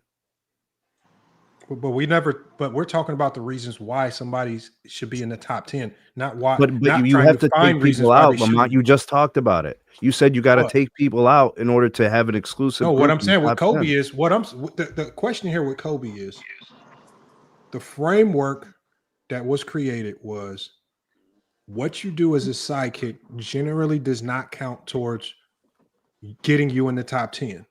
How do we know this? Because when you Okay. look at all of the great sidekicks in NBA history, Mm-hmm. what they did Watch this. does not get them into the top 10. So, for example, Scottie Pippen is going to go down as the greatest sidekick probably in NBA history. He bought into the role. He accepted the role. He didn't push back. He elevated when Jordan left. He went right back to that role.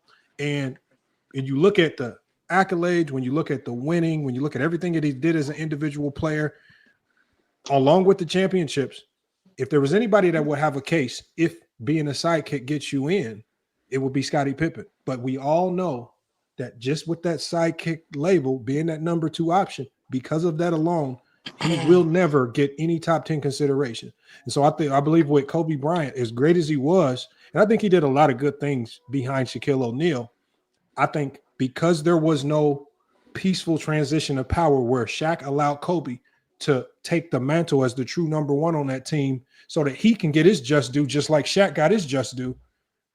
It put Kobe in some years of an abyss, kind of, where he had to rebuild. He spent 3 years in his prime just trying to rebuild the Lakers up, had some winning, but then by then he had tore his body up so much, he had 3 years at the end of his career where he completely wasted those as well because he had to do so much just to get the team back up into contention, right? So much so he had to, almost demand a trade because they needed to go get more talent. But they had the talent in Shaquille O'Neal, and you forced it out.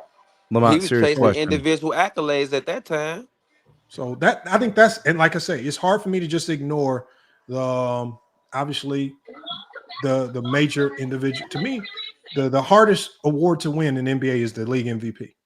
The easiest Kobe to win, Bryant, and you want to know what's the crazy part out of Kobe Bryant 20 well, years? the easiest to win is I think the Finals MVP is overvalued. I think the league MVP is undervalued. I think the hardest award to win is the league MVP.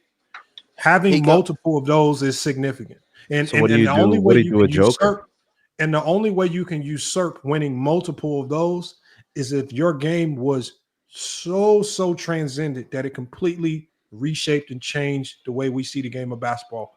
Kind of like Shaquille O'Neal. What you mean when we do with Jokic? Jokic still playing. Jokic still adding on. Hold on, hold on, SMT. That's what I'm saying. SMT. What we do with Jokic is we look at his career, we look at the MVPs, and we weigh it properly because he's on a trajectory to be top 10 all time, and it's not even close. And he's still adding on. And he's still adding on. Just so because the thing of the is, MVPs? what we happen now is just because you don't like Nikola Jokic like you like Kobe, you can't now devalue the league. I don't like Nikola Jokic just because he passed up Kobe in MVP. He wasn't saying that to you. He was saying it as an example. Oh, okay. No, okay. the example is we just talked about this on another show. I've already said it. I said Nikola Jokic is on trajectory to be top 10 all time with his resume and legacy. If he you got to take someone out. Who's it going to be, Lamont? I don't know who it's ultimately going to be, but whoever is at 10 you're ready to do it, drops. though. But you're ready to do it. It literally starts with whoever's at 10. But So you're ready to do it, it's though. easy to say who's going to drop because as soon as somebody enters the top 10, it's generally who's at number 10 that drops. So what's it going to take? So what's it going to I mean, take? it's not that difficult. So what's I don't have to pick a random name in my top 10. If No, somebody enters I don't the need you to top pick 10, a name. But what I do want, I guess, what I whoever I want to have at ask 10. you. Hey, Sturdy's backstage, Lamont. Bring him in. So what I do want to ask you is, what's it going to take? What I always Because say, he has y'all, one I said chip. it's going to be I said there's going to come a time where the Magics, the Birds, and a lot of the guys that are maybe teetering along 7, 8, 9, it's going to come a time these new players are going to start, the players that we grew up watching are going to start retiring. And as some of these guys build out legacies and resumes that are top 10 worthy, somebody's going to have to drop. Yeah, We're going to have to true, start letting true. go of these older players that we fell true. in love with, the Yeah, Magics, the Birds, and all that. And it's like, that's why you hear so many people saying, this guy in my top 10, he ain't moving for nobody. They're so headstrong. They don't want to allow new players to enter the fray. So what they do is they try to diminish the greatness of what Nikola Jokic is doing. All the MVPs, all the greatness. Right. It's gotten so bad that now we have to treat a guy who averaged a triple-double for an entire year, and people are making up reasons as to why it happened.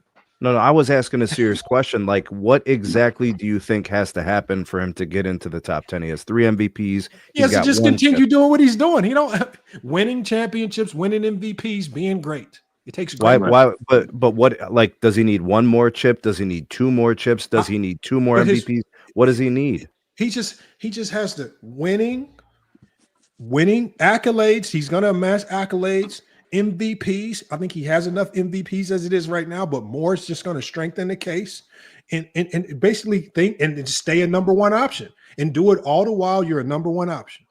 Right now, Nikola Jokic is number 1 option. He's doing today. This year, he just did something that no center in NBA history has ever done. Averaged a triple-double. So now he's already statistically done something statistically that we've never seen. So he's already checked that box, right? That he's checked so many boxes.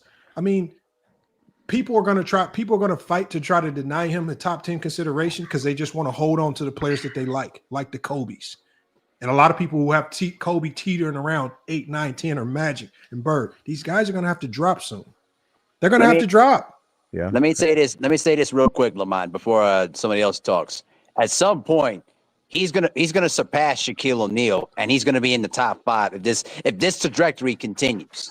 Is what I'm saying.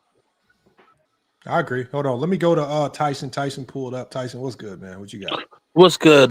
Can you hear me? Yeah, we hear you.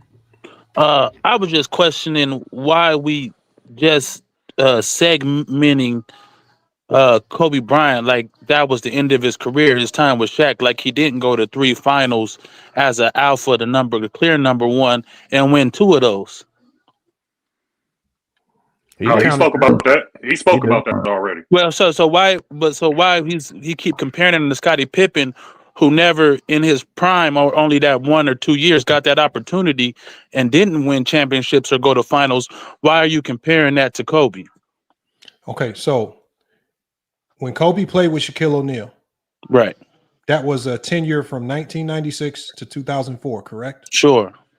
That's what, 7-8 year sample size, correct? That's a big sample size. Sure. I'm saying during that time frame when he played behind Shaquille O'Neal, it was his role to play behind Shaquille O'Neal, correct? As a 100%. 100%. My point and why I compared him to Scottie Pippen is that it seems as if what you do, no matter how great, as a second option, doesn't count towards any points that get you in the top 10 conversation. How do I we wouldn't know say that? it didn't count. I'm not saying it doesn't count, but what I'm saying is we know it doesn't give you any extra boosting points. I agree with that. Towards the top 10, because as great as Scottie Pippen was, Scottie Pippen, even as a second option, has had a better career than a ton of number 1 options ever will have. Agreed. His career is going to be better than James Harden's. I'm talking about, you can go down the list of great number 1s, and Scottie Pippen's resume and legacy is going to be greater, and he was a second option. Yet, but he will always get slighted in rankings because he was a number 2 option.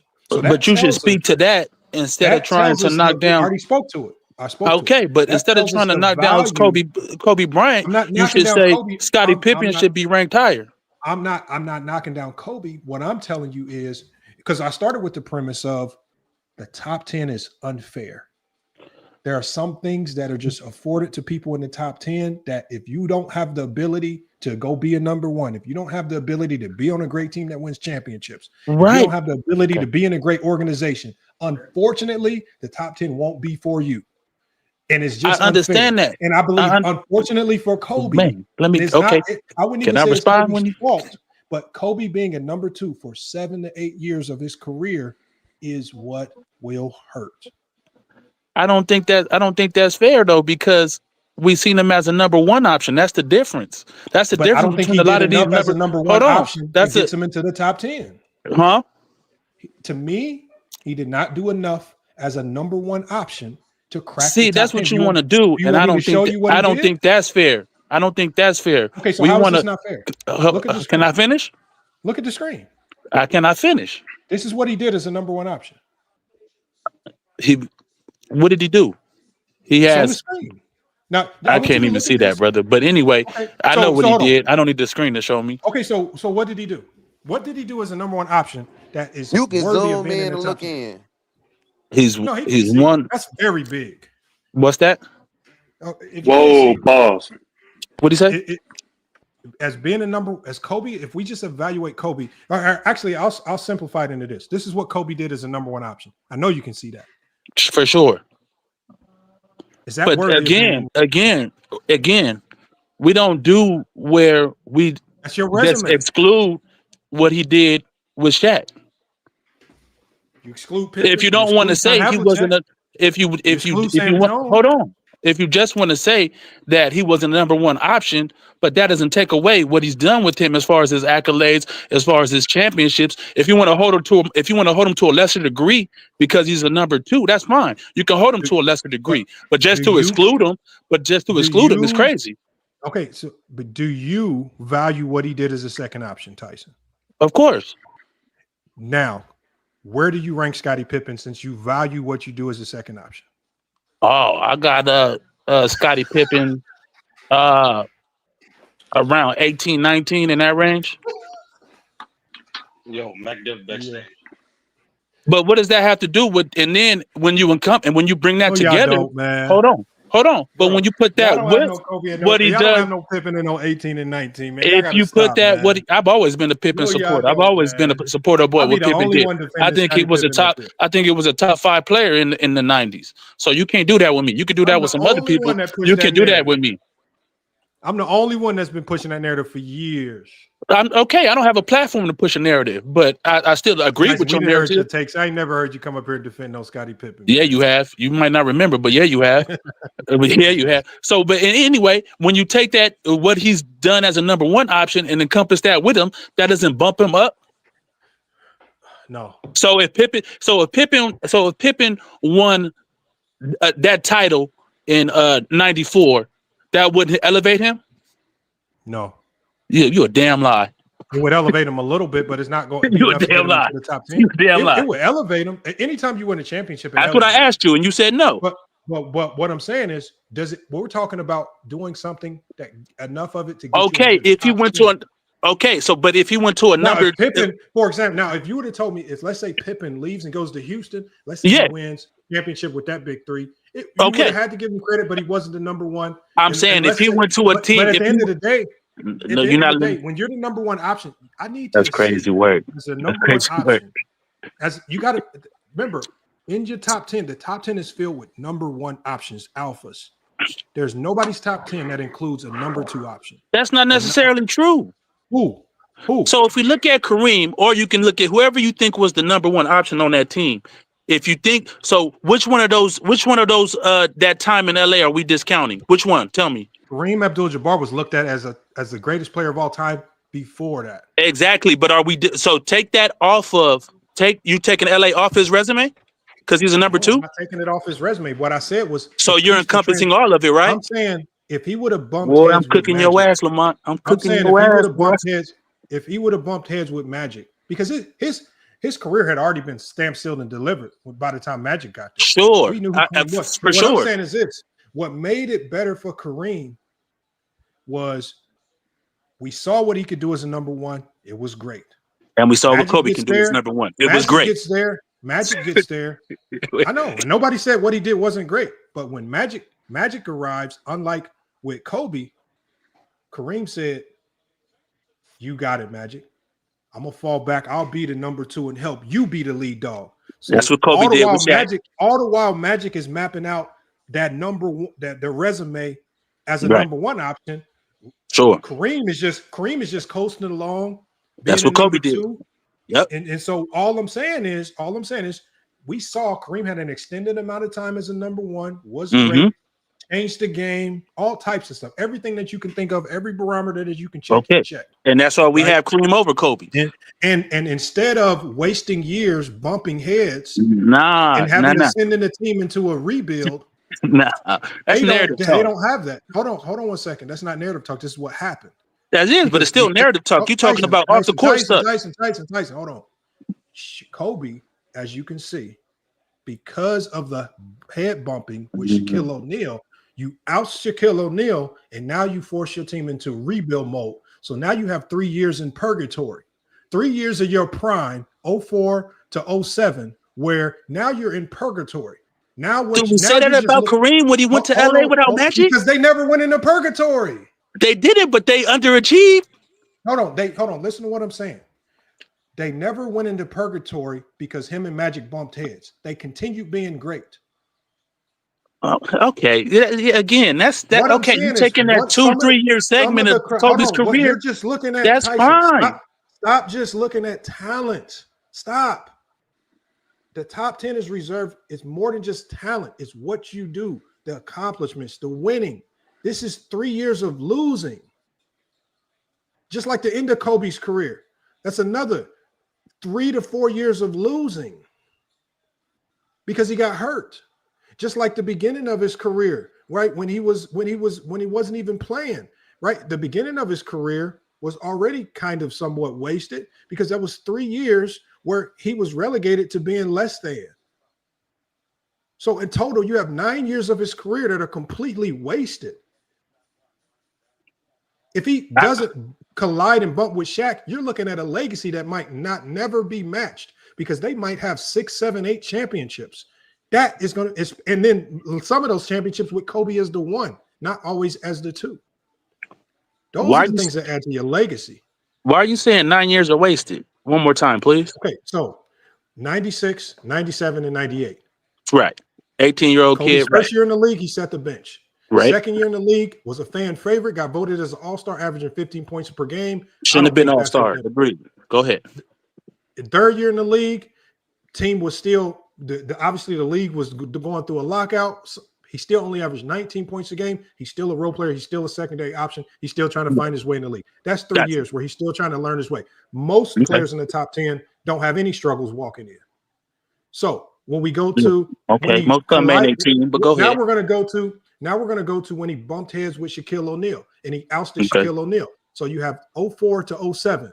They 34 and 38 missed the playoffs. 45 and 37 lost in the first round. 42 and 40 lost in the first round. Another 3 years in your prime where instead of winning and competing for finals, because you push Shaq out the door, sure. now you have 3 years in your prime where you're not even competing and you have to fight just for the organization to go get you some help.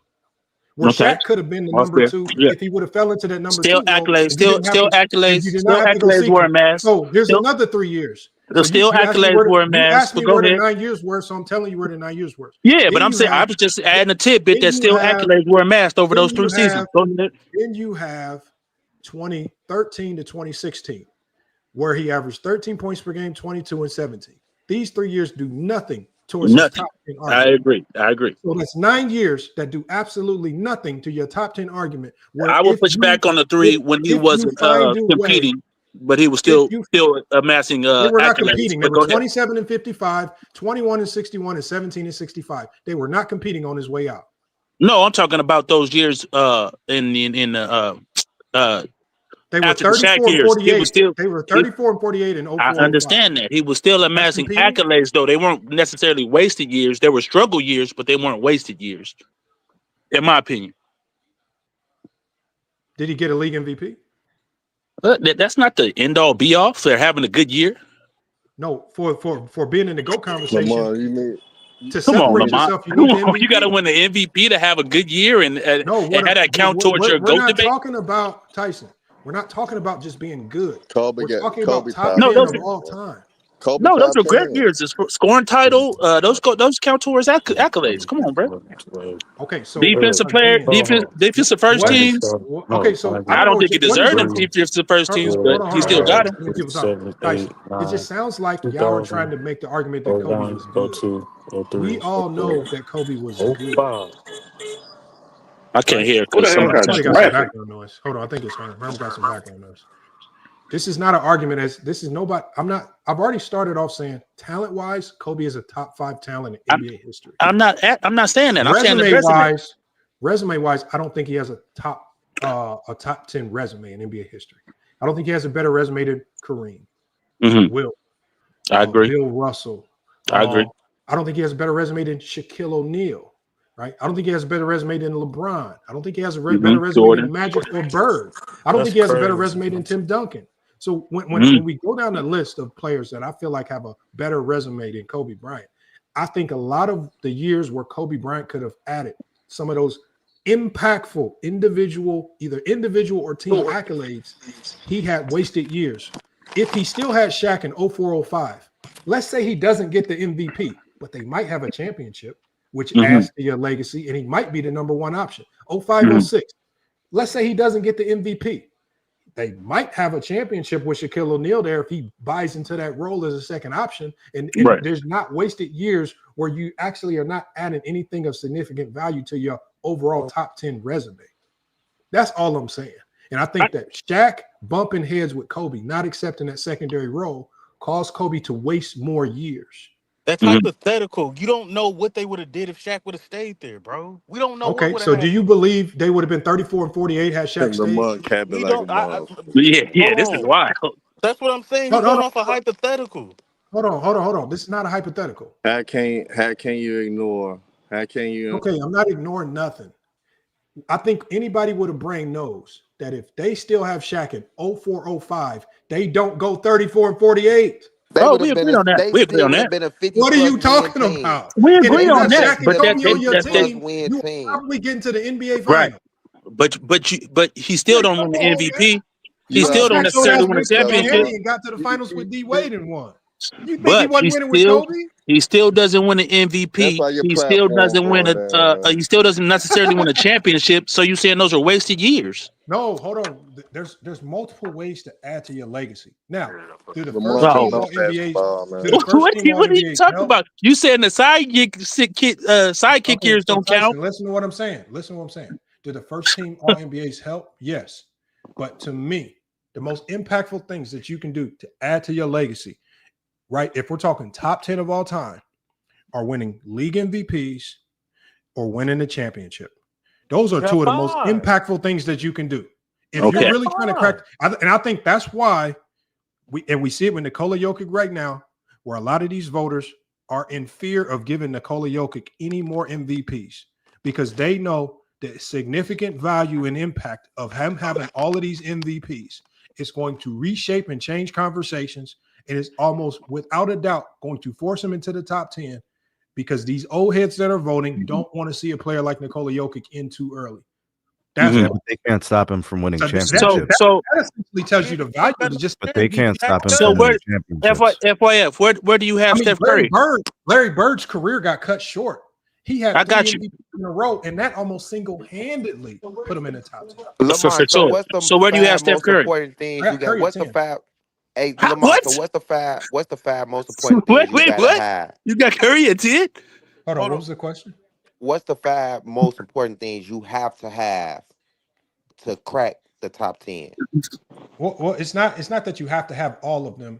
It's you have to No, I'm have saying what's the 5 most important championship. things So that you championships, have to have? winning, significant winning championships. Obviously, I mean, so again with Bill Russell, winning. I mean, it stands out like a sore thumb, and his impact towards winning championships is second to none. Significant. Your talent in and of itself, if it was so great that it completely changed or rewrote how the game of basketball was played. For example, Shaquille O'Neal, they brought the zone back, right? Wilt Chamberlain, pushing the free throw line back. Bill Russell changing block rules. Steph Curry changing how teams defend and how they utilize the three-point line. Things like that of that nature, just completely reshaping the game of basketball with your talent. That can be a significant impact. Statistical. If you have otherworldly statistical, I mean, look at what LeBron James is doing with statistics. Look at what Wilt Chamberlain did with statistics. Just otherworldly statistical impacts right there. Obviously, Jordan with all the goddamn scoring titles in a row, right? Things that are just statistically extremely difficult to do. And then you go so you got change the game, winning championships, and then you have individual.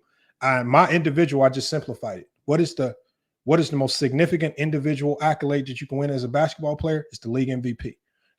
Having those multiple, if possible, will definitely put you in those conversations. If you have a good mix of all of those, for example, Steph Curry, he has the winning, he has the MVPs, impact on game, 3 of them. LeBron probably checks the box on all of them. Jordan checks the box on all of them. Bill Russell checks the box on a lot of those. Wilt checks the box on a lot. Shaq checks the box on a lot. Tim Duncan checks the box on a lot. I just think when it comes to Kobe, I don't know if he checks the box on a lot of those other than winning. Lamar, all right, first of all, But that's just my criteria. And I'm not here to change y'all criteria because I know a lot of people have Kobe as a top 10 player. But if you do have him as a top 10 player, I just want to know what criteria that you have, because I've already put my criteria in the chat GPT and it does not have Kobe in top 10 or Hakeem, just like my top 10 doesn't have. You know, if you ask that same question in chat GPT next week, you'll get a different answer. What chat GPT does is it shows your bias. What it does is it shows if you're trying to finesse if you're trying to finesse criteria that puts people in, or if your criteria is flawed and there's like, for example, but it'll give you a different answer next week, Lamont. King Rowe is completely against LeBron being the GOAT, but his criteria has LeBron as the GOAT. ChatGPT will give you a new answer each week.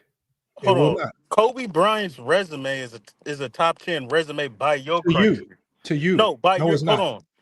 All No, it's NBA not. teams. All NBA teams all I time. don't. He's top. Let me Macbeth, when finish. did you hear me Let me say me? finish. When did I Let me say anything about all NBA teams? let me finish. Let me finish. It's No, part of his Macbeth. it's part of his Macbeth, resume. no. Macbeth, what did I say? I said the most significant individual accolade that you can win if you are. I know that all top 10 players are going to have a ton of all first team. Anybody in the top 1 through 20 is going to have a whole bunch of first teams, second teams, all NBAs, all defensives. They all have those. What is the award that separates you from the fray? To He's me, got it's the one. league MVP. I He's believe the got league one. MVP is the hardest award to win, not finals MVP, not all of these, not all-star selections. It's league MVP is the most difficult award to win.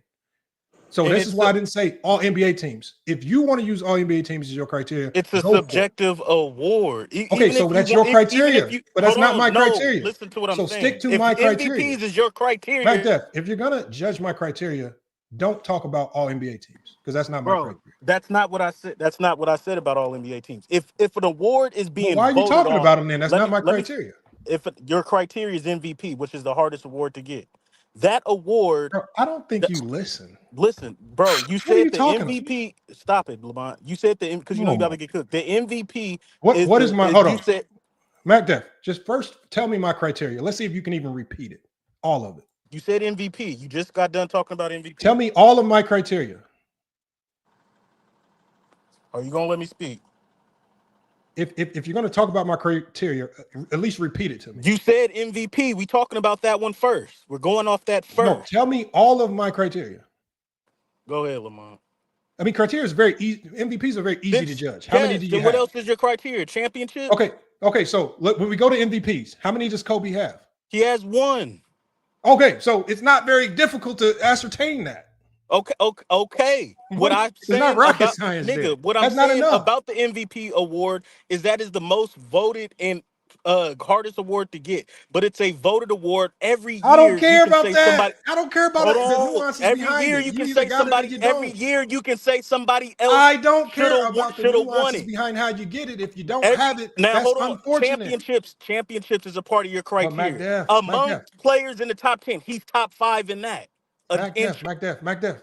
I don't care about how you get the MVPs. I don't care if 4 frogs voted That's what for I'm you and saying, you won it. bro. He keep on If cutting you, me off. Macbeth, I don't care about how you win championships as long as you have them. I don't care about how you impact the game as long Then as you why you impact it. talking about Shaq? I don't care about how you win the MVPs as long as you have them. This is what we have with Nikola Jokic. People are crying about his MVPs because they say, oh, the game has changed and the game is so soft because they're trying to put a narrative on his MVPs to diminish them. I'm not going to diminish Nikola Jokic's MVPs because people want to say, oh, the game has changed and he doesn't play the big or he doesn't defend. Y'all trying to put all these little nuances on MVP. You either have them motherfuckers or you don't. You either have championships or you don't. So at the end of the day, to me, for my criteria, Macduff, the only box that Kobe has checked is winning. And that's just not enough boxes. I'm sorry. So why do you have Scottie Pippen so hard with no No. MVPs? Hold on. If you Hold don't on. care Where do about I how have Scottie niggas Pippen ranked? stop it, bro. If you don't care about how And I'm niggas talking get about the top championships, 10, then why Tyson. I do don't you have care Scottie about Pippen in Kobe my top 10. and Shaq? Okay, I'm just saying you got them high. There's some people with I don't have them MVPs. in my top 10. We're only talking about the top 10. It's a very prestigious selection. Oh, I thought If you rankings was don't care about universal. championships, then why you don't care Magic's in about your Shaq top and 10, Kobe? right? Magic's in your top 10, right? God. Magic's No, in your top 10? answer the question. If you don't care about how you get championships, then why did you go on a whole tirade about Kobe being a second option to Shaq? If you don't care how you get championships, why would you go on a tangent about Kobe being a second option to Shaq? If you don't care how we get championships.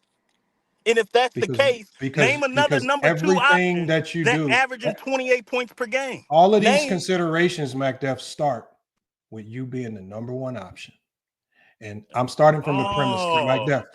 I'm starting from the premise, MacDuff, that I understand that, and it's unfair because how many times do I have to go back to saying, I understand that this is unfair.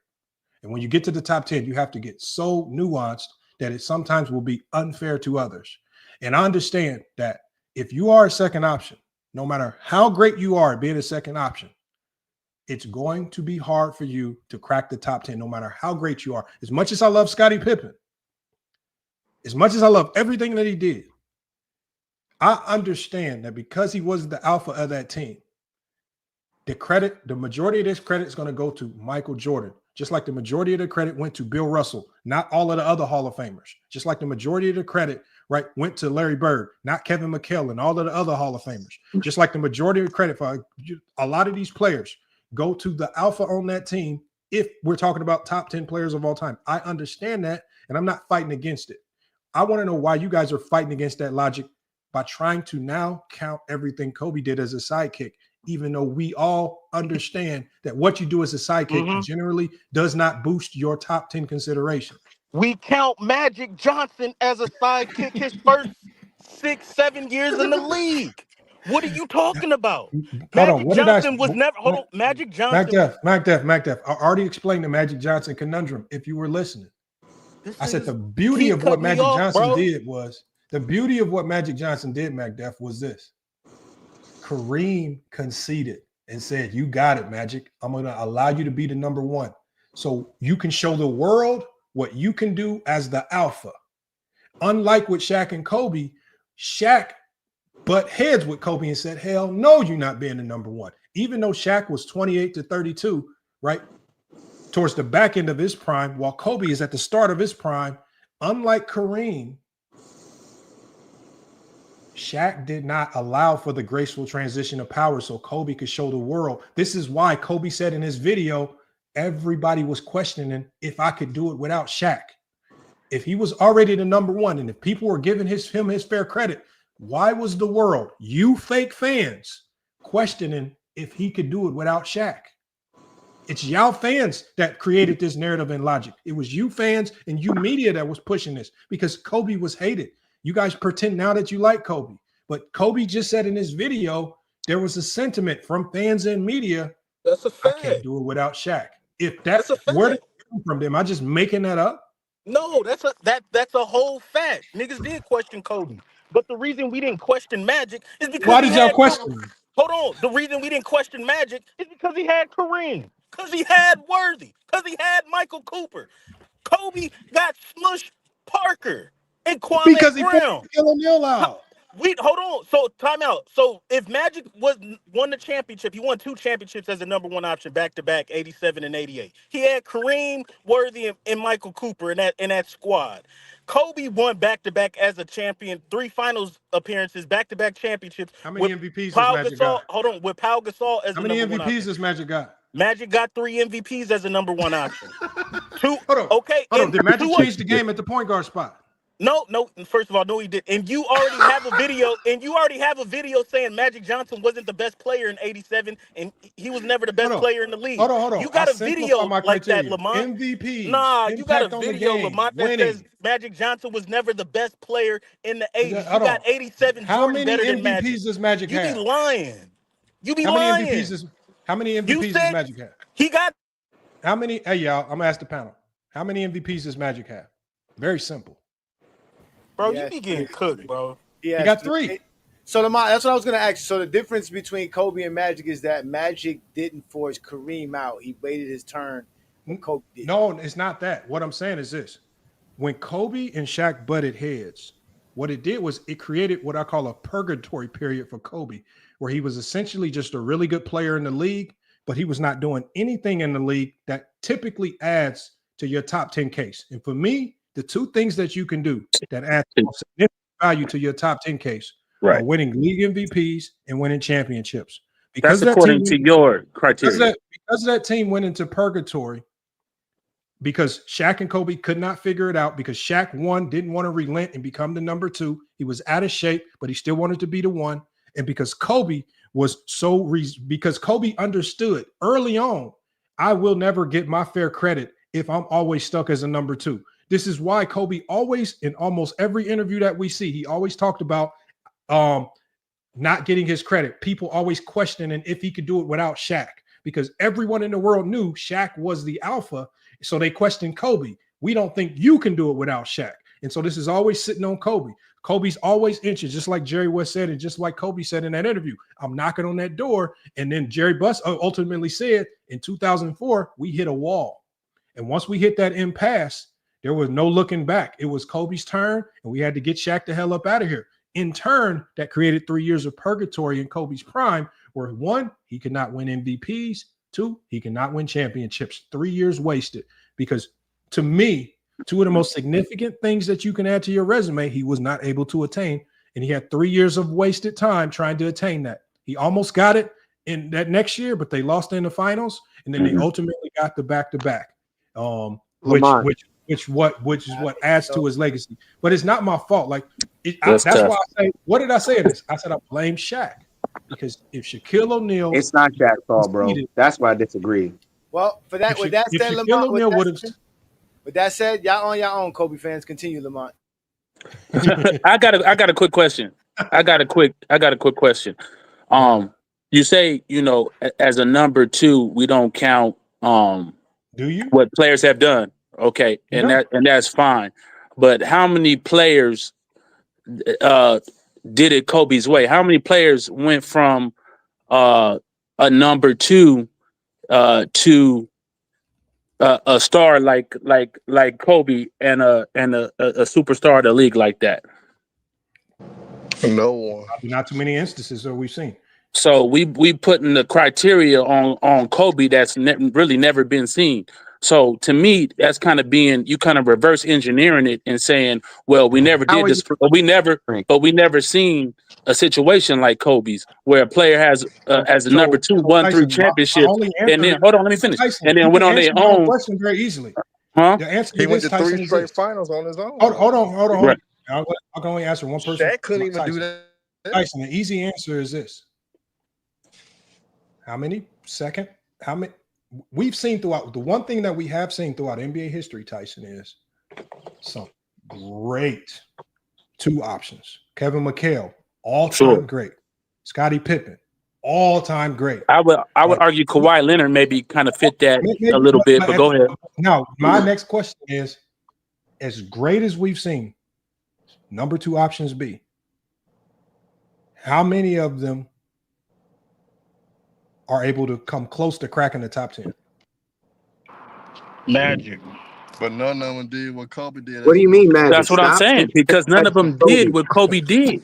None of them did what Kobe did. James Harden didn't do it? That's my whole point. James Harden wasn't a clear number 2 and became a superstar? He didn't win championships. No, that's not what you said. Tyson, you said.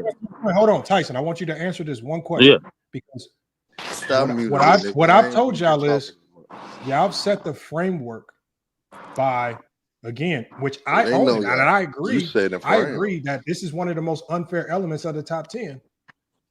But as a sidekick, it's hard to put significant value on what you do as a sidekick towards your top 10 consideration. Now, that's my criteria. What I'm saying for you is, all I'm saying, Tyson, for you is, if you do value what but Kobe nobody's did what Kobe's done. Listen, I'm not saying. Listen, what I'm saying. Hold on 1 second, y'all. Hold on 1 second. Why we gotta hold up? If I'm saying is this, if you do value what Kobe did as a sidekick,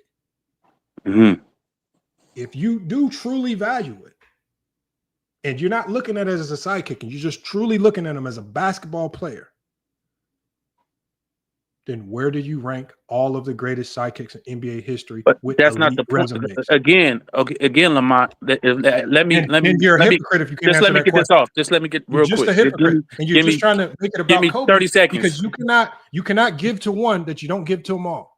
No, but that's not true though, because we've seen players. You cannot can I get it off? If we've seen second options, meets that, you got to explain it to me. Oh, I'm going to explain it to you. So we've seen second options in their role be amazing. And we say, oh, they weren't the alpha.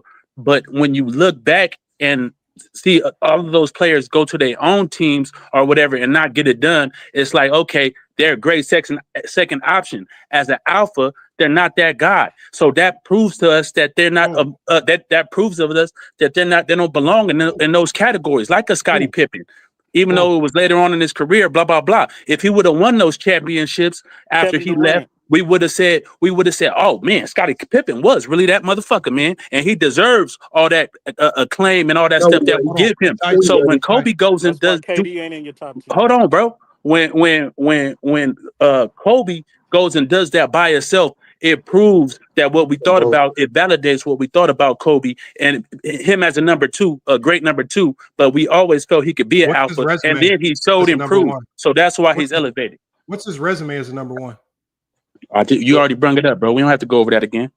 Comment on what he's saying right now, it's a because top this 10 lie, resume. this It's not a top lie 10 resume. that nobody else did it like Kobe needs to stop right here. James Harden was the third option on the Oklahoma City Thunder, coming Didn't off the win chips. bench. And the last time I checked, he How has many a chips league he got? MVP. Twin It doesn't stop. matter. I'm just Stop. no, you Stop. know Stop. that was It's not a not your comparison. criteria. No, you stop, It's not a Tyson. That's not comparison. what you said. You said It's how not a many people comparison. did it like Kobe? You said how many people became went from a second Why are option you to a comparing James superstar. Harden to That's what what you Kobe said. did? Hold on. I want to hear what Twins got to say. Hold on. Let me say that. Yeah, but it's not You even sat here and valid, bro. said how many people went from being a second option to a superstar. I can think of at least 2 or 3 right now. Russell Westbrook did it. He won a league MVP. James Harden did it. He won a league MVP. Are they top 10? Now all of a sudden the criteria is winning chips. Stop it, bro. Stop it. Again, Kobe does not have a top 10 resume. And like Lamont said, a sidekick has never been able to get in the top 10. Y'all are trying to make an exception for Kobe, and it's just stop it. All those players, and my response to that is all those players did is prove they were great talents, but they couldn't win as a number one. And Kobe won as a number one. Kobe won as a number one with a great team.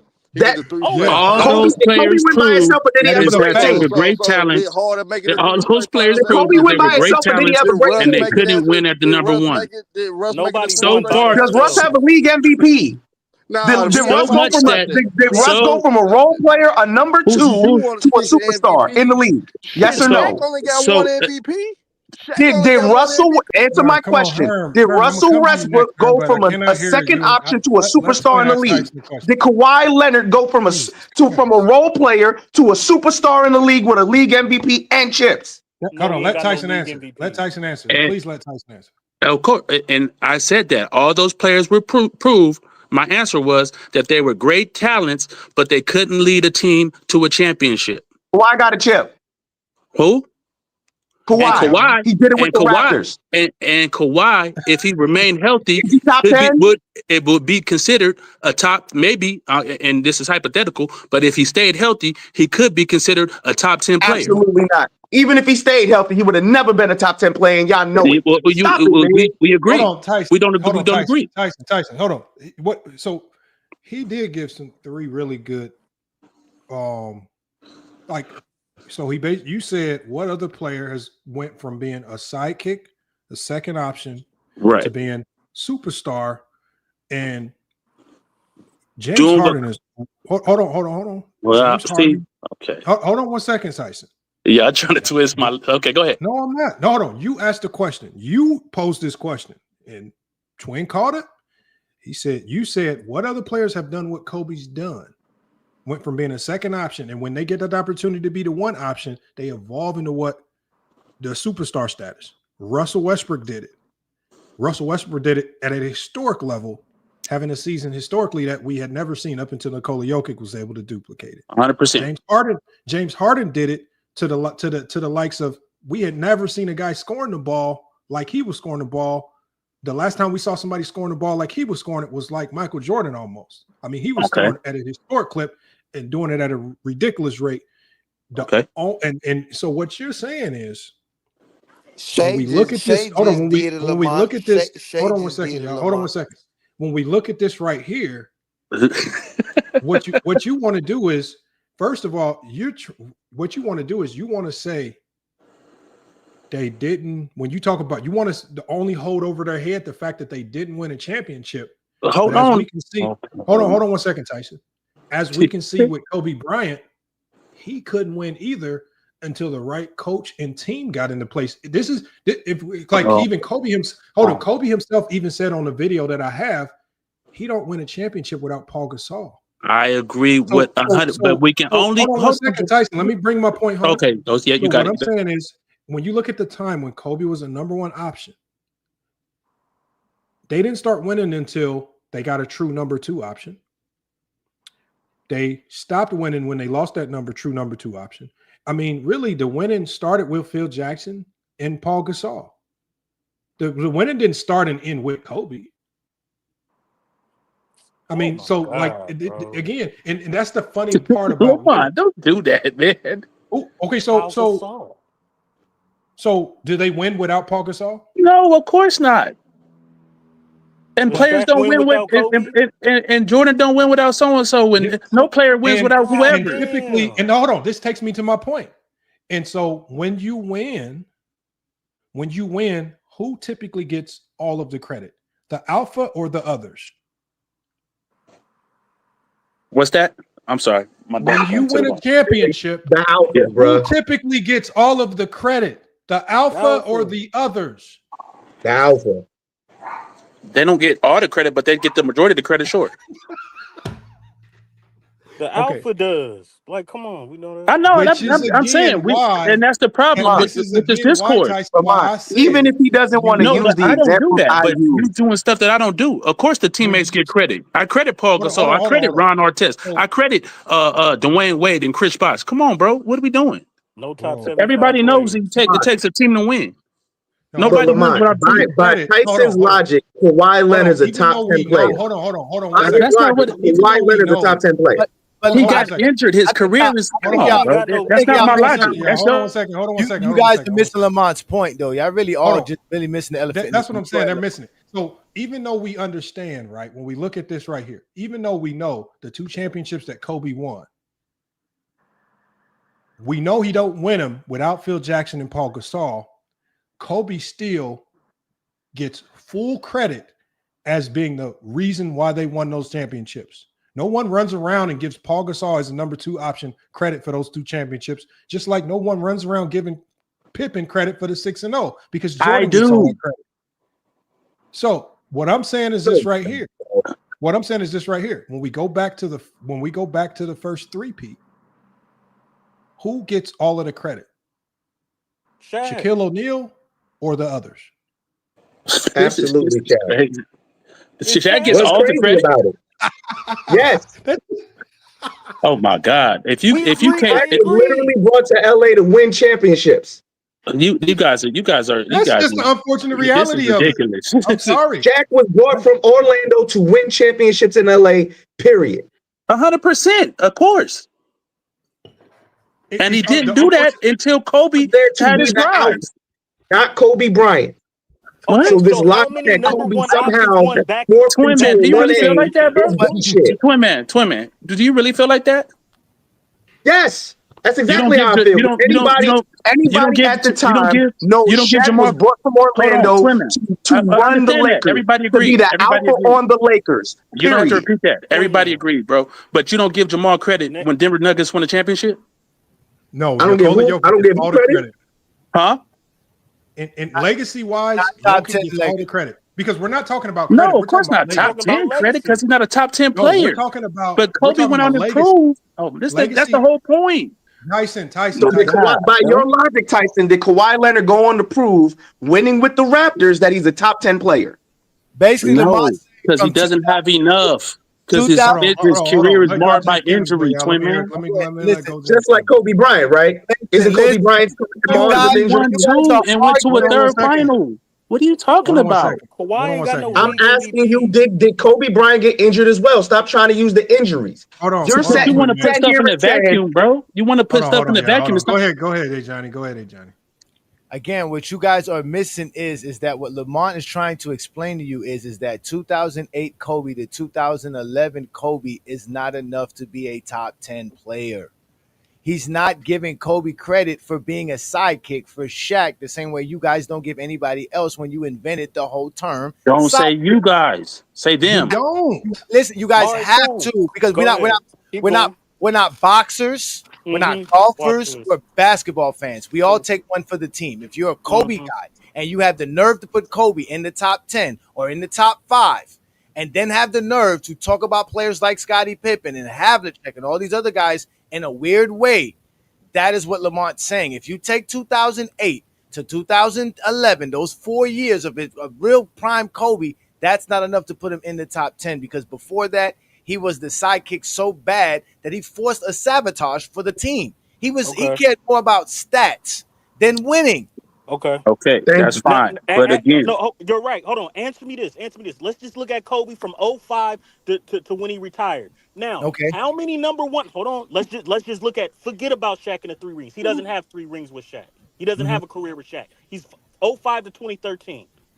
Now, how many? Now, from that space? How That's many still a number small one sample options? size. Hold on, let Hold him ask on. this How question. many number one options? How many number one options went to 3 straight finals and won back-to-back championships while leading the league in playoff points, leading the league 2 scoring titles, and a league MVP, all NBA, and all defensive first teams? He did all that from '05 to when he retired as a number one option.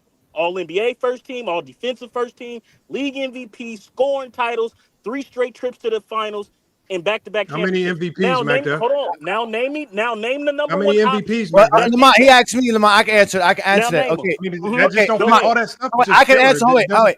Everything that you just stated, the only thing that matters to Lamont and what Lamont's talking about today happened between 2008 and 2011. Between 2005 and 2007, Kobe didn't accomplish nothing to He won Lamont's 2 eyes. straight scoring titles. That's not enough to put you in He's the top all 10. NBA and all NBA first team. That's this not enough to idea, put you in the Not my top 10. criteria. this idea that we want to Hold exclude on. stuff because it doesn't fit Again, what you guys I'm want not. He's as I trying number to don't know. one. use a Oh, That, wait, wait, wait. sample I size it's of don't Kobe to ridiculous, say agree. he's bro. not It's top 10. ridiculous. Oh, wait, It's listen. ridiculous. I 4 don't years. listen. I don't agree Okay. with Lamont doing what he does, but I understand why he's doing what he's doing. You guys can't get mad at him because the people who have Kobe in the top 10 and the top 5 do the same exact things.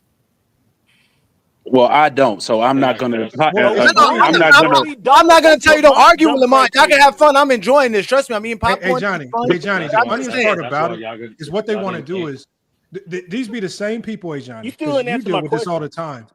The funniest part about this is I that did everything that you stated that Lamont cares about happened between 2008 and 2011, and it's still yeah, it not enough. did. Okay. No, Well, what I'm if you saying is this right legitimate here. everybody's 4-year Hold on, career, Mac Def. The funniest part about it is that nobody's gonna be top 10.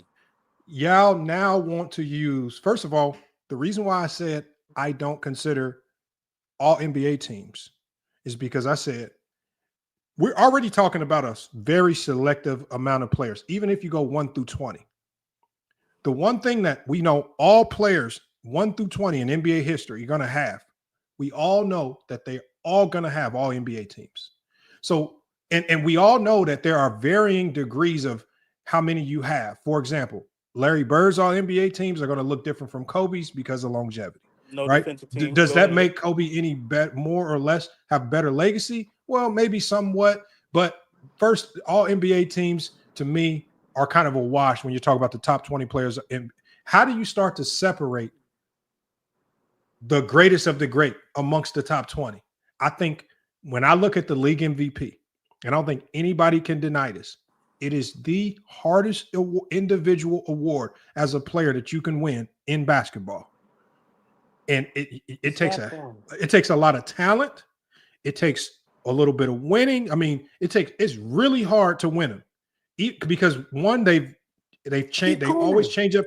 They always change up how you can win them. Sometimes it's best player on the best team. Sometimes it's the best player. Sometimes it's a historical season. So the criteria for winning an MVP, because there's no one way to win it. It always changes. It's hard to accumulate. So my separator, when I throw 20 of the top players in NBA history into a bundle, well, how can I start thinning this list out? Yeah. Well, MVPs to me is one of the easiest way to thin that list out.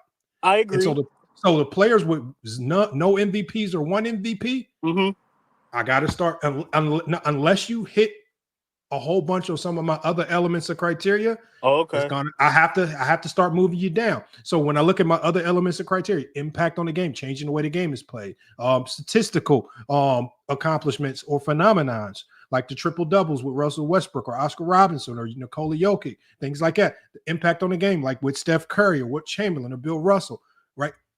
To me, with my other elements of criteria, Kobe just doesn't check enough boxes. Right? Kobe has the winning. That's the only. He's not statistically. He is not more accomplished. Shaq only has one MVP. Based on your I criteria, know, but what does but he Shaq changed the also game. have? He has impact on the But game. what does Shaq also have have that usurps Kobe? He completely changed the game of basketball. Kobe did not do that. I got you. I'm saying that. I agree. Huh? But the statistical dominance Kobe has over hold Shaq. on. Listen to hold on. Most dominant player. Looked at the most dominant player in NBA history. Kobe don't have that. So he changed the game. Most dominant over the course of his period of dominance, right? He was the alpha on his team. How do I start taking this away from Shaq? And for Shaq, I have Shaq towards the bottom. You still got him top 10. He has the I have him impact over over Kobe, but he doesn't have the statistical. He doesn't have none of the statistical dominance over Kobe Bryant. Shaq does not have that. It's not about beating Kobe out. It's about doing something historically great and it beating out everybody else. McDev. It's his criteria, bro. So if he going, hold on, let's do this. You know what I'm saying? Like we can argue till you blue in the face. We can argue till you blue in the face. Copy. He's lying. Hold on, Kobe ain't McDev. do nothing great. He Hold on, copied somebody. McDev. I want to do a test. McDev, what's your criteria? Championships. Okay, hold on. Let's type it in. You can go ahead, type it in. Okay, hold on. The fuck? Always gotta But have what did Kobe do historically? Hold on, yeah.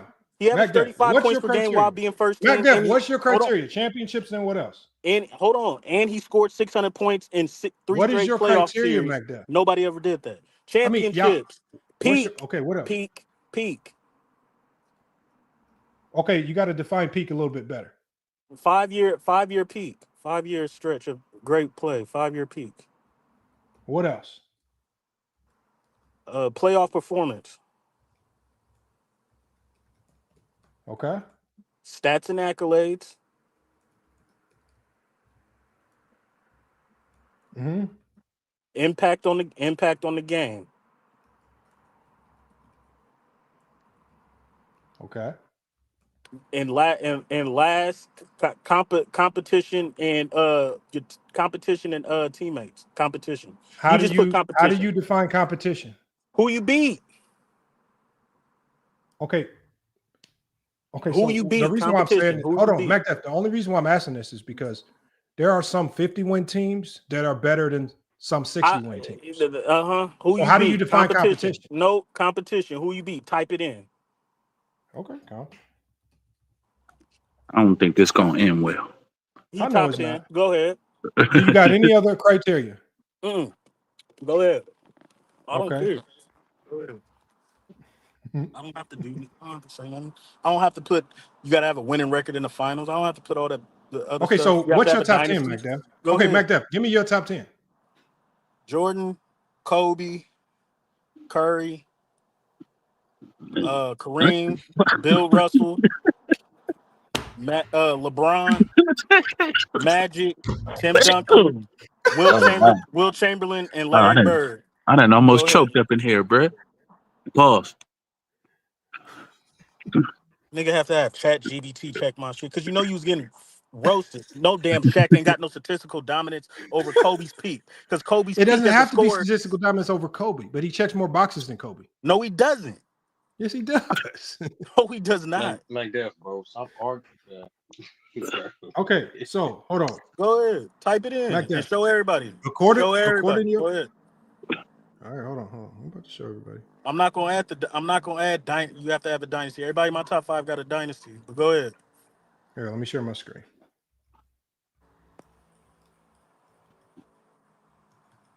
Magic got all these MVP. Nigga had a video saying Magic was never the best player in the league, but all of a sudden now his MVPs count towards his criteria to get Kobe out the top 10. Yeah, but how I hold on, McDev. The easy answer to that is this. And put the top 10 up there. Hold on, McDev, because it's a very easy answer to that. No matter how I feel personally or emotionally about what a player did in a specific year, what I cannot take away is an accolade that they achieved. So if I, for example, I don't really care for Hakeem Olajuwon, I will never be able to take away his 2 championships, his MVPs, his defensive greatness, or finals MVPs. Argue that put him close to the top 10 or in the top 10. The thing is, just once you attain it, I might be able to cry about it or be upset about it because talking about Magic not being the best player it's just an emotional plea. But at the end of the day, he got the MVPs. And I can't take those away, no matter how I emotionally feel about it. Mm-hmm. So So at award the end that's of the voted. day, what do you want me to than do with you. I Magic? got You want me to pretend as if the MVPs don't exist? I want you to understand that he was a number one option not until 87. So he only had 5 years of being a number one option. Go ahead. Put the All right, criteria up there so everybody can see. all right.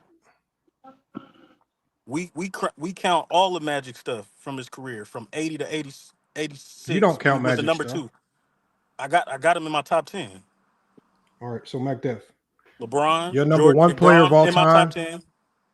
Your Go number one ahead. player of all time. Your number one Yeah. player of all time is LeBron James. LeBron top 10. Go ahead. Keep going. Jordan top 10. Jordan. Keep going. Kareem, I had top 10. Magic, I had top 10. Keep going. Tim Duncan, I had top 10. Yeah, Steph Curry, yeah, had him top 10. Keep going, nigga. Shaquille, had him. No, I don't got Shaquille top 10. Kobe, top 10. There you go. Larry Bird and a king.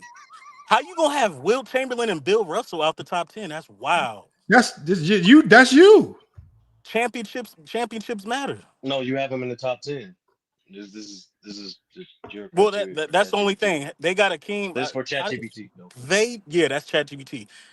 Wilt Chamberlain and Bill Russell outside the top 10 is crazy. But go ahead, y'all got it. ChatGPT got it. So no Wilt, no Bill. No Wilt and Bill Russell. And Bill Russell, I said stats. Why don't you stats have and Wilt and Bill accolades. Russell in your top 10? I don't know. MacDef? Stats and accolades. Stats and accolades is number one. Bill Russell got the Well, you said championship competition. I think the competition put performance. them out. No, I think competition put them out. Because you said competition. We'll let that King play better competition. Yeah. But did you say competition? If you say I said competition, and who I said competition and who you competition is biased, but that takes out Wilt and Bill. If you want to say that, cool then. I mean, it's true. I mean, that's why I said you got to explain what competition is. You said Will no. beat Bill Russell and Will. But beat hold on, y'all Kareem, did not tell him to explain what competition means. No, I'm not tripping off what Chad he's just gonna kick your 60s players I'm not out. tripping off what Chad had, but look at what Kobe. Look the play of where Kobe was at.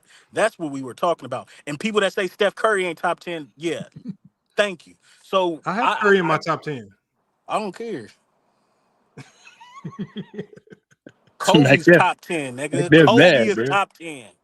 That's because you're a Kobe fan. Kobe is top 10. Now, ChatGPT said it based on the criteria. Got to give it to him, Lamar. Yeah, that's what I'm saying. Let me see what it says. Hold on, let me see what it says.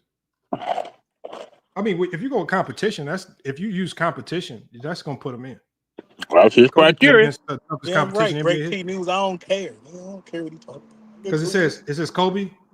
It says Kobe peak. No, it went better than that. 2006 to 2010. Yeah. 1 MVP. It gives him credit for all NBA teams, all defensive teams. Yes, sir. And it says competition. He beat Duncan. Yeah. The big three Celtics: Dwight Howard, CP3, KD, and Russ. That part. I mean, nobody played more competition than Kobe. That part. Mm-hmm. Mm-hmm. But also when you incorporate competition, what you do is by default you bump out Wilt and Bill. Well, based on you got significant flaws. That's based on ChatGPT. That's cool. I don't know. Based on competition. Bro. We all know the level of competition in the 60s was not up to par. I disagree. I disagree. You want me to ask it why it didn't put in Wilt or Bill? No, but it had Kobe top 10 and it had Curry top 10. I could care less about why it didn't. Why don't you care? Hold on. Why don't you care about? Hold on. And Wilt why don't you care about as far the other as people? How come you don't care about the other Because players the main option was to see where Kobe was based on my criteria, nigga. That's why. I could care less about everybody else. It was about Kobe. The stream is about Kobe. Why so Kobe ain't top 10? Why Kobe ain't top 10? Now. I mean, my criteria had Kobe out. So that's cool. That's your bump criteria. I know. His criteria, he can't be number 8 or 24. He snuck that in there. Nah, we cool. We got he snuck that in there. If we remove sidekick years, you want me to see what it says? No, why would we do that? Yeah, that's because what we never count sidekick years. Hold on. No, you don't. Just say what you don't do. You can't speak for everybody, bro. Time out. This is what I'm saying. No, this is what I'm saying. Go ahead. Tyson, if you count sidekick years, Tyson, how is Pippen not in your top 10? I'm not counting sidekick years to say that he's a number one. Yes, being an alpha is more important. I agree with that. But you are discounting the years altogether. That's the difference. Okay, he so wasn't the you alpha. discounted Pippen's whole career altogether. I did not. How is 6-0? How was he? Get him How in the top how is 10 or Pippen close? in my top 20, 25? Okay, who do you have? So you got who? If I'm discounting the years, you have if I'm Barkley over discounting the Pippen? years, he wouldn't be in there at all. Who all do you have over Pippen? Barkley? Yeah, I got Barkley over Pippen. You got Kareem. Kareem is extreme loser. Oh yeah, I got a Kareem over Pippen for sure. Wow, how? Because he's a better player. Yes. Oh, because of talent. Talent not is important career to me. legacy. So it's not career legacy. It's talent. Talent is in my criteria. Yes, he's a better player. Yes. In the era where the 3-point shot wasn't as prominent and getting to the basket was at a premium, Hakeem's rim protection, his defense weighs very high to me. Barkley over Pippen. That's a good case. Carmelo over Pippen.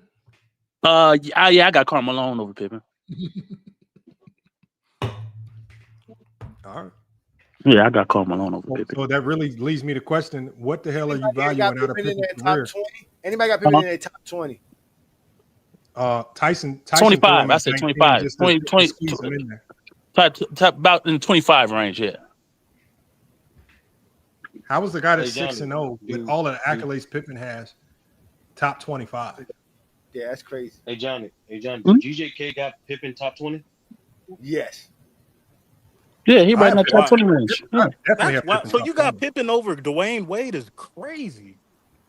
No. He accomplished more than Dwayne Wade, yes. Hell, Pippen, I don't have Pippen's him over legacy, Dwayne Wade. Pippen accomplished way more than D Wade. Y'all are wilding, bro. Y'all got it. D Wade's just a better player. That's different from legacy and resume. Right, but I count that though. Yeah, like if you were better, first of all, you gotta have a resume. Okay, so that Pippen means and Wade Iverson got a should be resume. everybody's top 10. It's about talent. No, he doesn't, because he don't have everything else. You have to put it all together, bruh. That's what y'all want to do. Y'all want to separate every little thing. Wait. What can Dwayne Wade do that Scottie Pippen cannot? Thank you. Lead a championship team as the number one option. That's not a skill. That's not a skill. That's not a skill. That's not a skill or a talent. Score. You didn't say skill. Based on what? Value on what? If Dwayne Wade averaging 34 points in the finals. If Dwayne Wade takes 13 shots, he said by volume. So if we give Dwayne Wade Scottie Pippen's volume of 13 shots, is he a great scorer still? Hold on.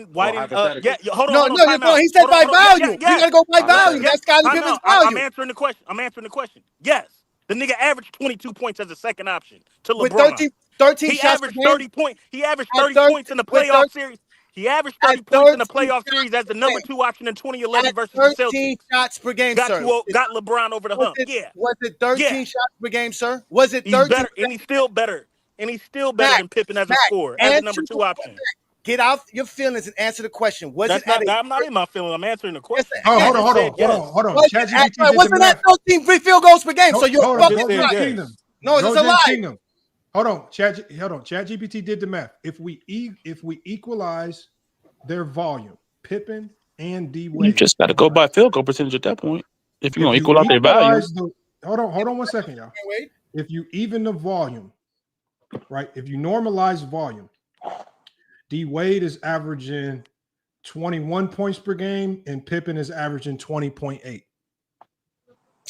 So still more in this. That's normalized to. That's exactly the same. So but that's not the point. That's not the point. Yeah, that's what he just said. I'm just answering the question about volume. Right, but that's a weird hypothetical because that's not a hypothetical. That's a fact. Let's take away his number 1 option and make no, him but number 2 the reason why Dwayne Wade is great because because he can get to his shot better than Pippen. Based on what? Based on his skills level and what we seen, what we watched. What skill level does Dwayne Wade possess to get to his shot that Scottie Pippen does not possess? Better footwork, better technique, better handle. Bro, can get to the basket. Bro, don't answer that question, bro. Don't answer that question. Like, look how he answered. Look how he asked that question. Like, bro, y'all gotta pay attention, my nigga. Man, Bro, ain't nobody tripping. He know What? He got better in his heart footwork Dwayne Wade's a better scorer than Pippen. No, He know that y'all shit. answer. No, listen. Y'all answer the question as if what does D Wade does better. That's not what Johnny's question. I gotta pay attention to what these niggas are asking you, or just don't answer the question. That's simple. He did. He asked him. He said, "What does he do better?" No, he did not say what he do better. That's why I keep telling you. What did he say? What does he possess? I mean, what does he He's about to say it possess? again. He's about to say it again. Can Scotty pivot with his left foot? What? Can Scotty pivot with his left foot?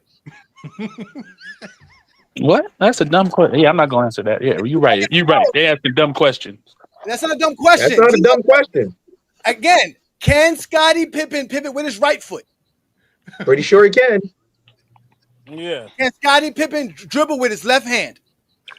Pretty sure he can. Yeah. Can Scottie Pippen dribble with his right hand?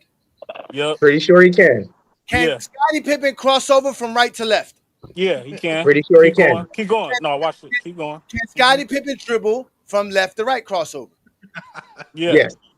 Can Scottie Pippen pull up going right? Yeah. Can Scottie Pippen pull up going left? Mm-hmm. Can Scottie post up? Yeah. Yeah. So again, what is it that Dwayne Wade does that Scottie Pippen doesn't? Again, as a scorer, There you go. Now you can answer that question. And that's not the same question. As a scorer, he has more scoring aggression based on the volume he put in the playoffs and regular What if you season equalize as a the volume? Scottie hold scored on, more time out, points time in the out. playoffs than Let me Dwayne finish. Wade. Let Let's me finish. continue. Let me Let's finish. continue.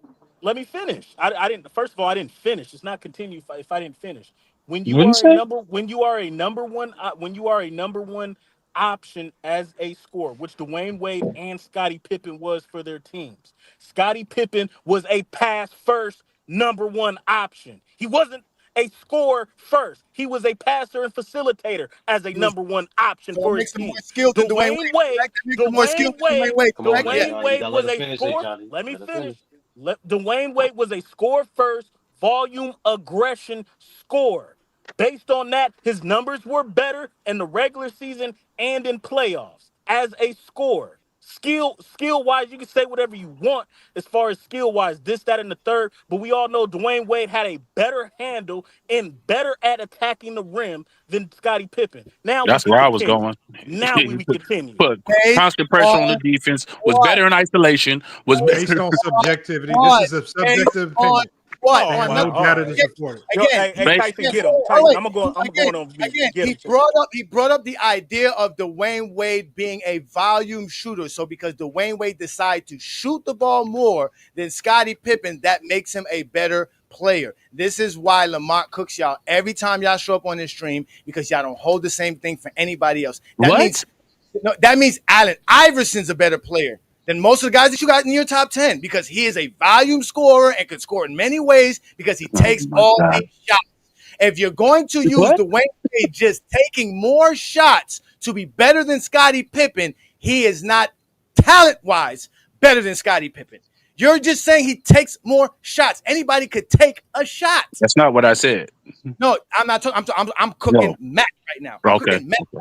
Because y'all said that y'all did not have Scottie Pippen in your top 20.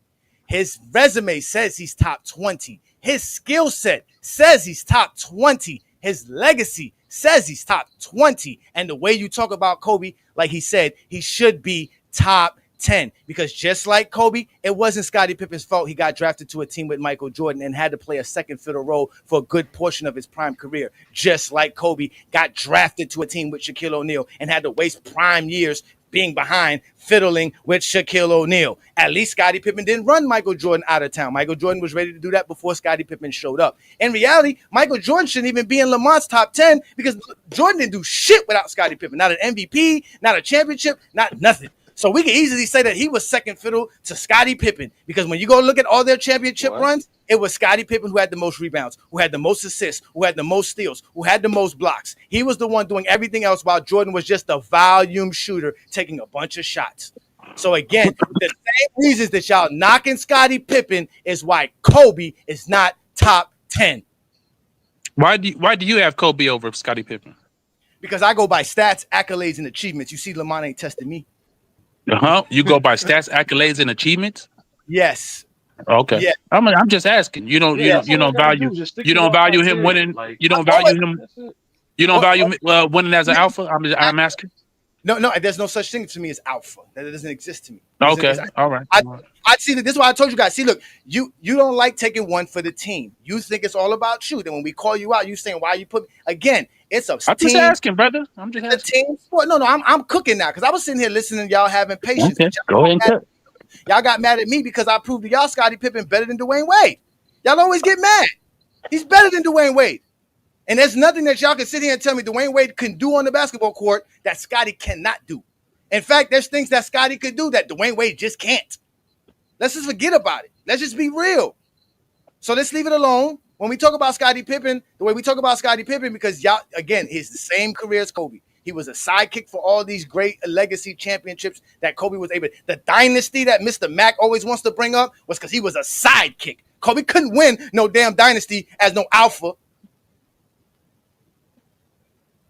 So again, this is why I stay quiet because I got Friday nights to cook y'all. I didn't come on Monday night to cook y'all.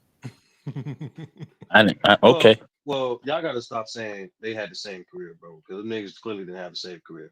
Like, y'all got to stop saying that. Who said they had the same career? Y'all got to stop saying that, bro. But who said that? No, y'all kept, and there's another thing too.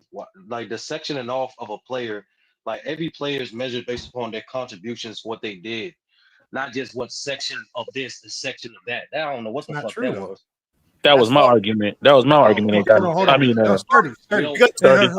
no, because the first thing y'all gonna do to Scottie Pippen is say he never won nothing while he was I'm the not alpha. gonna talk about Scottie Pippen. What we're saying, Scottie Pippen's just the best example because it answers all questions about what we're not saying. In theory, Sturdy, what you're saying, in theory, you are right.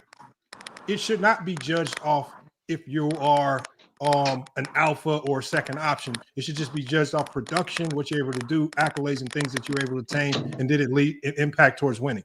That would be the most idealistic way to approach it. In reality, what we do know is no one approaches that, right? Most of us look, like I said before, most of us look like when we look to Jordan's 6 championships, Jordan gets all the credit. When we look to any team that wins a like for example, then you talked about the Denver Nuggets. As good as Jamal Murray was, in the sense of legacy, when it comes down to your legacy and the things that could potentially get you in top 10 conversations, Jamal Murray will never get credit for that championship. Nikola Jokic will, because he was the alpha on that team. The number one option, unfortunately, gets all the credit in a lot of these conversations. And guys that were relegated to being the number 2 rarely ever get the credit that they deserve. And that's the unfortunate reality of being a number 2 option, which is why Kobe hated it and forced his way out of that role, because fans, even during the time he played, questioned it. They said, you can't do it without Shaq. You're just winning as a 2 behind Shaq.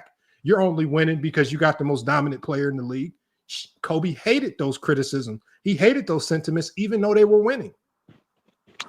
And he when you got Kyrie Irving, who did the same thing. I'm just going off real quick, Lamont. I'm just going off Kobe's words. Kobe's own words. Kobe said, if anybody should be mad, Lamont, if anybody should be mad at your this mic is super low. We can barely hear you. No, I'm saying Lamont, if anybody should be mad at this sidekick shit, it's Scottie Pippen, bro. It's Scottie Pippen. And it's people like Mikhail. It's those people should be mad. Kobe shouldn't be mad. Again, I have Kobe 11th. Kobe's the gatekeeper for my top 10. That is an honor spot for Kobe Bryant. Period. At the end of the day, no sidekick is in the top 10. And if you're going to put a sidekick in the top 10, Kobe Bryant is not going to be anywhere near the first person I'm thinking of putting in the top 10. You have Magic in your top 10, bro. No. Sidekick. Magic was not drafted to the Lakers to be a sidekick. He was actually drafted to be a successor to Kareem. Unlike Kobe Bryant. Hold on. Go ahead, Sturdy. Lace him. This is a lot. even if the bullshit narrative, people give their credit to those players when they contribute based on their contributions towards winning. That's why numerous testimonies, but coaches, GMs, players, the stats show that even when Kobe was a sidekick, he was still contributing at a high rate, being the second option behind Shaquille O'Neal. Players get judged based on. Hold on, Lamont. Hold on, Milan. Oh, what credit did he hold get? Hold on, my nigga. I just want to finish my tape. I just want to know who gave him credit. Yeah, I just want to finish my tape. Kareem won league MVP, Magic. So players always have to get judged by their contribution. That's how that simplistic ass narrative even gets started in the first place, because the quote unquote alpha contributes the most. So when during that time, when you have players, coaches, GMs, like I said before, regarding Kobe as a top 5 player, the stats showing that Kobe was a top 5 player as a second option to Shaq is because of his contribution. And honestly, I said this on your platform, GJ Clapp platform, and any platform I've been on, that it's not a detriment that Kobe was a second option to Shaq. It's actually a testament to his greatness and an indicator of his versatility as a player. Because the circumstance he was in, he was able to contribute to a championship as a second option and as a first option. And most importantly, it ain't just the championships. It ain't just those 5 years that people restrict him to. It's his overall contribution. That man got 13 years of prime in the NBA.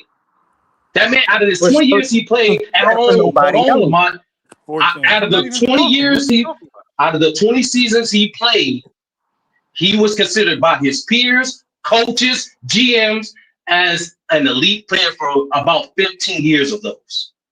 It ain't just 5 years. And so in some of those seasons, that 13 years I'm referring to, Lamont, is not wasted years, because that man was still performing at a high clip. Even though his team was not winning, and you even said to your own platform, I don't expect no fucking team to win when they have Kwame Brown as they starting center. So even but despite that, he's still, like most all-time great players that have their top 10, they have seasons where they have all-time great performances and their team don't win. They have seasons where, hold on. No, hold on, bro. I stop you because I'm just trying to figure out why we're doing this for Kobe. We don't do this for nobody else. No. Once again, man, you have. Hold on. I'm just telling you to hold on, because the only reason I got to stop Sturdy is because he's going down a road of things I just did not say. I didn't say you said that. I'm just giving my take. Hold on 1 second. I knew you can finish your take. You can finish your take here in a second. When we're talking about the things, the elements that allow players to crack the top 10, I'm not talking about just being good. I'm talking about the things that we know, because I've even said, I said winning championships, it's kind of a must-have. You kind of got to have them if you want to crack the top 10. Is that fair? Because all players aren't afforded equal opportunity to win championships because of their organizations. It's not fair, but it's just kind of a must-have. I mean, Sturdy, you might be the only person.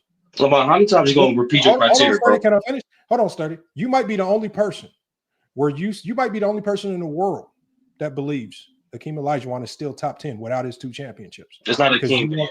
Because you want to judge him on just talent, or guess, or whatever. We all know that those championships, as much as we don't like to use them, are an entry into the top 10 if you have enough of them, especially if you combine that with MVPs. MVPs and championships combined, it gets super lethal. Then you really start finding your way into top 10 conversations. That's a fact. So that's why Steph Curry got himself in those conversations. This is why Hakeem himself has himself in those conversations. And a lot of people who are in these conversations is because of the mix of MVPs and championships. And the more of each that you have, the stronger your case. And so with Magic, as much as people want to say he was a second option, he still has his 3 MVPs, right? And he still has multiple championships as the number 1 option, right? And as a rookie, I mean, from start to finish, his career was just filled with crazy things of achievement that we've never seen. From what he did as a rookie to the graceful transition of power with Kareem, where Kareem allowed him to be the number 1, without running off to another team because he was pissed off, diminishing the Lakers, so Magic would have to struggle. They didn't allow that to happen. But unfortunately for Kobe, with Shaq getting ran off, it forced Kobe into purgatory for 3 years where he was struggling. No winning, no MVPs. He's in purgatory now. That's detrimental to your top 10 case because championships and MVPs are essential to your top 10 case. You keep reminding us of your limited criteria, Lamont, and I'm not trying to argue your criteria. Hold on. Everybody up here, when I go through your top 10, I don't care who your top 10 is, right? The majority of the players in your top 10 are going to have championships and multiple MVPs. Yes or no? No. Yeah. Yes. My only difference is Shaq. Yes. Yeah, it's a good thing I don't pigeonhole. It's a good thing I don't pigeonhole into two things. The only people that find themselves to be some type of exception are the people that did something so historically transcendent that you just cannot leave them out. Number 4 leading scorer. No, Lamont. Once again, we get it. That's your criteria, bro. Like this is the third Kobe video. No, I'm talking about yours. 30. You can tell me your top 10. I didn't say my top 10. I didn't finish my 10. I didn't say my top 10. I didn't say my top 10. MVPs. I didn't say my top 10. I didn't because it's not about my top 10. Everybody in their top 10 got one person that won at least one. It's not about my top 10. No, well, it seems like everybody in your top 10 has one emotional selection. No, twin man. It's this simple, bro. Players get judged on what they We're do. trying to change how we always done it. No, twin man. I didn't interrupt you, bro. I didn't interrupt you, bro. It's this simple. Players has always got judged based off their production, how long they did it, how long they was great. That's facts. Yes, it is. Okay, hold on. That's If that's true, Sturdy, where do you rank Scottie Pippen? I don't know. Yeah. How? It's not a Scottie. I don't know. Sturdy, you're smart, man. If it's just about production and what you do, Hey Johnny. I'm saying how right now because I'm focused on the topic of the video, which is Kobe Bryant being top 10. 30. That's a part of the topic, Scottie Pippen. Thank you. Scottie Pippen, where? He's on the thumbnail? Because of the sidekick. He's on the thumbnail? Because Kobe was a sidekick. You guys keep Scottie Pippen the whole time. Being a sidekick. I don't have to. That's the thing. I don't have to. No. Hey, Johnny. I don't have to talk about other players to talk about one. Sturdy. Let's just not get away from it. Sturdy, I know you're one of the most intelligent people on the panel. If you judge players off of and what you do, know that in the game. Sidekick BS. Where do you rank Scottie Pippen if it's about production and what you do towards winning? It's not just those two things, Lamont. Once again, that's why you can't just cut niggas off in the middle of the take and then pretend that's the only thing they're saying. Yes, he did me. It's not just two things. Okay, so you did it to every single person on here. What's your criteria? My criteria is based off production and impact, longevity, how do you perform the playoffs, and accolades. If you want the value to that things, I can give you that too. But those are categories I put. I don't value those as equally. You said production and impact, playoff. Production and impact. What else? Longevity. I swear, weird. And awards and accolades. And no, twin man. Okay, what else? Once again, what else? No. This has to be addressed because he keeps interrupting me. This has to be addressed because he keeps interrupting me. Sturdy, I'm not interrupting. Here's what else. No, you're not. Twin man is. I'm not a Kobe Bryant fan. I like basketball. Okay, what's the rest of your criteria, Sturdy? You don't need no propaganda to give that man credit what he did. Okay, what's the rest of your criteria, Sturdy? I'm sitting here saying there are other players that we sat here and shat on for decades and didn't get their motherfucking. I'm not French. Sturdy, can you just give me your criteria? Twin man, you talking? I'm not changing anything up for Kobe Bryant to shove him into the top 10 where he don't fucking belong. I'm not doing it. Don't do it then. Calm down, bro. Yeah, it's basketball. All right, hold on, y'all. Please hold on. I'm just trying to get all of Sturdy's criteria. Is there anything? Because this is very general. And that's why I asked you, do you want the value of it? Because I didn't agree to putting this into okay, ChatGPT. So if there's any nuances, it's not going to take nothing but 10, 15 seconds for you to tell me the nuances. Am I talking to you or ChatGPT? I'm asking. It does matter. One person has a soul, the other person don't. Okay, so tell me the nuances. Amongst that criteria, I personally, this is obviously everything's subject to how you value it. Production and impact, Kobe Bryant for his decade. Hold on, that's another thing too. Why y'all let this man say this man didn't have a decade of dominance? Like this man, Kobe Bryant, wasn't by his peers and productive wise, accomplishment wise, and winning wise, was regarded as the best player of the 2000s. Because he only wanted to focus on 08 to Hold on, Sturdy. When did I say Sturdy? What did I base the decade of dominance on? No, when you mentioned the many things that this thing you didn't. I'm trying to finish. I'm trying to answer your question. What did I base it on? It's very simple. You based it on your criteria. You was mentioning during the beginning of your monologue. So what are two of the primary elements that should go to your dominance in your decade? One, MVPs.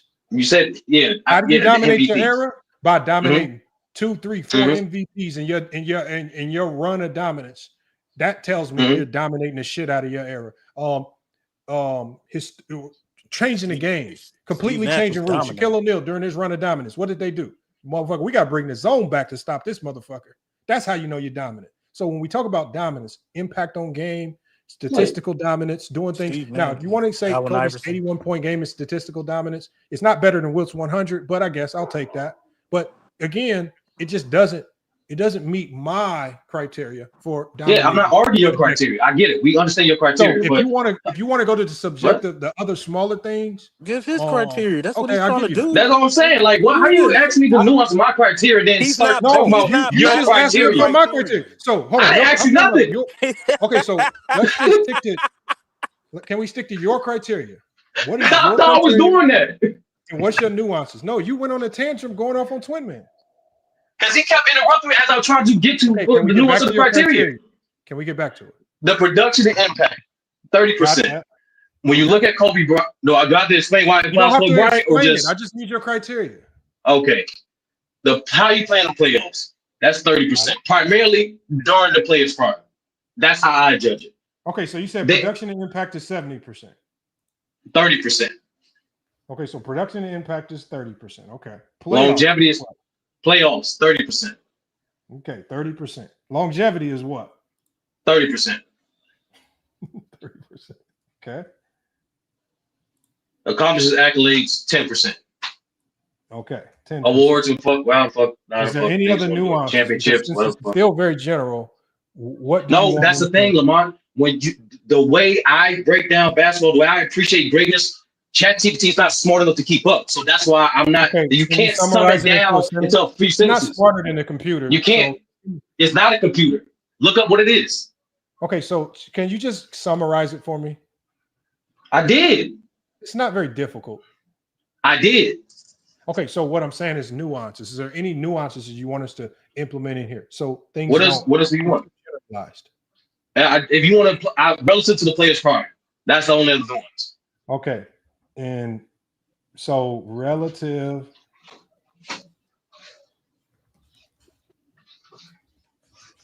players prime. That's all you want me to say? Yeah, he said yeah. What?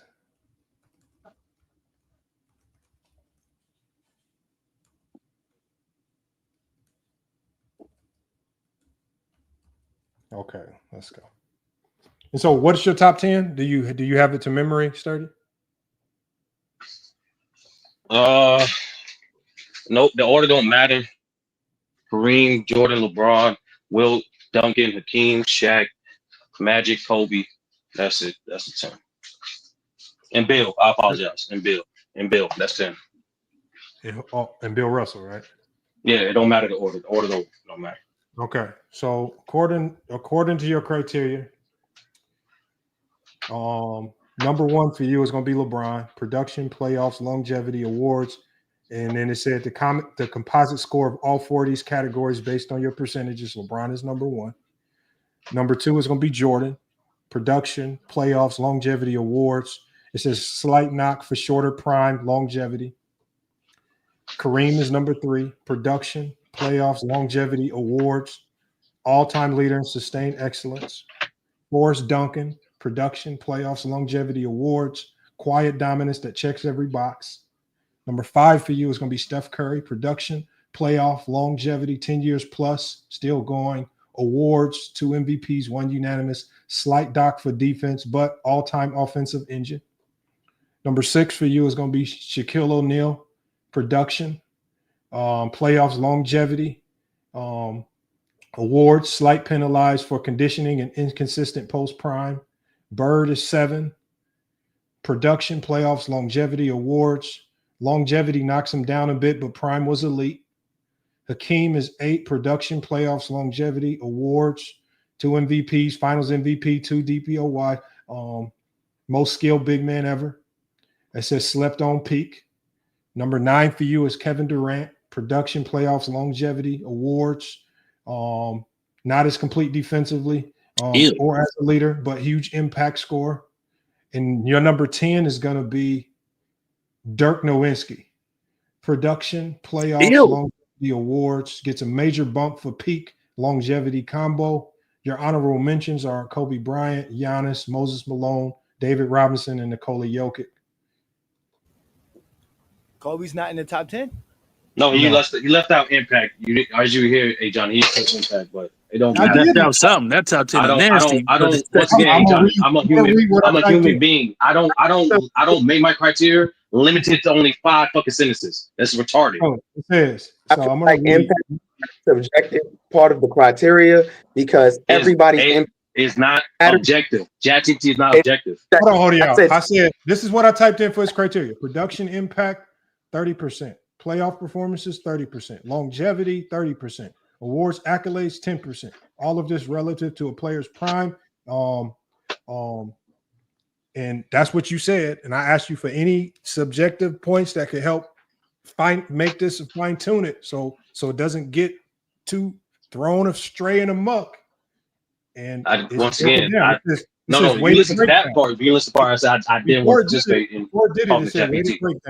It said 30% production impact, stats, efficiency, usage, gravity, two-way ability. Playoff performances, clutch, the ability to carry, finals dominance, longevity, years as elite, games played, sustained excellence, awards, accolades, MVPs, DPOYs, all NBAs, etc. 10%. It said, and this is what it gave me. It gave me Bron, Jordan, Kareem, Tim, Steph, Shaq, Bird, Hakeem, Durant, and Dirk. Yeah, I heard what it gave you the first time. I don't know who does this shit, but I don't. That's why I didn't want to participate in talking to an app. It's just a non-biased. I ain't gonna lie, Sturdy. Chat GPT be saying some smarter shit than those Jeffries. And we should But unfortunately, Johnny, once again, we're not talking about Zesty Jeffries. We're talking about Kobe Bryant. Unfortunately, the sidekick talk is Zesty Jeffrey talk. Y'all keep avoiding the elephant in the room. But I'm not. But that's the thing. I don't speak for other men. I speak for myself. And you heard in my take, I refer to Kobe Bryant as a second option. I refer to Kobe Bryant as a versatile player. I refer to his greatness. You don't have to mention. I said this, Johnny, because you don't have to demonstrate everybody. You don't have to mention no other player. You don't have to mention no other narrative to describe the greatness of a player. You don't. Again, you know this better than anybody as the #1 debater here on FYF. That's why it's FYF, man. Fuck your feelings. Mark doesn't care how you feel, your opinion. He gave y'all the criteria. He laid it out. He said, and he talked about this because, again, of all the scap attack nonsense and all these Kobe Bryant fans who refuse to accept that Kobe was a sidekick. Lamont accepted the role. He said, you know what? Since y'all want to call people sidekicks and y'all want to punish people for being sidekicks, well, guess what? Kobe falls in that criteria. And it's not Kobe's fault, but that's what he's saying. That's all he's saying right now. Yeah, I know, but that's the thing. That's the assumption part of it. The thing is, sports, everyone don't have the same definition for the same terms. So a sidekick is not the same for everybody, Johnny. You notice that you notice the reaction? You notice the reaction? NBA.com said it's a sidekick. No, I'm not in the article. I'm not in the article of what a reporter read on NBA.com. Kobe said he's by Shaq. I'm not. No, that's not. Once again, look what I said. Hey, Johnny. There's terms and definitions of sports that everyone don't have a uniform definition for. And sidekick is one of those things. It is. Okay. Same reason why people don't have the same not the definition. number one option. Same reason why people don't have the same definition for a dynasty. Same reason why they don't. Like, even though we understand our idea of what it is, they don't have the same threshold for everybody. 30. Are you saying we don't know what a sidekick is? Please let me comment on this real quick. Once again. He said it's vague. He's trying to make it seem like it's vague. It's innocuous. Everyone don't have the same definition of it. That's what I'm saying. That is not true. It's like dynasty. Everyone do not have the same definition for a dynasty. 30. It seems like this topic, all of a sudden, sidekick has a different definition. No, I'm sorry. Once again, you're not listening to my take. I don't know what it is. I'm listening to your take. I don't agree with your take. I'm not excusing or trying to defend this weird sidekick bullshit. I once again acknowledge who Kobe Bryant was as a player, with and without Shaq. And I agree 100% with what you just said. He was an elite player with and without Shaq, period. Terms and sidekick can mean a different thing to different people. No, a sidekick is a sidekick. And for some strange reason, we're trying to twist it for Kobe Bryant what a sidekick was. Once again, no one saying we. He was the second best player to Shaq, but he's still an elite player. He was still a top 5 player, even second behind Shaq. Period. Whether niggas accept the term sidekick or not, that's what happened. We're looking at the Kobe fans are looking at the production. I don't care. I have one question. I don't care. He was an elite player. That's the point. I have one question for you. I'm gonna be quiet. I have one question for him. I'm gonna be quiet. In NBA talk, has a sidekick ever been in the top 10, or ever been considered for the top 10? Yes or no? To answer I'm gonna answer the question the way I need to answer the question. Players, like I said before, players get judged in the top 10 based on their overall contribution. So when numerous people on this platform keep bringing up other players like Magic, like Oscar, who's also in conversation top 10 at one point, and Kareem, who contributed more than Scottie Pippen? They taking their overall contribution. They don't just segment their careers who off contributed by towards role. winning championships more than To Scottie answer Pippen? your question, twin man. As a sidekick, who contributed more than Scottie Pippen? It's not just well, you can argue. Well, I won't say Hondo, but I mean, if we that's remove not the the term point. sidekick, where do we rank Scottie Pippen? 6-0, one of the greatest I told players you, of all I don't know. one of the best defenders of all I time. got him top 20. one I of the got most him top versatile players of all time. 25. I don't know. I got him top 25. I just think this is easy. No, it's not. It's still it's not crazy. I think Scottie. You I look think at Scottie what players Pippen is a top contribute in 10 their role. defender. That man still was a lead player as a second option. Lamar, can I ask your chat GPT some, please? Can I ask your chat GPT some? Ask them how many players in NBA history have at least 7 All NBA selections, 10 All Defensive selections. Hold on, let me go to a new one right here. Let me go to a new. Yeah, go to a new one so we don't get muddled up. How many? Yeah, how many NBA players in NBA history, right? Yeah. Have 7 All NBA selections,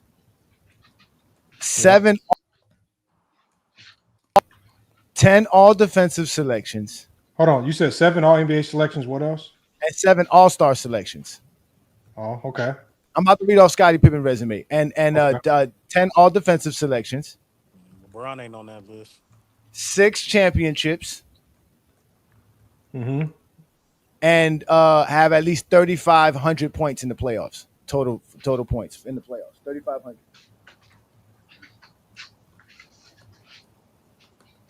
Okay. That's it? That's it. All right, let's see. It says only one player in NBA history. It says that player Scottie Pippen.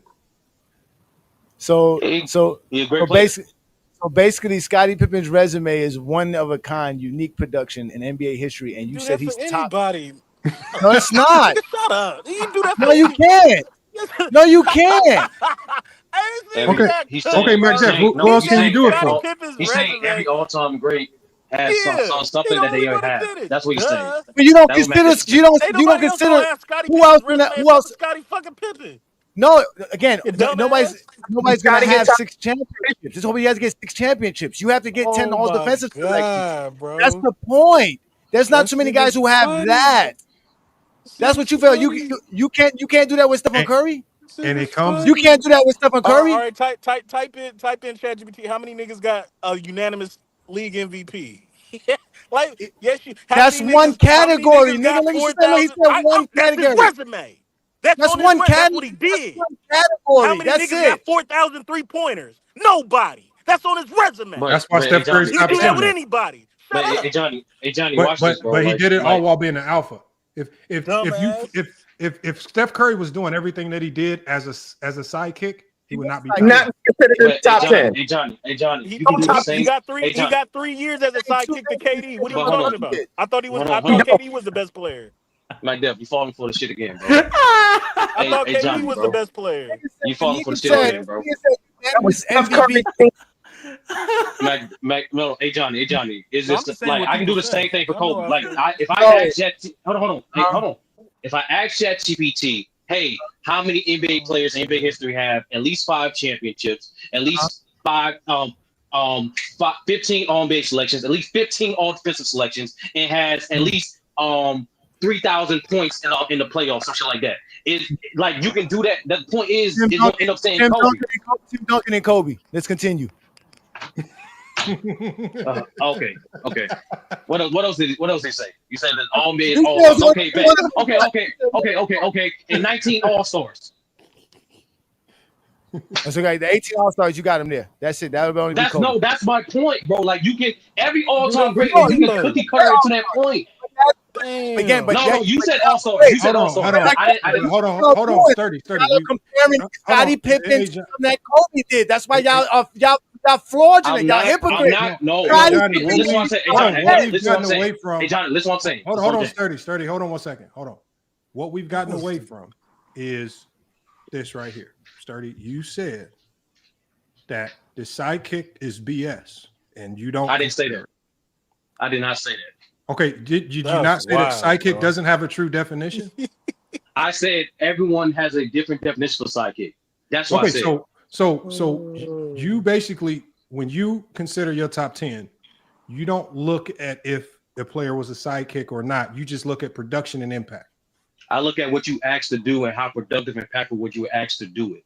That's what I look at. And so that's why I say that leads us into the next question, because if you look at what you are asked to do, which and you love using what coaches love say and support. I mean, Phil Jackson, the coach of that team, always talks about how Scottie Pippen did the most. He said specifically, Jordan was only asked to score. Pippen did everything else. So if you talk about production and impact based on, again, using, you love to use what other coaches say based on that logic, Phil Jackson would lend more credibility towards Pippen doing far more than Jordan. So if we go with that, that means shouldn't we weigh the championships more favorably towards crediting them towards Pippen, which ultimately would rank them a little bit higher? Like, how do we get without definitive roles? It gets real murky where we give the credit on the 2 championships. I said your overall contribution to winning. You keep pitching on to championships. Okay, but that's what Phil Jackson was talking about, winning. I ain't saying nothing about Phil Jackson. You brought up Phil Jackson. No, we're talking about Scottie Pippen. So, like, if you talking about Scottie, I think we all know. And like, why you keep I keep saying the same thing? I don't need to avoid the conversation. Hold on. I think Sturdy, you gotta address the question. The question is going to be, if you don't consider the sidekick as a term that means much, and it's just about production and impact. I didn't say that. I think it gets very confusing. No, I did not say that. Hold on. What you just said, I did not say. Okay, so what? Okay, so what are your sentiments about the sidekick that we are not understanding? I simply said. And how do you consider it? I said. What is your what is your definition? I said everyone has a different definition of a sidekick. Okay, what's your definition of a sidekick? Okay, so fuck that fourth thing. So my definition of sidekick is the second best player on your team. Point blank simple.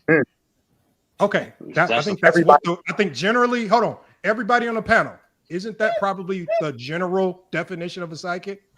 Exactly. That's everybody's definition of a sidekick. Yeah, that's not everyone's Hold on, definition of does anybody sidekick. here, anybody in the That's chat, not. hold on, does That's anybody not. disagree with what Sturdy said? Can I finish? Option. Can I finish? Can I finish? I just want to finish. Okay, no, go ahead because and finish the we can be sidekick. Go ahead. disingenuous because you can I'm literally not being rewind it. disingenuous. No.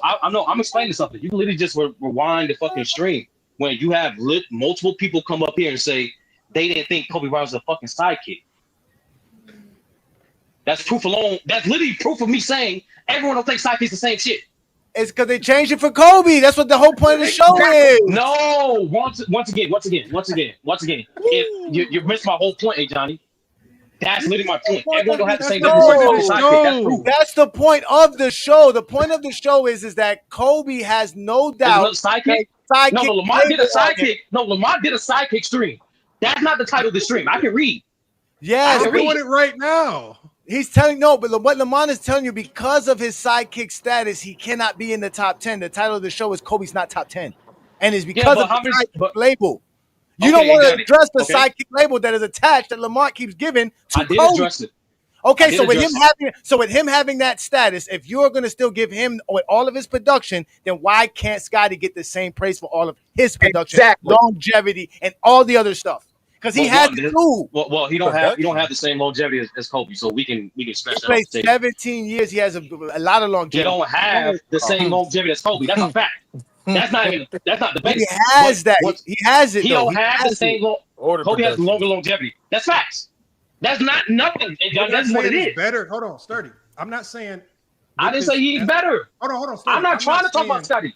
Sturdy. I'm not saying that Pippen will be better than Kobe. I'm saying if we remove the sidekick tag, it will bump Scotty way up from where people have him. I'm not saying not only will it bump Kobe up, but it should bump Scotty way up. It should bump John Havlicek way up. It should bump all the sidekicks like Kevin McHale way up. The problem is everybody likes to bump Kobe with the removing the sidekick narrative, but they don't want to bump Scotty or Kevin McHale or John Havlicek or Sam Jones or any of the great sidekicks in NBA history. They only bump Kobe, but leave all the other sidekicks in the dirt. But why are you keeping it? But why are you taking out? But why are you taking out? But hold on, but Lamont, you're being disingenuous from like you're only saying that's literally happens. I'm literally about to say it right now. You're because you're keeping it surface level, then talk about the nuance or even what the fuck, even why the niggas were considered sidekicks in the first place. We all know all players don't not actually do the same shit. We all know these players. You're considered a sidekick because you're number two. No, it's called. It's very simple. While I'm explaining, Lamont, you're only a sidekick because you're number two option. You said it. You're the second once best again, player. You said it, Sturdy. I'm in the middle of it. It's not very complicated. Hey Johnny, I'm It's not rocket science. You're number two option. It's not. I'm trying to finish. I'm trying to answer your question. I'm trying to answer your fucking question. I gotta hear it. Is not because we all know even for second options, guys aren't in second options for the same duration. Even in the same guys who are considered second options, they're not asked to do the same shit. That's what the fuck I'm saying. But what we do, regardless, whether the second option, first option, third option, we look at what the fuck they're contributing. And the reason why you niggas keep harping on this fucking fact is, and what I forgot what the brother named, and y'all just completely dismissed what this man said. Even despite with Shaq and without Shaq, Kobe Bryant was considered a top 5 player longer than Pippen, if you want to fucking mention Pippen again, but he was considered a top 5 player for a decade, with or without Shaq. That's because of his contribution, whether he was a second or first option. We agree. He was a still elite player. We agree there. No. I'm not saying. Scotty was top 5 in the whole 90s. With or without the Bulls. He was top 5 in the 90s. So no, we agree to disagree. I know, but we agree to disagree. It's right here. His power ranking, he never dropped below 7th in the 90s. Once again, Johnny, I don't he have never to dropped mention below the 7th. I don't have to mention a player to talk about one player, the greatest of one player. I don't. It makes no sense. Compare Pippen and Kobe. You don't want to limit conversation. It don't make no sense. No. Hey, Johnny, it literally makes no sense to mention a different player from a different decade while I'm talking about a player in his greatness. Makes no sense. I've been using Pippen as the example since you just don't want to admit it, Sturdy. I'm sorry, bro. You did, Lamont. You ask me why I have Kobe Bryant in the top 10. I'm letting you know I don't have to mention Scottie Pippen at all to explain why Kobe Bryant in the top 10. That's what we're trying to do. That's what we're trying to do. What I'm saying is, if you're a sidekick, hold on, y'all. Hold on, twin. What I'm saying is this: the things that you want to give to Kobe to explain to us why he's top 10, you have to use the years where he was a sidekick. That's a fact. And look, I'm not opposed to that logic. I love the fact that if you're using what Kobe did as a sidekick to put him into the top 10, I'm 1,000% for that. I'm 1,000% for anyone that's willing to look at what a player does, irregardless of 1 option, 2 option, 3 option, and you're just judging what you do and how you impact towards winning. I'm 1,000% for that. But what I'm saying is, and where I find that people get a little bit hypocritical, is that if you do that with Kobe, you have to do that with everyone else. You cannot just, and that's what I find in this conversation with sidekicks, is that people love to just do it for Kobe. But then conversely, when we talk about the greatest sidekick probably in NBA history, Scottie Pippen, it's never done for Scottie Pippen.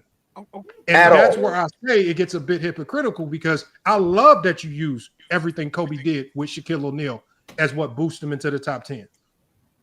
But by default, nobody uses what Pippen did alongside Michael Jordan to boost them anywhere close to the top 10. Because if Kobe is, like Shaq said, if Kobe's top 5, because I gotta ignore. I don't know where y'all have Kobe. I don't know where you honestly have Kobe. But if you boost Kobe into the top 10, fucking players, by default, that should give Pippen a boost right behind him. Compare Kobe to Pippen. That's all you got to do. MacDev, once again. No, it's not about comparing Kobe and Pippen. Because it's not. No, you don't. Because once again, if you guys keep ignoring it, Kobe Bryant, on top of some of the limited similarities that you show and display during the stream, he has other things above Pippen that makes him greater, like you already acknowledged. So I don't know. I never said Pippen was greater than Pippen. I'm not saying that Pippen's greater than Kobe. No, a guy who, unfortunately, due circumstance, he was a second option longer than Kobe Bryant. That's why majority of people consider him the greatest sidekick, because his duration was part of it too. I'm not making the argument that Pippen's greater than Kobe. That's what I'm saying. Like, I'm not trying to make an argument for Pippen at all. Kobe a bump up into the top 10 for him or his sidekick years, then by default you have to give Pippen a bump up from wherever you normally have. Fucking Kobe averaging 28 as a sidekick. Once again, that's Lamar, why. I look at Hold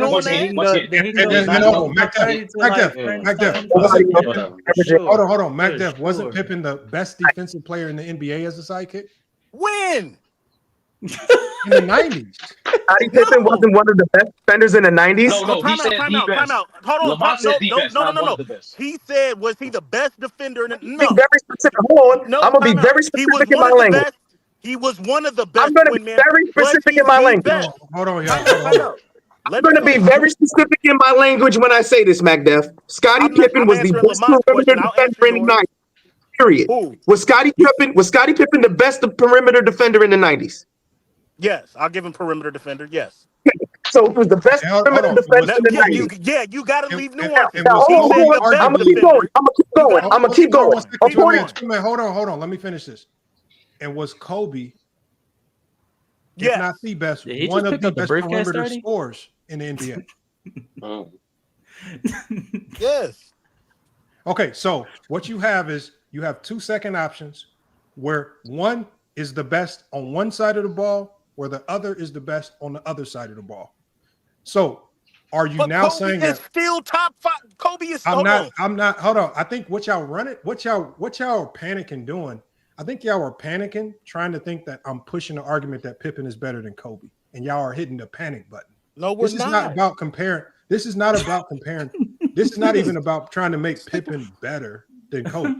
What I'm saying is, by default, if we are going to use the sidekick years of Kobe, which I would appreciate if more people started doing that.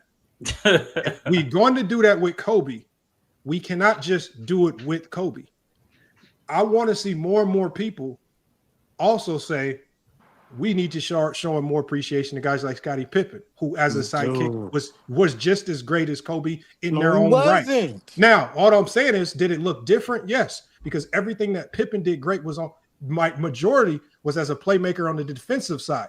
Everything that Kobe did great was the flashy things that fans love to see, and it mirrored Michael Jordan. You adore it a little bit more, No, and you intrinsically end up valuing it. How is it crazy? And you end up trying to hold on, Mac. Let him finish. I'll answer it next. You end up valuing what Kobe did more because it's scoring, and we know that. We know how fans feel about scoring. Okay. We know that fans don't scoring. The Lakers didn't need scoring. Keep so going. all I'm saying is, Mm-hmm. we're talking about two players who one was the best defensive perimeter player, one was arguably, if not the best perimeter scorer in the league as second options. But what we see differently is they get weighted differently, because what Pippen did great doesn't get weighed as valuable as what Kobe was doing great, because y'all think scoring is much better than a great defender, right? Even though Pippen in his own right was a decent scorer, was a great scorer, especially when you look at how low scoring the games were in the 90s and the points per game he was able to put up based on the pace of play. So I think averaging close to 20 points per game with a lower pace of play and being the best defensive player. When you look at his impact and productivity, like Sturdy said, it's hard to deny that his impact and productivity towards winning those championships wasn't more or equally as great as what Kobe contributed in the three-peat. I'm gonna tell you why. As Scottie Pippen, hold on. Scottie, that shit don't count. Twin man. Go ahead, Twin man. Go ahead. What kind of briefcase he got? No, not because bothering me. It's bothering me because y'all are literally trying to overlook what they're saying. If you're gonna sit here and try to give Kobe Bryant and try to literally twist this shit to fit some bullshit narrative, how isn't Scottie Pippen, who in my opinion made fucking Jordan's legacy? Jordan wasn't doing shit until Scottie Pippen fucking got there, losing in the playoffs, losing in the regular season. That's not 100% true either. Let me get him. Hold on. We got a new person. Your opinions. Nobody opinion. Nobody cares about your opinion. Stop coming here talking about in my opinion. Stop saying that shit. I don't really let me go. Let me go to casual. I'm coming right back to you, man. There's only one question I got. Let me finish what I was. My literally is, hey, on every side man, you gotta hold on. You gotta let. No, hold on. Don't do that. Don't do that. No. I literally want to know, Twin Man, is this the starter pack briefcase that you brought to the stream today, or like, is it like plastic? Do you got like a backpack? Like, what you bringing? Nah, what I'm bringing. Hold on. I'm bringing custom save over today. I'm not going to do. Hold on, y'all. I'm trying to get the joke. What's the joke? Every single time that you making a statement, he like, because people he agree. doesn't even believe. No, it's not about agree. It's not even about agreement. It's not. What's your take? Do you have a take? Oh, my take is this whole stream is bullshit. But that's just me. Yeah, that's my. Okay, so what's your take on the bullshit topic? Kobe Bryant very clearly has a case to be top 10. He even has a case to be top 5, and to literally just hang your hat on the criteria that puts him top 5. Impact. How long were you able to play at a high level? Longevity. What did that look like? How long were you able to sustain that level of excellence? Were you able to transfer that level of excellence into the postseason? Not skill, but how impactful you were at the game of basketball. And it's also relative to your era. So what's your top 5? My top 10 is LeBron James, Michael Jordan, Tim Duncan, Kareem Abdul-Jabbar, Hakeem, Kobe Bryant, Shaquille O'Neal, Magic Johnson, Stephen Curry, Bill Russell. And so you don't consider accolades significantly, I'm assuming? No, I don't give a shit about that's fine then. Like I said, again, if you don't consider resume and accolades, of course, you can easily throw Kobe in there. And I said that at the beginning of the stream. Oh, no. I'm just talking about the title. Yeah, I'm talking about the title. I'm saying, because from what I've seen, when you look at most top 10 lists, whether it's on websites or what most people incorporate your resume accolades. And if of course, I said at the beginning of the stream, if we remove accolades, there is no question that Kobe's top 5 because talent alone. So again, if your criteria removes accolades, I'm not going to argue with you if you got Kobe top 5. But if you do include accolades, then it's going to get a little bit dicey because the accolades is what kind of really tore Kobe a little bit. Get dicey. And it's not Kobe's fault. It's due to timing. It's due to the Colorado. It's due to a lot of stuff he couldn't control. But that's the unfairness of the top 10 sometimes. I don't think he don't have a. I'd say I don't think he has a case for top 5 if we include accolades and achievements and all this stuff, because I think that there's very clearly top 5 players: LeBron, Michael Jordan, Tim Duncan, Kareem Abdul-Jabbar, Magic, Shaquille O'Neal, Hakeem. Take your pick. He's not making top 5. I just think if you take away accolades, I think you introduce a lot of players in there who have talent. Like who? Like who? Well, I think if you're just going off talent alone, I mean, I love using Allen Iverson. Like pound for pound, it's hard to find a player that's more talented than him walking in the door. All right. I mean, if you just talk about talent, Kevin Durant arguably might be one of the most talented players in NBA history all time walking in the door. Top 10, I mean, just you know what? In terms of talent, though, a person like Stephen Curry gets knocked out of the door, though. In terms of talent, and we're talking about like overall talent. Curry gets knocked out? What talent? I think Curry. I think Curry. You think Curry's a top 15 talent? So you think what? You think Curry? You think Curry is going to You think Curry is going to make the top 10 over Kevin Garnett? No, Curry is one of the most talented players in NBA history. No, he's not even top 15 talent. Are you crazy? So casual. So casual. I'm guessing you don't have a sidekick label for players, correct? No. Okay, so where's Scottie Pippen in your rankings? Scottie Pippen is number 26. Top 25, top 30. Right out the 25. Oh my God! Thank you. You know what's funny? Hey, Johnny. Hey, Johnny.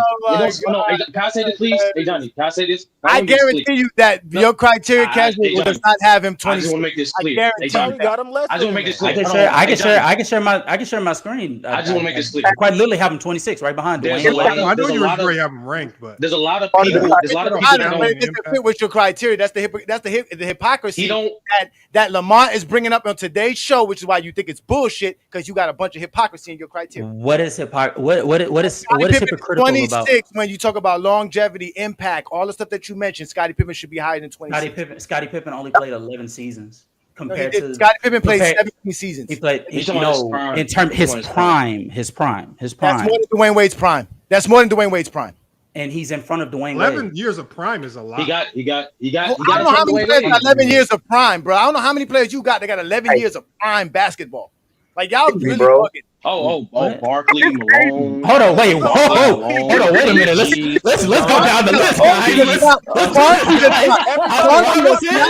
Julius Erving, Kevin Garnett, Dirk Nowitzki, Jerry West. I don't know. Moses Malone.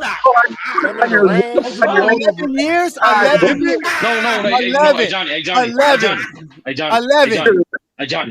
I'm telling you, majority of the players that people consider top 25 all time, that's the one common thing they got. The niggas got a decade of dominance.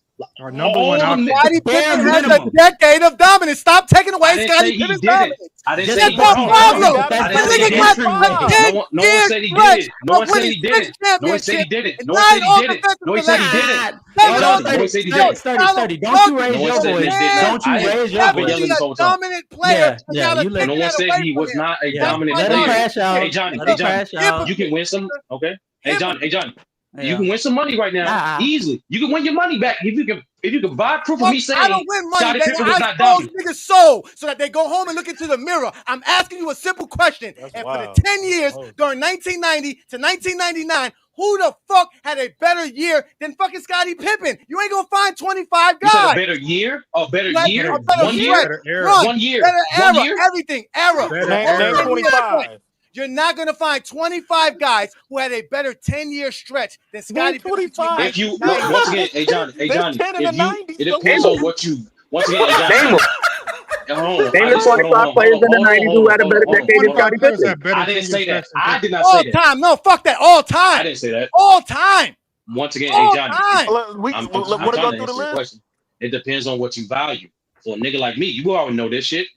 Championships a team accomplishment. Let's go to I get the boost. FYF. I get the boost. I get the boost. FYF. I get the going over what boost. Casual said. We already proved your criteria is hypocritical. Again, every last one of y'all criteria is hypocritical when you don't have Scottie Pippen in your top 20. That's facts. I didn't give you my ranking by Johnny. That's not facts. That's what you think. Sturdy, don't yell. Don't yell, Sturdy. Don't yell. I yell. never You can gave yell. You know what he said? my You know what he said? ranking for When we Scottie asked Pippen. him, when we I asked never him, gave he said, you my ranking for Scottie Pippen. Don't yell, I Sturdy. did it. Don't So yell. how's it wait, hypocritical? how if do I you never not gave Everybody my got their ranking? popcorn in the How chat. do That's a you simple not question. know? Yeah, It's a How do you hey, not hey, know? it's about How to do you be. It's not about to know? go down. I It's tried, a simple McDuff. I question. tried. It's a simple This question, shit is Johnny. crazy, bro. How's it I'm hypocritical? ready. How's I'll it answer. Go hypocritical? ahead. Go ahead. I'm ready to answer your question. Go ahead. How's it hypocritical towards Scottie Pippen when I didn't even tell you my ranking for Scottie Pippen? That's why. Because you can't even you tell wouldn't me. You can't even say it. You don't have what's my even. answer? Wait. What's my answer? No. You asked me to answer, nigga. I'm going to answer. You can't even equate Scottie Pippen's greatness. You know why, nigga? Because you don't know it. Why you don't know it? Because he was a sidekick for 20 years of your life. You don't know Scottie Pippen's greatness. That's why you don't have him in your top 20. And he's greater than anybody in your top 20, and he should be there. So once again, Johnny, since you didn't clearly listen to my answer, and you can rewind it, Johnny, because this is recorded, right? You said I don't know. You said I don't know. Just tell us where you rank Scottie Pippen. That was not my only answer, Johnny. That's the point. You only took a certain part. That's the problem with you niggas. Okay, I so said where I do you don't rank know, Pippen? and I don't need to mention Scottie Pippen to talk about the greatness of Kobe Bryant. But where do you That's rank a Scottie Pippen? fact, Joe. David Robinson was better than Pippen. That's correct. That's my full answer. So with that being said, Sturdy, you should sit back and learn and stop inserting your takes, your feelings, your opinions. Because Lamont wants to address people who want to talk about Scottie Pippen. If you don't want to talk about Scottie Pippen, you don't want to be a part of today's stream. No. I literally said I don't want to talk about Scottie Pippen. He kept asking me about Scottie Pippen twice. It's recorded. It's recorded, Johnny. What are you talking about? You niggas love to be in your own space and control the narrative. It's Lamont's show. He told you niggas talk about Scottie. You don't want to do that. I don't understand why y'all are pressing this shit. Once again, Johnny, because you was listening, right? You said you was listening. You was here. No, you said you was here. You said you was listening because you heard the whole time. I didn't say nothing. So as I told Twin Man, as I told other people that tried to cut me off, at least let me answer, because it's courtesy to at least answer the fucking topic of the video before you get to anything else. That's what I tried to do. We'll put you on the big screen, Sturdy. That's what I tried to do. But Sturdy, that's the topic. Okay, so Sturdy, what have you not been able to say today that you want to say?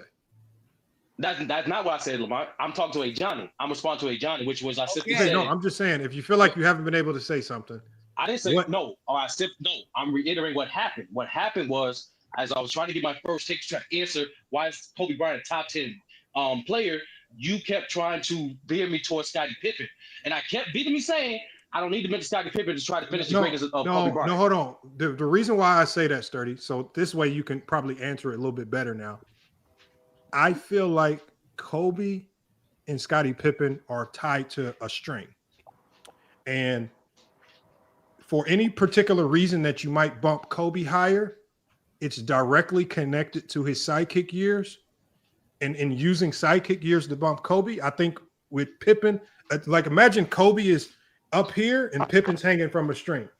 And for every time you come up with a reason, especially reasons during those sidekick years to bump Kobe up another ladder, then automatically Pippen's getting carried up with him higher. Maybe. I'm not saying that Pippen did anything to pass Kobe up. He did not do anything to pass Kobe up. But what I'm saying is they are connected on a string. And for anybody that's wanting to put Kobe anywhere close or in the top 10, Pippen needs to not be too far behind because his career as a sidekick is second to none. And perfect in the finals, best defensive perimeter player in his era, never was ranked below as worse than the 7th player for an entire decade. I'm talking about this man has his career outdoes most number 1 options ever in NBA history. But because he's been relegated to a number 2, so again, I love the fact, Sturdy, that you removed the sidekick label and you're willing to open up Kobe's entire career as why you want to put him in the top 10. He's still, whether you like it or not, connected on a string to Scottie Pippen because they were both elite sidekicks. This is why in 2016, when the NBA.com did the Mount Rushmore of sidekicks, who were the 2 biggest faces on there? Pippen and Kobe. So again, like, we cannot pretend that they're not connected in a certain way. All I'm saying is if you bump Kobe up higher, Scottie Pippen needs to be going right up the same trajectory with him. And we cannot, like you said, his production and impact toward winning, you will not find any players with more production and impact towards winning 6 championships than a Scottie Pippen. The man was literally asked to do everything for the Chicago Bulls. Score, rebound, defend, pass, everything on the back. Most great players aren't asked to do as much as a Scottie Pippen. Steph wasn't asked to do as much. Jordan wasn't asked to do as much. Pippen was asked to do literally everything on the basketball. No, I'm saying that's the multiple disconnect. And so all I'm saying is, by your own criteria, this is why we're curious, where is Scottie ranked? Because if you are using the sidekick years for Kobe to bump him up, I would love to hear you say that you also have Pippen 14, 13, 12, 15, 16, as opposed to the safe play like 25. the Mac Depth. Oh, he 25, 20, 25, 30, low in the dungeon. around 20, between 20, 15. between 20 keeping them and low in the 30. dungeon. 20, Why top would 20 and 30. Why would Scottie Pippen be But 15, I would love to 14? use Why Kobe would- sidekick years to send him up to the top. No, I'm asking why would Scottie Pippen be like 14, 15?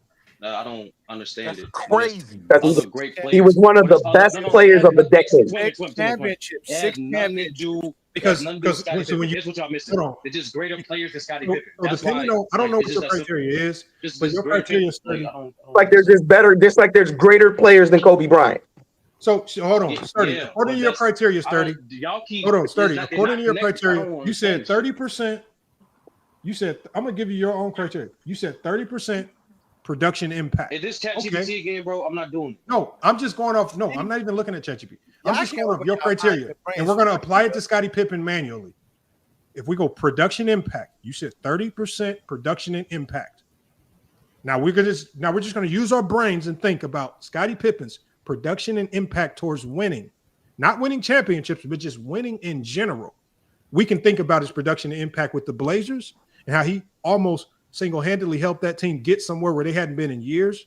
We can think about his production and impact with the Chicago Bulls, who the Chicago Bulls were without him, and then when they got him, and then what he did in his prime. Even we think about his production and impact when Jordan retired unceremoniously, and they didn't even have a viable replacement for him. What was he able to do?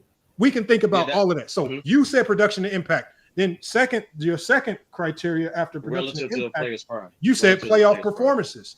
When we look at Scottie Pippen in playoff performances, where Johnny has done a beautiful job of showing us some of Scottie Pippen's greatest playoff performances. When 3 Jordan games. got 3 of 18, how Pippen was able to show up time and time again. We all know the story about how Pippen, when Jordan was getting barbecued by Magic Johnson, how Pippen's defense in moments was able to stifle Magic, even though the Lakers were hurt. But we saw how they had to put him on Mark Jackson of the Indiana Pacers to disrupt that Pacer offense. So we know his defensive and offensive impact in the playoffs is second to none. We have a multitude of examples as a testament to his playoff impact.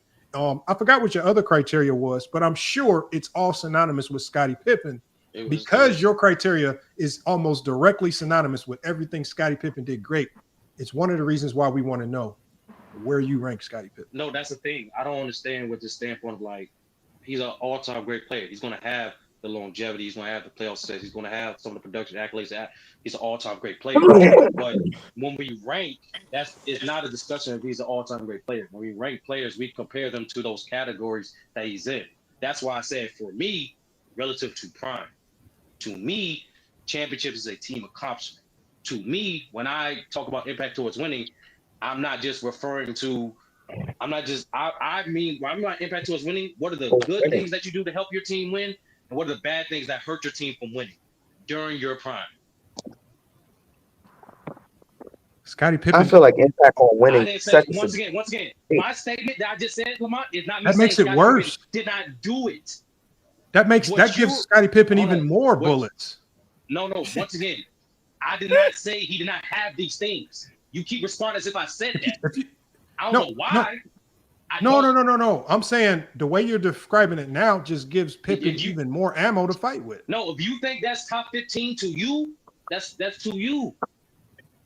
But no, I can't ignore niggas that's greater than him despite not having as many championships, like a KG, like a Malone, none of that shit. Because some of the other categories, they have more than him.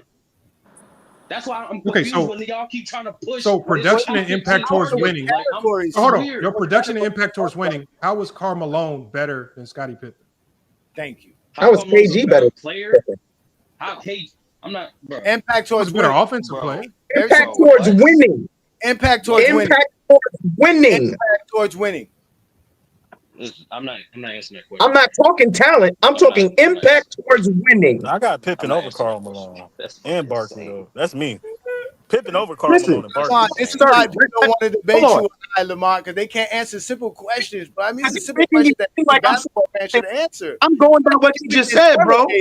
Hey, You ain't being interrogated, Sturdy. You're not being interrogated. It's very simple. Scottie Pippen's career, from your metrics, it's an all-time from max metrics, from casuals metrics, everything that y'all said from y'all criteria. Impact towards winning is winning in Malone. Okay, so do you get? I don't have Malone in my top 20. Do you agree? Again, your criteria was all messed up, so we already know that. Listen, Kobe's top 10. Agree, that's what happened. Do you agree that with your criteria, Sturdy, that Scottie Pippen is a top 20 player? He might be. I don't know. I'll be honest No, with you, Johnny. I'm telling you with what you just explained to us and what Lamont has been describing with your criteria, you're describing Scottie Pippen's career as a top 20 player all time, my friend. Once again, Johnny, the reason I said I do not know because I have to one, I didn't get that far in my top 20 greatest of all time. I have to extend it. Number two, I have to still compare my criteria to the other players that's as great as all-time great players. Once again, I'm not saying you don't have these things. I keep saying that you guys don't address it. Some other players have more than those things than him. They don't. Like who? Championships. Pippen got like over like Dr. J. Thank you. He ain't better than no Kobe Dr. J. That's why I don't get why this shit is connected. Like Kobe Bryant.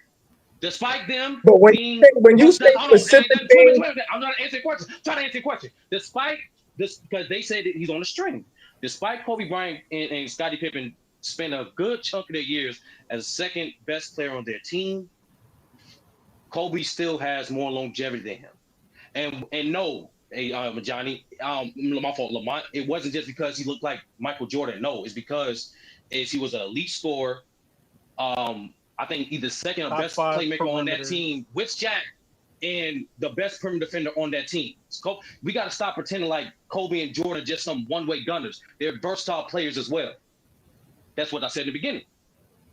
So no, I don't think they're on the string because most importantly, Twin Man, the way I rate you, the way I interpret greatness, majority of the bulk of these greatness, they're done in their prime. Majority of it. I'm not saying all of it, majority of it. And so simply put, Kobe probably prime was longer. And so during the duration of his prime, he was a number 2 on the Lakers for about what? 6 years? 7 years? Not his rookie year. What? 6 years? Man, just say 8 years. And then Pippen was what? 10? Pippen was what? 10 years with Jordan. 10 years? So why the hell why say they're on the string, but they even have the same duration?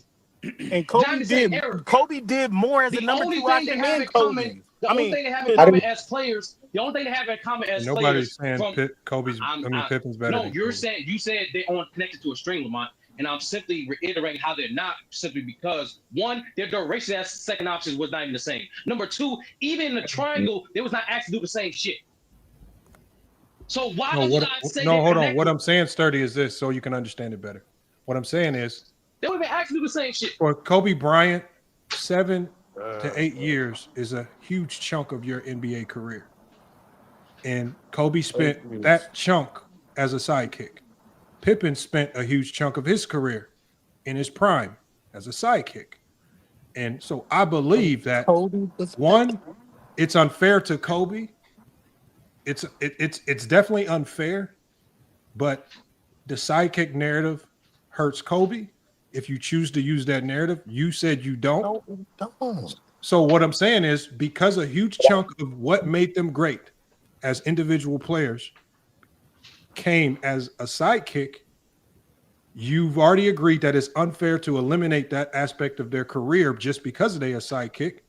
So by removing the sidekick tag and just considering them as players for what they were able to do as an impact towards winning, for example, with the Robert Ory's, his impact towards winning, even though he won 7 championships, isn't the impact that a Scottie Pippen had. So what we do is we can find ways to eliminate people that don't belong, even though they have a lot of winning, because Scottie Pippen's impact is also shown in a lot of tangible ways. His defense, a lot of these things we can see, accolades, impact over the course of a 10-year period, even NBA player power rankings. He was never ranked lower than the 7th best player in the NBA from 1990 to 98.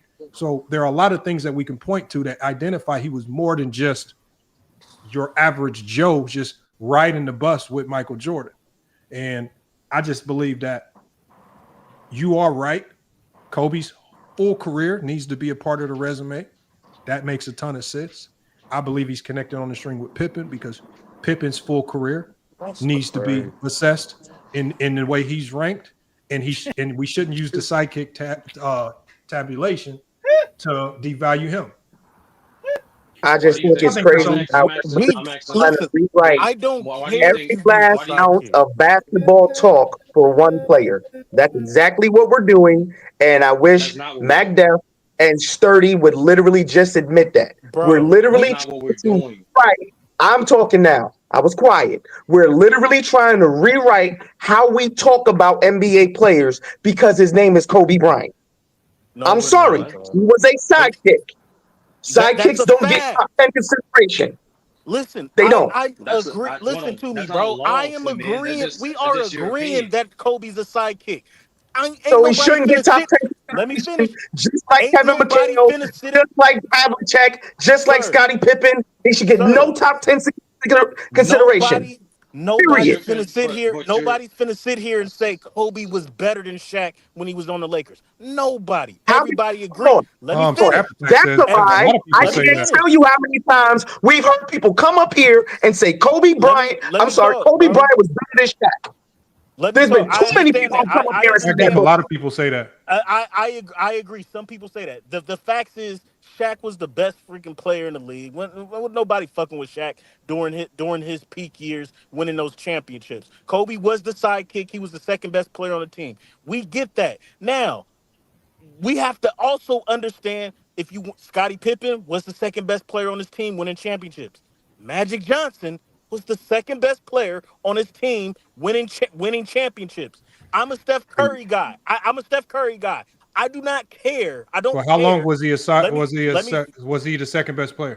Who? Magic.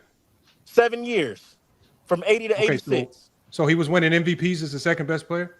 He didn't win a league MVP. He didn't. Hold on. He won Finals MVP. He didn't win no league MVP as the second best player. 87. His first MVP. Yes, when he was the number one option as a number two option from 80 to 86. He didn't win no league MVP. So he won 3 MVPs, correct? Yeah, 87.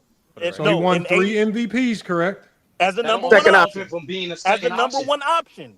That's okay. A fact. Now, in your criteria, MacDef, do you consider accolades? Yes. Let me finish what I'm saying with the number 2 option and the sidekick. Let me finish, bro. Kobe was a sidekick.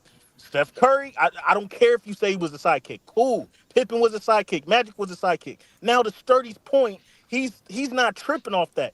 He's looking at what they contribute to winning in their production. And if Kobe is number one, if Kobe is a sidekick with all these other sidekicks, but the motherfucker averaging 28 while being first team all defense, Scottie Pippen ain't averaging no 28. Nobody's saying Pippen's better than Magic Johnson ain't averaging no 28 points. Scottie Pippen didn't have to average points. That wasn't his job. Hold on. MacDef. You got to stop going down this road as if we're trying to pretend that Pippen is better than Kobe. There's no world in where Pippen is better than Kobe. You don't have to regurgitate like SFM used to do a whole bunch of Kobe stats. This nigga's we all know. No, we all know that. We all know that Kobe is better than Pippen. We're just talking about their sidekick time frame, because just like you can say, nobody was scoring like Kobe. Well, as a sidekick, nobody was defending like Pippen. Kobe.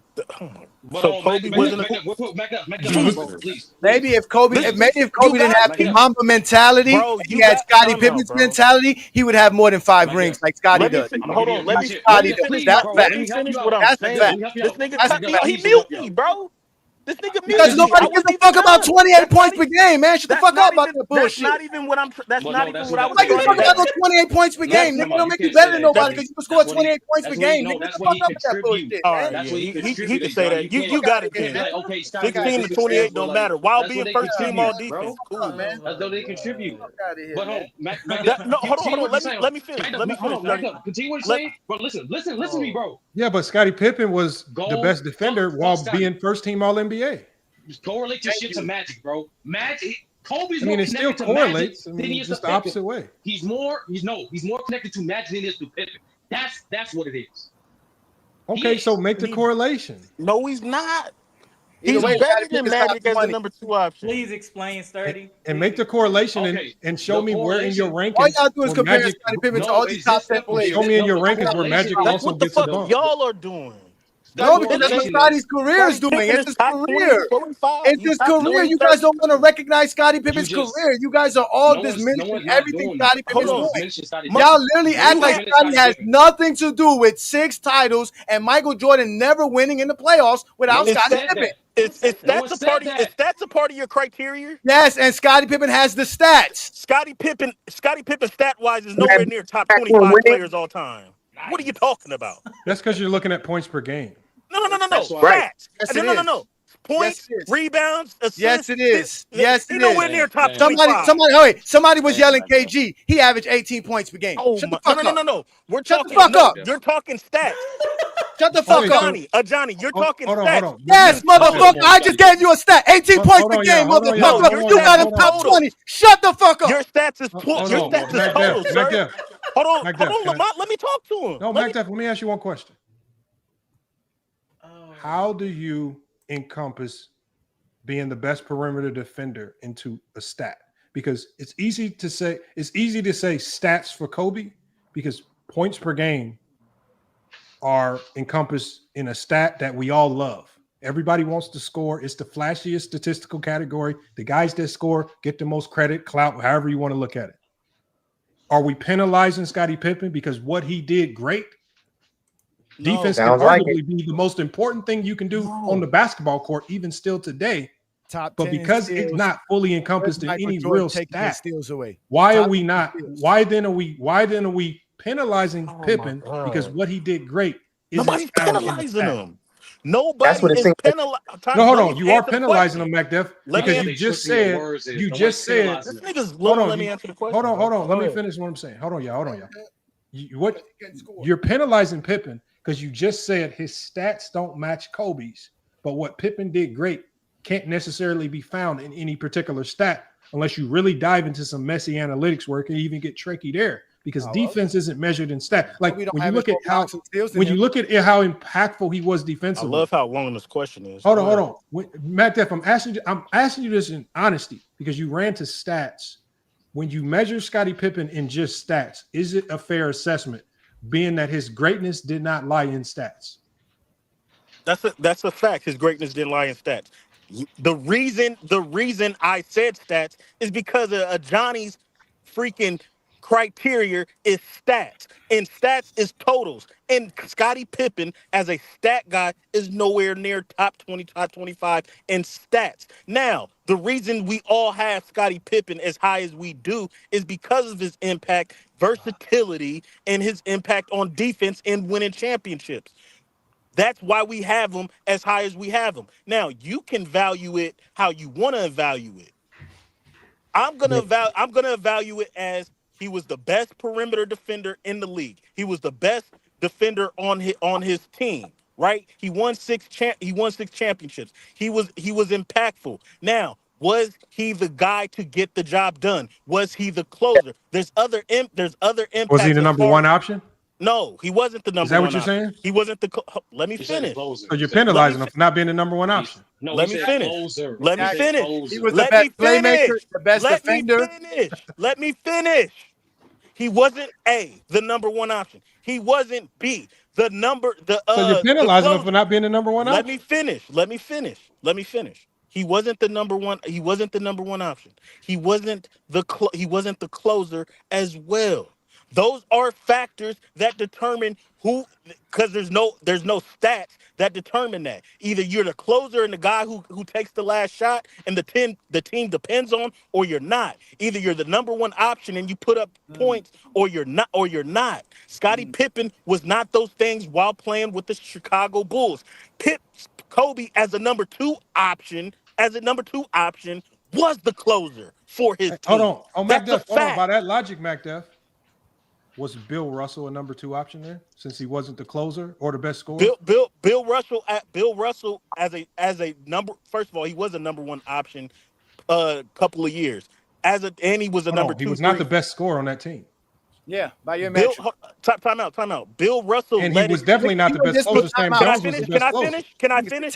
Bill Russell led his team in scoring through a playoff run in 1962 and won a championship. So you can say he One wasn't the playoff number. run? Hold on, let me finish. Want to bet money? That's a lot. Hold on, look it up. 1962, he led his team in scoring. In the playoffs or the regular season? In the playoffs. Dude, no, I'm not picking up the briefcase. My fault. I'm not picking it up. Don't do it. Don't do Let him it. finish. Bill Russell that's what I'm saying. You can say Bill Russell wasn't a number one option, number two. That's cool. He wasn't the best scorer, but he still led his team in scoring throughout a playoff run. Okay, so hold on, MacDuff. Let's just stick with what you just said because we want to go off your word. Yeah. Hold on one second, MacDuff. First you just said if you weren't the team's leading scorer, or if you weren't the guy that's closing games, taking the last shot, right? You said Pippen wasn't that guy because of that. Throughout the duration of Bill Russell's career, Bill Russell was not taking the last shot, nor generally speaking, throughout his tenure with the Celtics, was he looked at as his team's best scorer. Sam Jones was the best closer. Other guys like Havlicek, Heinsohn, there were plenty of other guys who were looked at as the best scorers. So my question, I don't know how he got dropped out. Let me put him back in. My question is, Bill Russell, I mean, if you're just trying to use one playoff run to say he meets your criteria, I don't know if that's enough because we're talking about doing something good enough to get you into the top 10. Bill Russell was not looked at as the number one option on that team because of scoring. He was looked at as the alpha on that team because everything ran through him. He was the engine of the offense. He was the engine of the defense. And he didn't have to do all the scoring.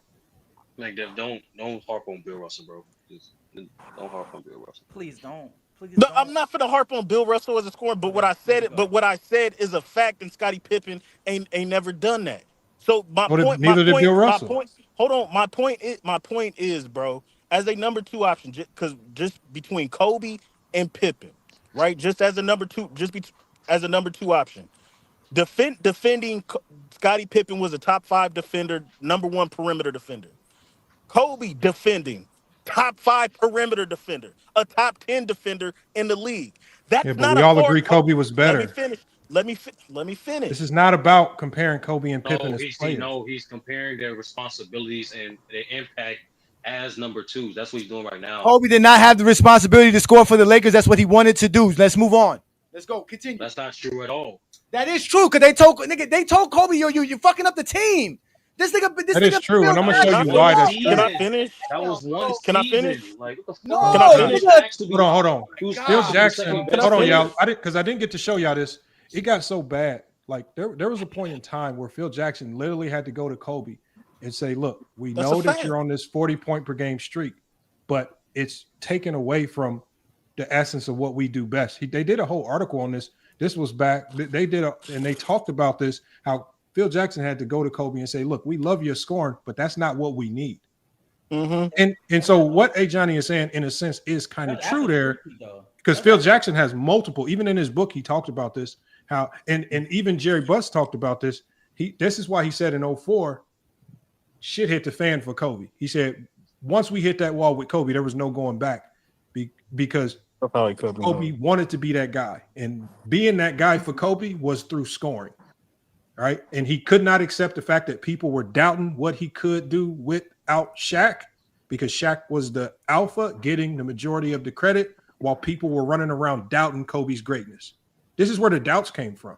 Like at this time, nobody was doubting if Shaq could win without Kobe because Shaq was the alpha. Just like when Jordan was the alpha, nobody was doubting if Jordan could win without Pippen. They were just always doubting Scottie Pippen. No one doubts the alpha. They always doubt the and all the way and when Phil Jackson told when Phil Jackson told Kobe this, you know what Kobe's response was? How can I be considered the greatest player of all time if I don't score? That's a fact. Oh, okay, so with that being a fact, stop sitting here saying Kobe's responsibility, obligations, or the whatever he had to carry for the Lakers was scoring, because they didn't want that from him. They want him to be the second option. Again, I didn't say nothing about carry. I did say carry. Listen, he was a second option. You said responsibility and scoring. Kobe's responsibility wasn't to score. They didn't need Kobe to score 25, 30 points per game to win. That's not true, bro. That is That true. ain't true. That is true. They had to handcuff him. They had to handcuff him. Hold on. Because they didn't need him to do bad shots and shoot the ball because he's trying to score 25 points. I've been sitting back all over the chilling. place. You're not letting me. Lamont just proved that you do that. They handcuffed him. Listen, this was the beef.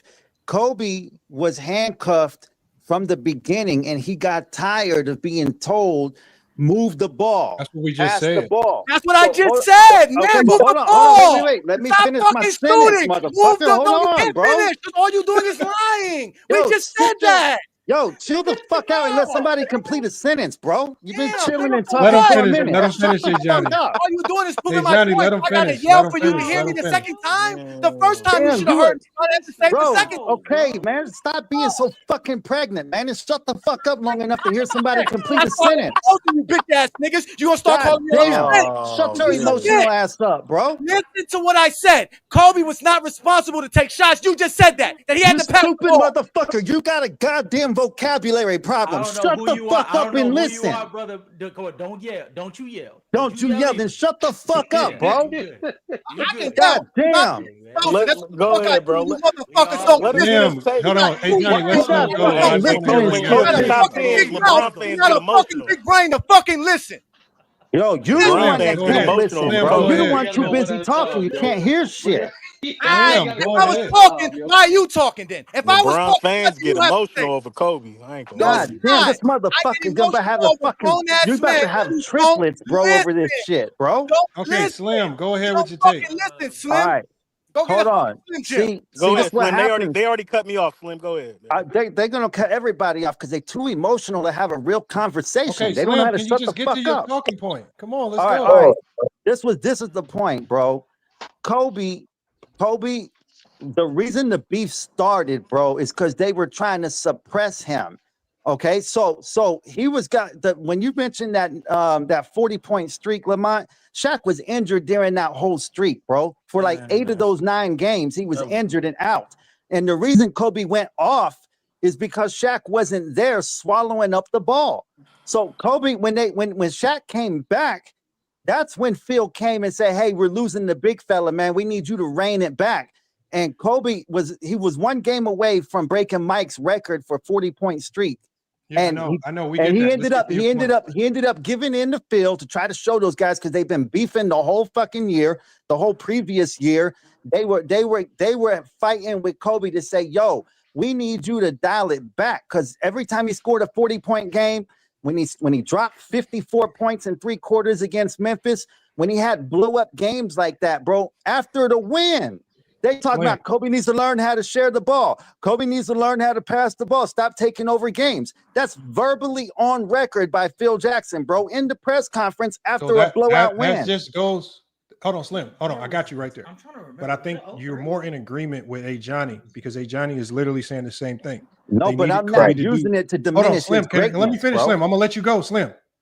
A. Johnny is just saying that Laker team, with Shaq as the number 1 option, they needed Kobe to do less scoring and other things. For example, according to Tex Winters, this is a quote from Tex Winters. Tex Winters said, and I quote, "We don't need 30 or 40 from Kobe. We need 20 and 8 assists in defense. The triangle collapses when there's no movement. And when he breaks from it, everything stalls. Also, another quote from Tex Winters. He says, when Kobe plays within the triangle, he's brilliant. But when he goes solo mode, trying to score 30, it hurts Shaq and the system. Also, we have quotes from Phil Jackson. Phil Jackson says, when he tries to do too much scoring, this is a quote from Phil Jackson. He says, when he tries to do too much scoring, it disrupts our rhythm. The offense becomes predictable. Shaq needs touches. The system needs spacings. That's not how we win championships. That's Phil Jackson on Kobe in 2002 scoring bench. Also, he said, Phil Jackson stated, Kobe has to understand that the game is not won by one-on-one play and always scoring. The triangle is about balance, timing, and trust. When he lets the game come to him and plays as a team, we win. And then the last quote from Phil Jackson, he said, Kobe's biggest strength is also his biggest flaw. He believes he can win every game scoring the ball by himself. But this team was built around ball movement and Shaquille O'Neal. Kobe is supposed to finish the game, not dominate it from tip-off. So when we look at what coaches were saying, bro, hold on, Slim, and hold on. And I know you want to say something, MacDuff. When we look at what the head coach and the assistant coach were both saying, and I think Slim, I don't know why you even arguing with Johnny, because y'all agree on the same thing. He's basically saying, and this team, this Laker team for the first three-peat wasn't built around needing Kobe to score 30. It was built around Kobe kind of playing more like Scottie Pippen, to be honest. No, right? I agree. Again, and this is according to their words, but Kobe understood early on, and he started to really get a lot of pushback from media and fans, because when he started to play like that, then the doubts started to come about. And I played the video at the beginning of the stream where Kobe was saying, I was being selfless. I was playing within the team. But when I started doing that, everybody was like, oh, you can't win without Shaq. And they started doubting him. And so that's when Kobe was like, well, shit, fuck it. If y'all don't think I can win without Shaq, he said, all right, I'm going to show you I can win without Shaq. And then we have 2004, obviously Shaq out, the 3 years of struggle, and then they start to get better when they get Paul Gasol. And he proved that he can win without Shaq. All right, so can I speak now? So what I'm saying is, if you saying that the offense was designed around Kobe having to score 30 and they needed that 30. Nobody said that. Nobody said so that. Hold on. Hold on. Can y'all hold on, Slim? Then why are you arguing with Johnny? Because I'm going to show you something. Okay, can I speak now? Can I speak now, Lamont? Because I step back and let you make the whole point. I just gave you quotes. I'm going to answer you, but can I speak? Talking about the overall point and not talking about. Hold on, I'm going to point it out right now. Everything you just said. What's the point that you're trying to make? The point that I'm trying to make is you guys are taking everything you're saying completely out of context and you're manipulating the information. What's the point that you're trying to make? Let me give you an example. When you say that all of this was happening, all of those quotes. For 5 minutes. Yeah, I just want 35, 40 seconds, bro. Can y'all please stop beating around the bush and just get to y'all point? We can get our point out. Can we have a real conversation, or do you can you get to your point? All right. Just got done talking for 5 I just want permission at this point because you keep interrupting every 3 seconds. Oh my god, I just want permission. That's all. Slim, can you? Bro, everything you just said, you act like it was all done in that 1 year. That's not all those quotes are not from that. This is from 1999 to 2004. That's what I'm trying to say to you. But the year that you highlighted when it came, bro, I'm just using that 1 year as an example. I'm not using that as the overarching thing. I'm saying from 1999 to 2004, there are multiple quotes from this team saying, Kobe, we don't need you to drop 30. So when we talk about what they needed Kobe to do, they did not need him to do 30. Kobe, like Johnny was saying, was doing that on his own, going rogue. You agree with him. Move on to another point. Y'all actually agree.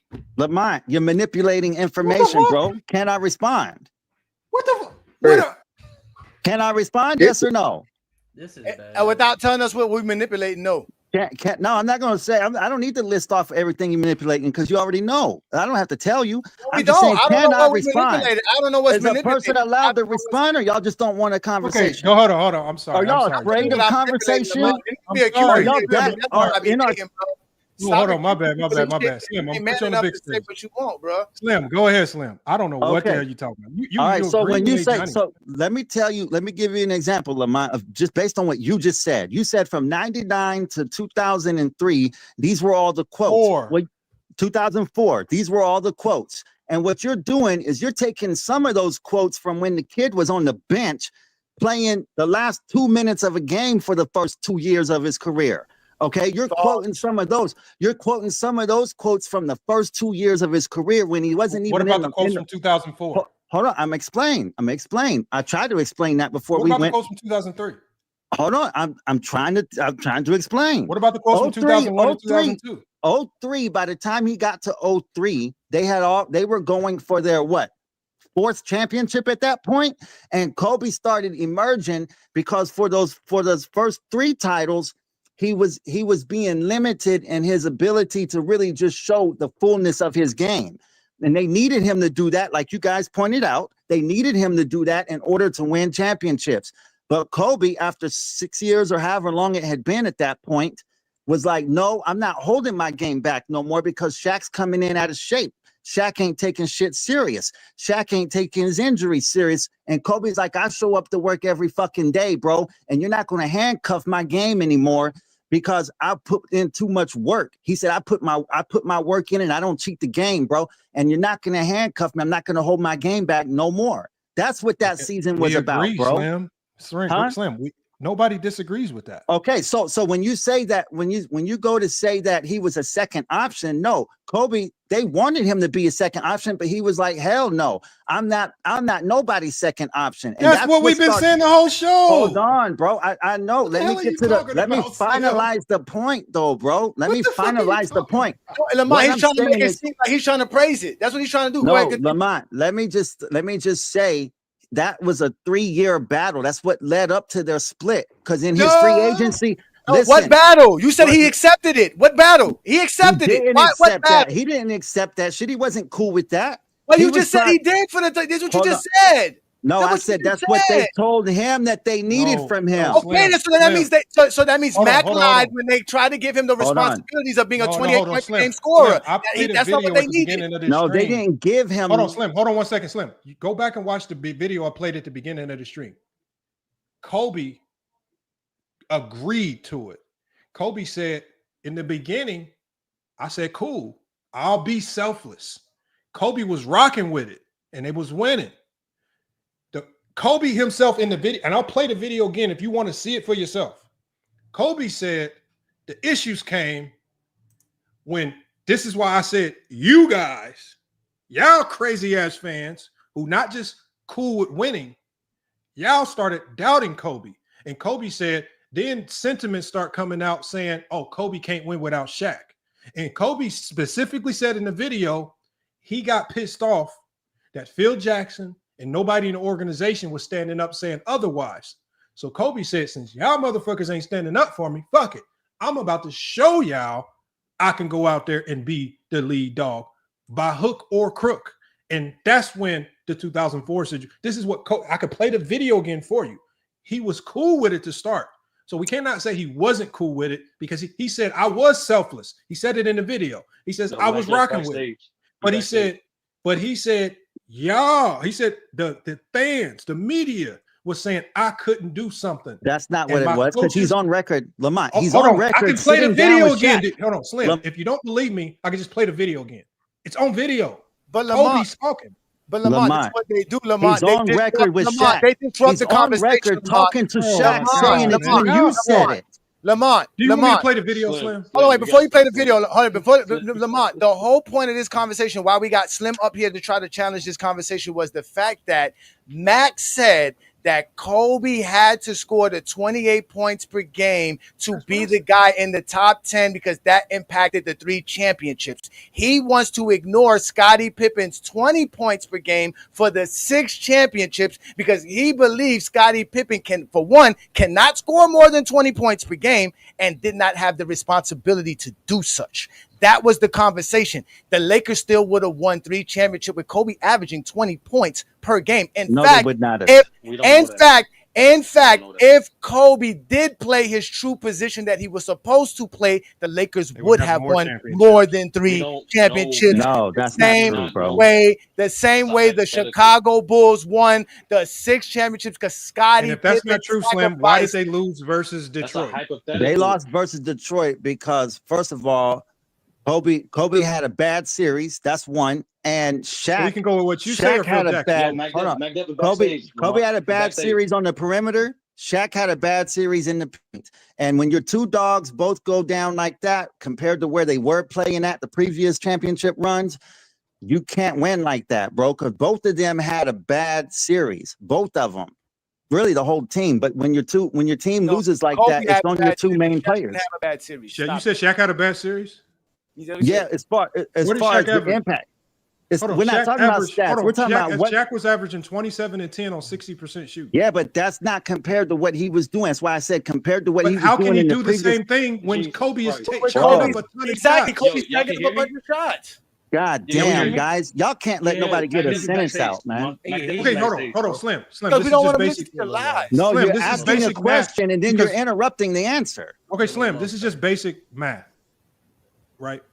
If you cannot ask Shaq to do the exact same thing, averaging like the 35 and 15 in a playoff series, if Kobe by default chooses to go rogue and instead of giving the ball to Shaquille O'Neal more, because Detroit, as Phil Jackson said, was guarding him one-on-one, allowing him to dominate that matchup, Kobe chose to chuck up more shots at a less efficient rate, passing up Shaquille O'Neal.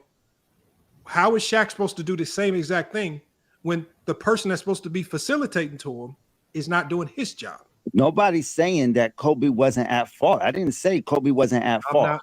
I'm saying compared to the level that they were both playing at in the previous championships, neither one of them matched that level, and that's why they lost. How can Shaq's job is primarily just like any big, because I even talked about this with Anthony Davis. Bigs are heavily reliant on guards to facilitate and make sure they get the ball consistently. If Kobe, as a guard who had the ball a lot with high usage, chooses to go rogue to prove to the world that he can be the alpha number 1 and is chucking up all these shots at low efficiency, how can Shaquille O'Neal continue to give you the 35 and 15 or whatever he was giving you in all the other playoff series when they were highly successful and he was the finals MVP? What was his shooting percentage for that series? 63%. 63. Okay, so are you? Okay, so and so are you saying that he took less shots than the previous championships? Yes. Okay, what was the difference? I don't know the numbers like that. So what was the difference? Shaq was okay, hold on. 16 shots per game in this final series. He was not taking 16 shots per game versus the Indiana Pacers, the Philadelphia 76ers, and the New Jersey Nets. Yeah, I agree then. Well, shit. Well, that y'all made a point. Here's the numbers right here versus the Nets in 2002. Slim, for the entire series. Shaq averaged. Hold on 1 second. No, but that don't disvalue. Slim, hold on 1 second. For the Nets in 2002, and Shaq averaged 36 and 12 in the NBA Finals. He shot 60% from the field. He took 106 field goals. When you go to 2003, when you go to the next year, Shaquille O'Neal averages versus the Pistons 26.6 and 10.8 rebounds. And he only, for the entire series, takes 87 shots. He was 55 of 87. Shaq was highly efficient. Shaq was doing exactly what he always did. The only difference is he was taking less shots. And those less shots stemmed directly from Kobe Bryant attempting to take more shots. As Phil Jackson said, He went rogue. Okay, so now And when what he was went the rogue, difference? as Tex Winter said, the offense stalled.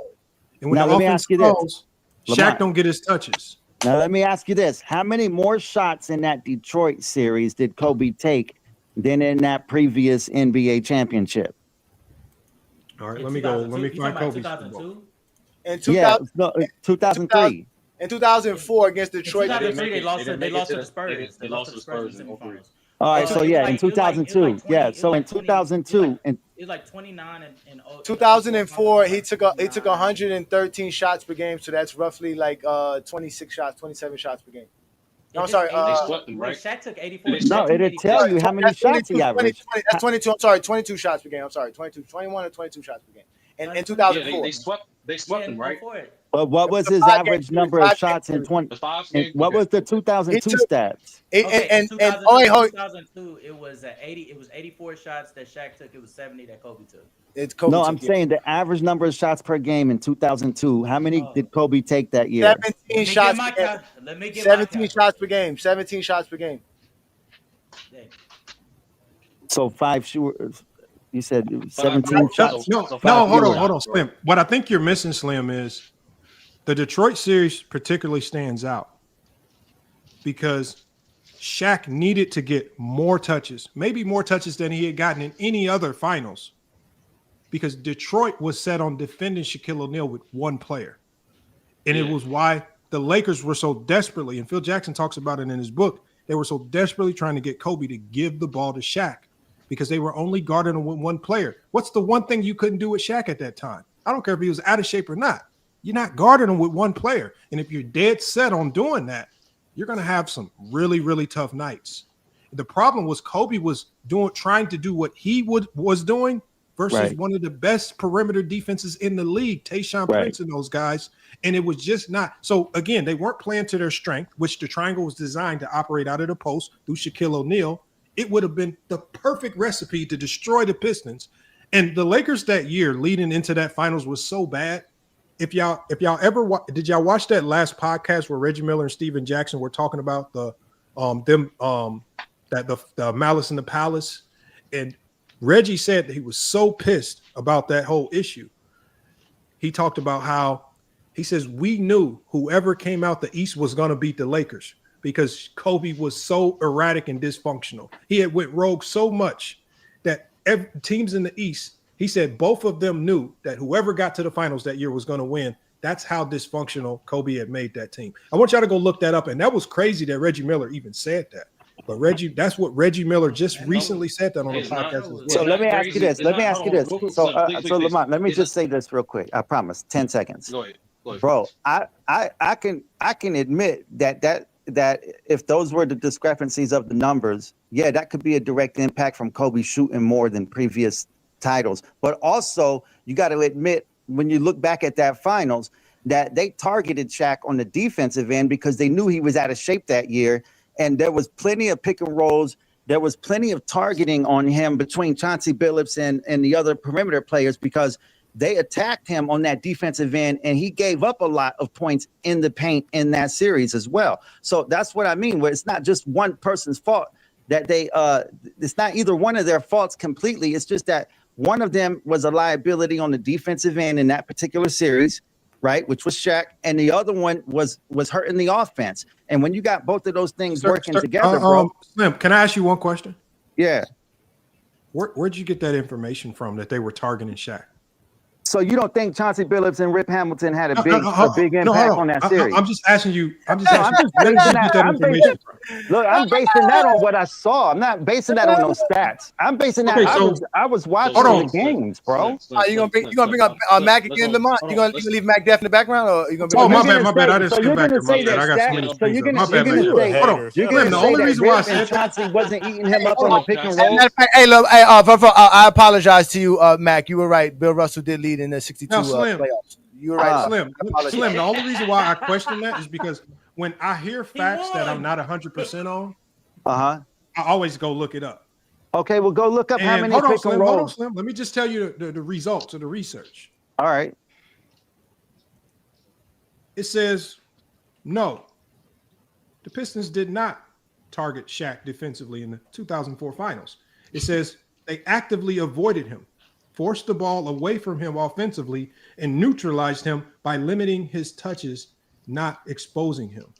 Further breakdown of this, it says they fronted, at least offensively, as far as neutralizing him, they fronted the post, doubled after the catch, not before, denied post entry passes, right? Right.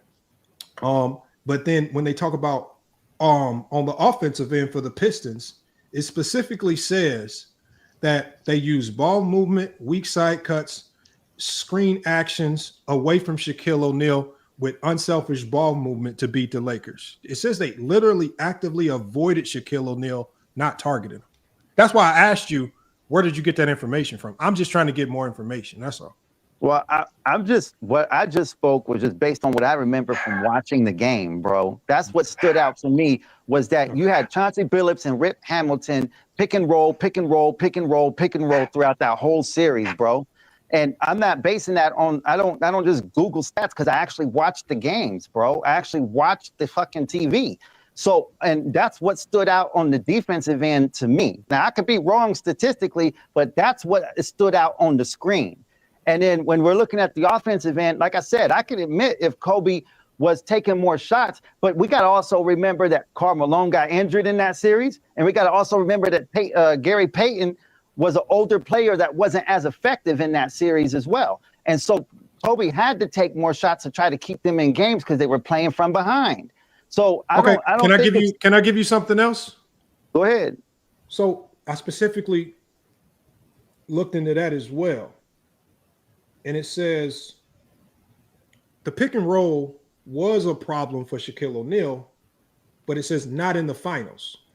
Okay. It talks about specifically the Detroit Pistons. It says they did not use pick and roll to beat Shaquille O'Neal. It says Detroit's offense was mid-post isos, rip off curls, sheet in the mid-range, pin downs in motion, ball movement in open threes, where if they were contested, they would facilitate to the mid-range. It says Shaq wasn't the target. Gary Payton was the target. Do you remember wrong? Do I remember what? It says, it furthermore says Detroit's success came from ball reversals that confused LA's defense, high IQ reads, not spamming pick and rolls versus Shaquille O'Neal. All right. Well, I ain't gonna argue if you're reading. I don't know what you're reading from, but all I know is I know when I watched the game. It says they were targeting Gary Payton. Well, that could have been the game plan. That could have been the game plan. But all I'm gonna say is you can't look at that series and say that anybody on that Lakers team was dominating on any level. So Slim, the game plan, because Chauncey Billups said this, the game plan was in order for you to slow down the Lakers offense, they had to, they wanted to control the tempo. Control the tempo, but also they wanted to simply move the post ups, like delay the post actions, basically, right? By fronting them, by pressing the guards. That way, they were targeting GP, they were targeting not Derek Fisher, they were targeting Kobe. They were literally goading Kobe and those guys to making bad decisions to delay the Lakers from getting to their action. That's why I'm trying to find this clip. There's a clip where like Rasheed Wallace and Chauncey Billups was talking about it, how the game plan was to basically try to get Shaq. In order to get Shaq to move up in the post, essentially, you got to get him to reposition. And the only way to get him to reposition is not to push him too fucking big, but you delay the action. You press the guards from the top. You delay the action to a point where now Shaq has no choice but to reposition, and that takes more time off the clock. That was the whole game plan. Okay. And to the Reggie Miller point, that was the whole league knew. That's why Chauncey said that was literally the game plan. We knew how they felt about each other. So we wanted to play Shaq one-on-one to go Kobe into we knew that would go Kobe even more. To bait him. Yeah, to bait him in. I don't want to say go. To bait him even more. No. But no way, Johnny. The reason why hold on. But we can't gloss over that. Sturdy, we can't gloss over that. No, but this is a very. I still don't know and understand why this is justifying him being out of the top 10. You missed it, Lamont. He agreed with y'all. Like the second you saw the attempts and Kobe took 5 more attempts, I told him that he agreed with us. I told him that. But like he didn't realize until he saw the differential. Like, oh shit, he did take more shots. Okay. Yeah, Okay. but like I said, it's not that. I mean, I know how to agree when the point is made, but I know also how to understand that it's bigger than just a blanket statement. So, like I said, when Gary Payton's not effective, when two of your 5 players in the starting 5 is either not on the floor or ineffective, then one of those guys are going to have to pick up the slack, and that's what Kobe always did. When the rest of the team struggled, he in a picked up the series slack. where you have your star player going rogue. Like Not that serious. like Not that like when serious. Kobe goes rogue, it's going to be hard for anybody, especially role guys, or even Shaquille O'Neal, who needs the ball in the post to be consistent or effective. No. So May that's I why address? May I address the manipulation comment? And Mike, this is not my stream. This is the Mon stream. He drops the link. I'm trying to drop the link right now. Can I address the manipulation conversation? Because again, my whole statement was, again, Kobe was not needed to do what y'all claim he had to do for the Lakers to win. He did not have to average over 25 points per game. They did not want him to do that. The Lakers won in spite of Kobe Bryant's selfishness, the same way the Bulls won in spite of Michael Jordan's selfishness. And hold on, wait. And if Lamont allows you, Lamont, can I play a 50-second video? Yeah, go ahead and play it, man. Go ahead. We wanted as a group to kind of address Kobe being selfish on the court.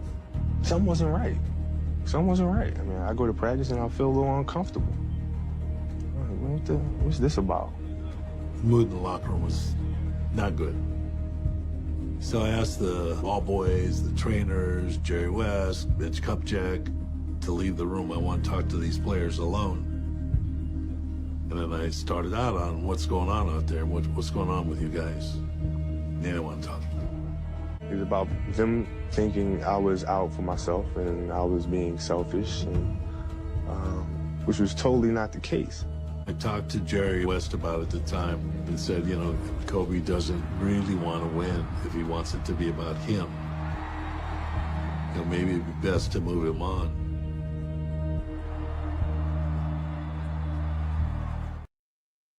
Damn. Now that was during the three-peat run. Okay, and Kobe Bryant. Now the sad part about this is the true manipulation is from Kobe Bryant fans who are revisionists in history. The true problem was when they said Kobe was being selfish, people took that into the media and talked about Kobe's character. That was not the fact. They were talking about Kobe on the basketball court. They were talking how he played the game. They said he was being selfish as a basketball player. People in the media took that and said Kobe was just being selfish in general because Kobe didn't communicate with the media too well. So that was why you get the manipulation of Kobe Bryant, and that y'all trying to use and say that me and Lamont are manipulating. We know the facts. As far as basketball-wise, within the white lines, Kobe Bryant was not only the second option on the Lakers during that span, he refused to play the second option role, and he actually was able to win championships despite it. So with the argument, again, it's not that Kobe's not top 10. What Lamont is saying is that if you're going to use sidekick roles for players like a Scottie Pippen and not acknowledge his impact, production, and everything that he did to win the 6 championships, you have to do the same thing for Kobe and the 3 championships. If you do remove the sidekick label from players, that means you can put Kobe in your top 10, and that means Scottie should be bumped up. Out of everybody here, I'm the only one who has Kobe in the top 10 and Scottie Pippen in the top 20. A lot of y'all got Kobe in the top 10, and Kobe's not even in your top 20. I mean, Scottie Pippen's not in your top 25. I got Pippen top 20. Hell no. You got Pippen top 20? Pippen's easily top 20, bro. So Slim, you have officially exposed the exposer. You good, sir? Enjoy. But here's the thing, hey Johnny, like a few things with that. One, like we keep saying it, we said it for hours. It's not just like what the fuck they did as the second option. It's what you did relative to you. So unfortunately Kobe didn't stop being elite for like 10 years or 11, however fucking many years you think Scottie Pippen was. He just did it longer.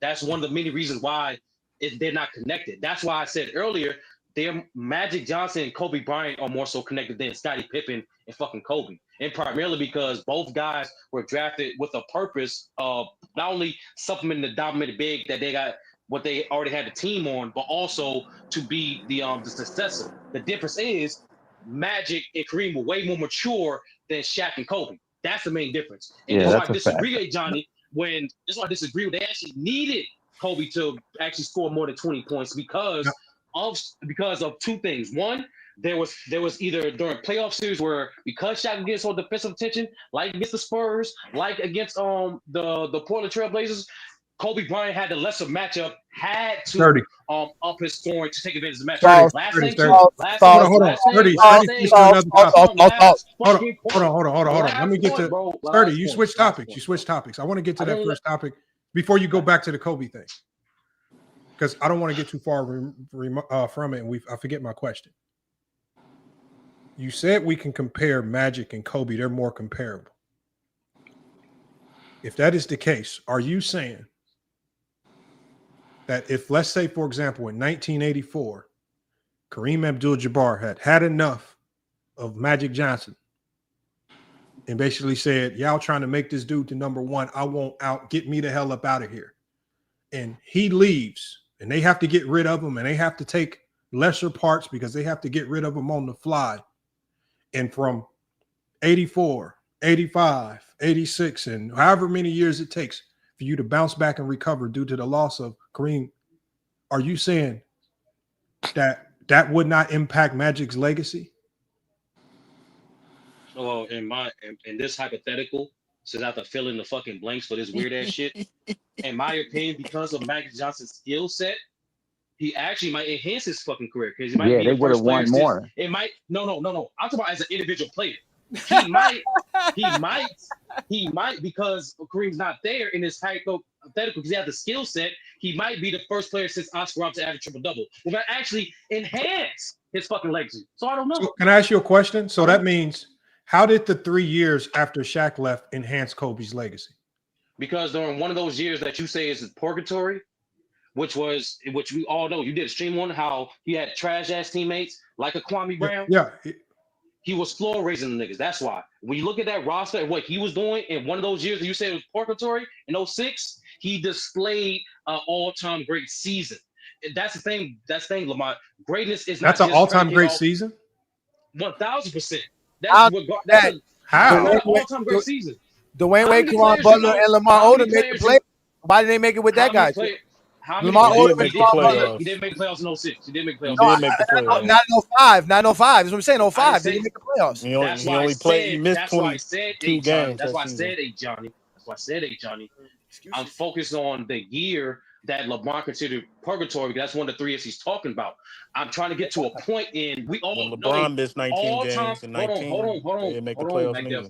We all know all-time great players aren't just associated with their best performance from their team aspect. If they associated by them. No. For example, when majority of people will in their top 10, Wilt's most famous fucking season is when he averaged 50, he didn't make the playoffs. But you still credit that Wilt's greatness because he still displayed that. Same thing with Kobe. He didn't make the playoffs? When he's the only player, when Kobe Bryant is the only player, 50. He averaged 40, they didn't make playoffs. When he averaged 50, they didn't. When Well, in 62, he made the playoffs. He didn't make the playoffs in 63 when he averaged 48 or 47, something like that. He made the playoffs. I'll double check that. But That's crazy. My point is, even when teams not having high success and they do something historical, they get the recognition for it.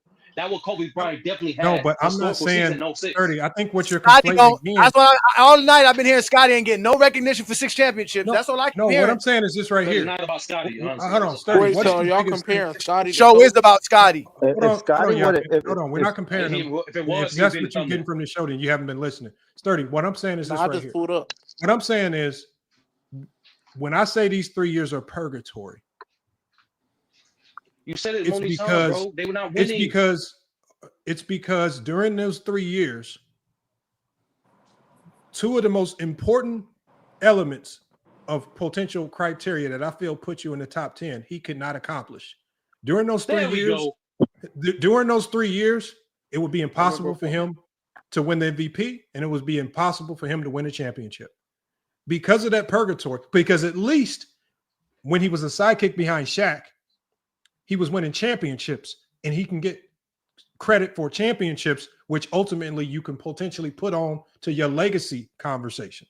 These 3 years right here, when these 3 years from 04 to 07, there is nothing that he did other than, if you want to put glaze on 35 points per game, that absolutely amounted to nothing.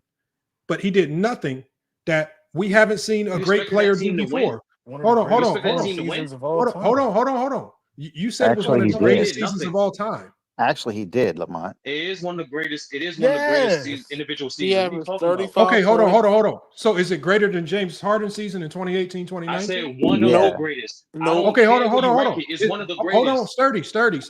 Hold on. Is it better than Jordan 86, 87? No, it's one of the greatest. Is it better than Elgin Baylor in 61, 62? It's one of the greatest. It was. Yes, it was, Lamont. The only one it wasn't better than was Jordan. Was it better than the guy averaging damn near 40? No, y'all don't answer for me, my nigga. Like y'all don't. It was one of the greatest. That's the point, Lamont. Once again, all-time great players aren't just subjected to the years that their team was winning. And most importantly, even for your criteria, since when MVP votes don't fucking matter, like don't count. Like MVP votes don't matter in my criteria. He got robbed for MVP. Shouldn't because we all know, especially when the media vote with the fucking MVP, they're never the accurate number of MVPs a player gets is never accurate. But indicator, hold on, I didn't want to finish my point. But what? Can I finish my point? Can I finish my point? 30. It makes sense. I don't care about. It will make sense. I don't care about your emotional ploy as to how these awards were given out. It's not emotional. I'm trying to finish. I only care about if you have it or you don't. I only care about if you have championships or you don't. I only care about if you changed the game with your talent and skills or you didn't. I don't care about what coulda, shoulda, woulda been. No, I'm not. Kobe only has one MVP. Hypotheticals. You ain't Johnny was the only people talking about hypotheticals. Hold on, Sturdy. This is not a hypothetical. My criteria is not based out of hypotheticals. It's about what you have or don't have. MVPs is I'm not when I say you need MVPs, right? Because I feel like it's the most significant individual award you can win. You either have them or you don't. Mm-hmm. I'm not looking to say, oh, they were voting this particular way, but because they were voting this way, I need to now give Kobe grace and say, that's not what I'm saying.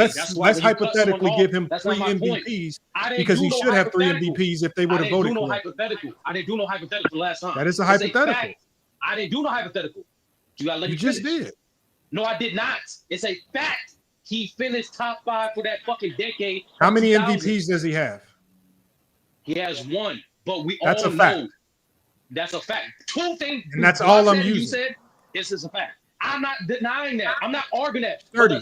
What does the trophy look like? I'm not arguing what does the trophy look like for getting top 5 in MVP criteria? No, what I am saying is MVP votes is an indicator, is another indicator of players' greatness. That's what I am saying. Yeah, but it's another player's greatness. I ain't saying it should matter to you. But I'm just MVPs is an indicator, especially when you have multiple MVPs, is an indicator that you could potentially be top 10 all time. It's both. But Steve Nash is not in your top 10. It's both. So we can move on. Hey, because Lamont, he doesn't check the box of all the other criteria. Lamont, where you got Shaq all time? Because he doesn't check the box of all. Steve Nash changed the game. He did. With his 7-second offense, yes. No, so that's D'Antoni. My question is, Lamont, if that's the case, if that's the criteria, Lamont, are you saying that Shaq, are you saying that Nikola Jokic is better than Shaq because he has more MVPs? No, what I'm saying is that's his criteria. Because Nikola Jokic has as many MVPs as he does, his legacy and where his career could potentially land is a higher ceiling than where Shaq is right now. So we don't know where Nikola Jokic's career might finish, but with him as it stands right now, with the 3 MVPs, with the 1 championship, for example, if he finishes his career slim with 4, and this is just all hypothetical, and we all know it takes a ton to crack the top 10, but we all know he's already changed the game as a center. He has the 3 MVPs, which already in and of itself is historical. What did he change? Point center. Okay, hold on 1 second. So we already know he's changed the game as a center, averaging a triple-double center, something statistical anomaly that we've never seen. The 3 MVPs, most significant individual award, right? If he, for example, and obviously the winning isn't there yet when we talk about championships because it's still only 1 championship, but if we say hypothetically, and his career's still going, so we don't know, if he finishes his career with, let's just say something that might be more realistic, 3 championships,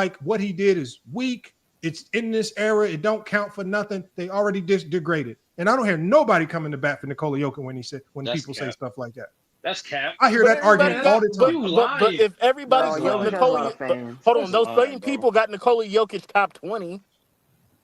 Bro, But we just ain't putting him in He no above Scottie most conversation people don't with even talk Shaquille about top O'Neal. 20 list. Hey, at He this above moment Scottie in Pippen. time, does Steph Curry Thank clear you. Jokic from the all-timers? I don't think Jokic can see Yes. Shaq until he gets at least a back-to-back That's title, a bro. fact. He I know above that. Scotty, nigga. Yeah, The fuck? that's a fact. But I hold don't on. Bring up Scotty for no fucking But reason. wouldn't that And based on Jokic my was a sidekick criteria? too. Based on my criteria, Jokic is above Scotty. And Jokic was We a sidekick agree. too. Hold on. I just did a show the other day where I said Jokic damn near is starting to enter to that territory where we're starting to have to consider top 10 already. He's top He's 50. top I got him 15 right I got him now. 15, If you 16. want So what I'm Yeah, saying he's is, 15 he's right late. now. I'm not saying I've already Scotty can no longer play. Scottie Pippen's cemented. What we're saying is the role player tag. If you remove it, it elevates Scotty. If No, you it keep don't. the role player tag in play, it keeps Scotty diminished. He ain't got I no don't league care. MVP. I don't care Wait, what Mike, you wait, do, wait. but we all know that if you diminish the role player tag, it by default diminishes Kobe. No, but forget all that. Hold on, Mike. wait. Hold on. Lamont. Y'all be doing bro. this Clip, whole hold on, thing hold is on. hypothetical. Hold on, Mike. It's not a hypothetical. That's a fact. Hold on. Since you It's want just to grade based on niggas' illogical. criteria, why? It's based on people not willing to be consistent. No. My thing is, Lamont, if it's such an overinflation for MVPs and changing the game, all the other shit, and dominance, Are where's you Moses referring at to on my your list? criteria or the topic? I'm asking you, where's Moses on your list with this overemphasis on MVPs? How is it an overemphasis? Because you're taking a voted So hold on. reward. Let's You're just taking do a like here. reward Let's that just people. go with the because So my criteria is so- about easy. My criteria is about easy boxes. Yeah, that where's you can Moses on? Yeah, hold where's on. Moses on your I'm list? about to show you where he is on my list just using my criteria. Does he check the boxes for MVPs? Yes. Huh? Yes. No, Scotty doesn't. He Oh, does. yeah, Jokic. He does. I'm talking about Moses Malone. Yes, he does. He's got 3. Yeah, Was he the best player of his era? No. Why we doing the step-by-step shit, bro? Because No, I'm he just was going not. through my criteria to show you why Not he does at not all. check the boxes. He wasn't the best player. Did he do anything talent wise that changed the game? Nope. So he didn't. He has no generational impact on the game, right? He talent wise or statistically, was he statistical anomaly? Not even Did he close. do anything like Wilt? Did he do anything like the triple doubles? Was he rebounding, statistical anomaly?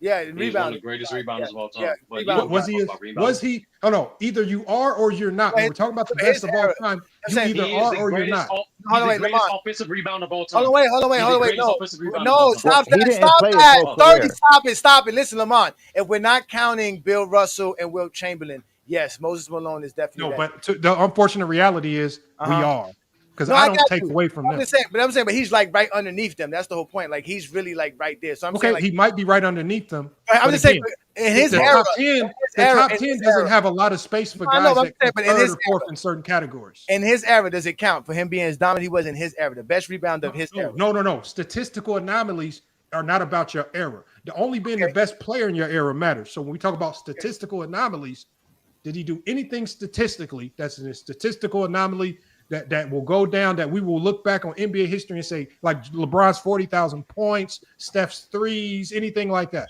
No. You also got to understand he played So in the Sturdy, that's ABA 3 too boxes before he's the not merger. checking. He played So one hold game, on. don't matter. Let's go. Continue. So what I'm saying by my You don't criteria, need 3 boxes just to hold just to be on. considered There's top 10. more Sturdy, but all I'm showing you is that based on my criteria, Moses is not checking a lot of boxes. Because you only stop. But I get it. Just like, it's just whoever like you with wanna, Steve like, Nash. shift, bro. Steve Nash with 2 MVPs does not check a lot of boxes for me. Nah. No, You I'm are saying saying as if the MVPs is the only thing, and it's not. It's no, about that's why I never said it was the only thing. I said it's overinflated, but that's how you value okay, it. That's but true. how is it overinflated when it's weighed equally with all my No, other because criteria? because just because a player have more MVPs, It's just one do check not- mark.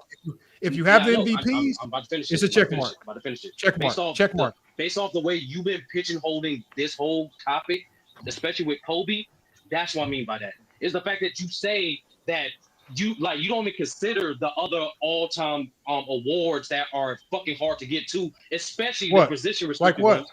Like what? All NBA first team.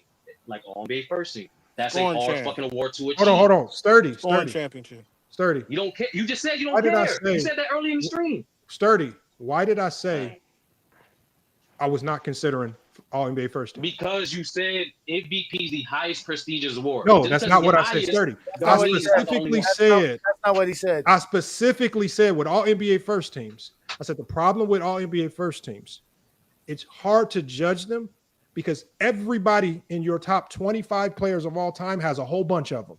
Facts. So I said the Scottie Pippen separator. doesn't. I said the separator.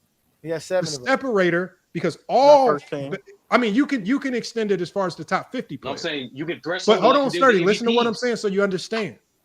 I said the separator, when I have a whole bunch of really good players, where all of them have a lot of first teams, second teams, third team, however you want to surmise it. The separator is the MVPs. Because out of this great group of players, is not going to be a lot of these players with a whole bunch of MVPs. Because that's even harder to win. So all it does is it helps me make my list smaller and I can weed people out. But it's just one element of the criteria. Just like Sturdy with generational accomplishments. Not everybody in your top 20 can do what Steph does or what LeBron did with 40,000 or what Wilt Chamberlain did with 100 points or averaging 50 in a season or what Oscar did averaging triple-double. Right? There are certain things where you have, and then statistical anomalies, people who change the game. Not everybody can walk in and make the NBA implement a zone like Shaquille O'Neal did. So when you have people that can change the game because of their talent, when you have statistical anomalies like LeBron's and even Bill Russell to a certain degree, well, those things, you start to check more boxes and I can weed people out because not everybody has these things. And so my criteria helps me weed things out. And actually, when I put my criteria in the Chat GPT, outside of the switching Jordan and LeBron at the top, it was exactly the same as I have it. So I kind of feel confident in it because my criteria, at least, unlike some of y'all criteria, is the same exact names that I put in it. Validated for you. You just said it. No, let me give you a counter argument. But hold on, Sturdy. I did my criteria years ago. The only thing the Chat GPT makes me feel more confident in is that it's unbiased and it's consistent. Some of y'all criteria, MacDef's criteria took Wilt and Bill Russell out, 2 players that he loves. Flawed. King Rose criteria put a player that he hates as his GOAT. Flawed.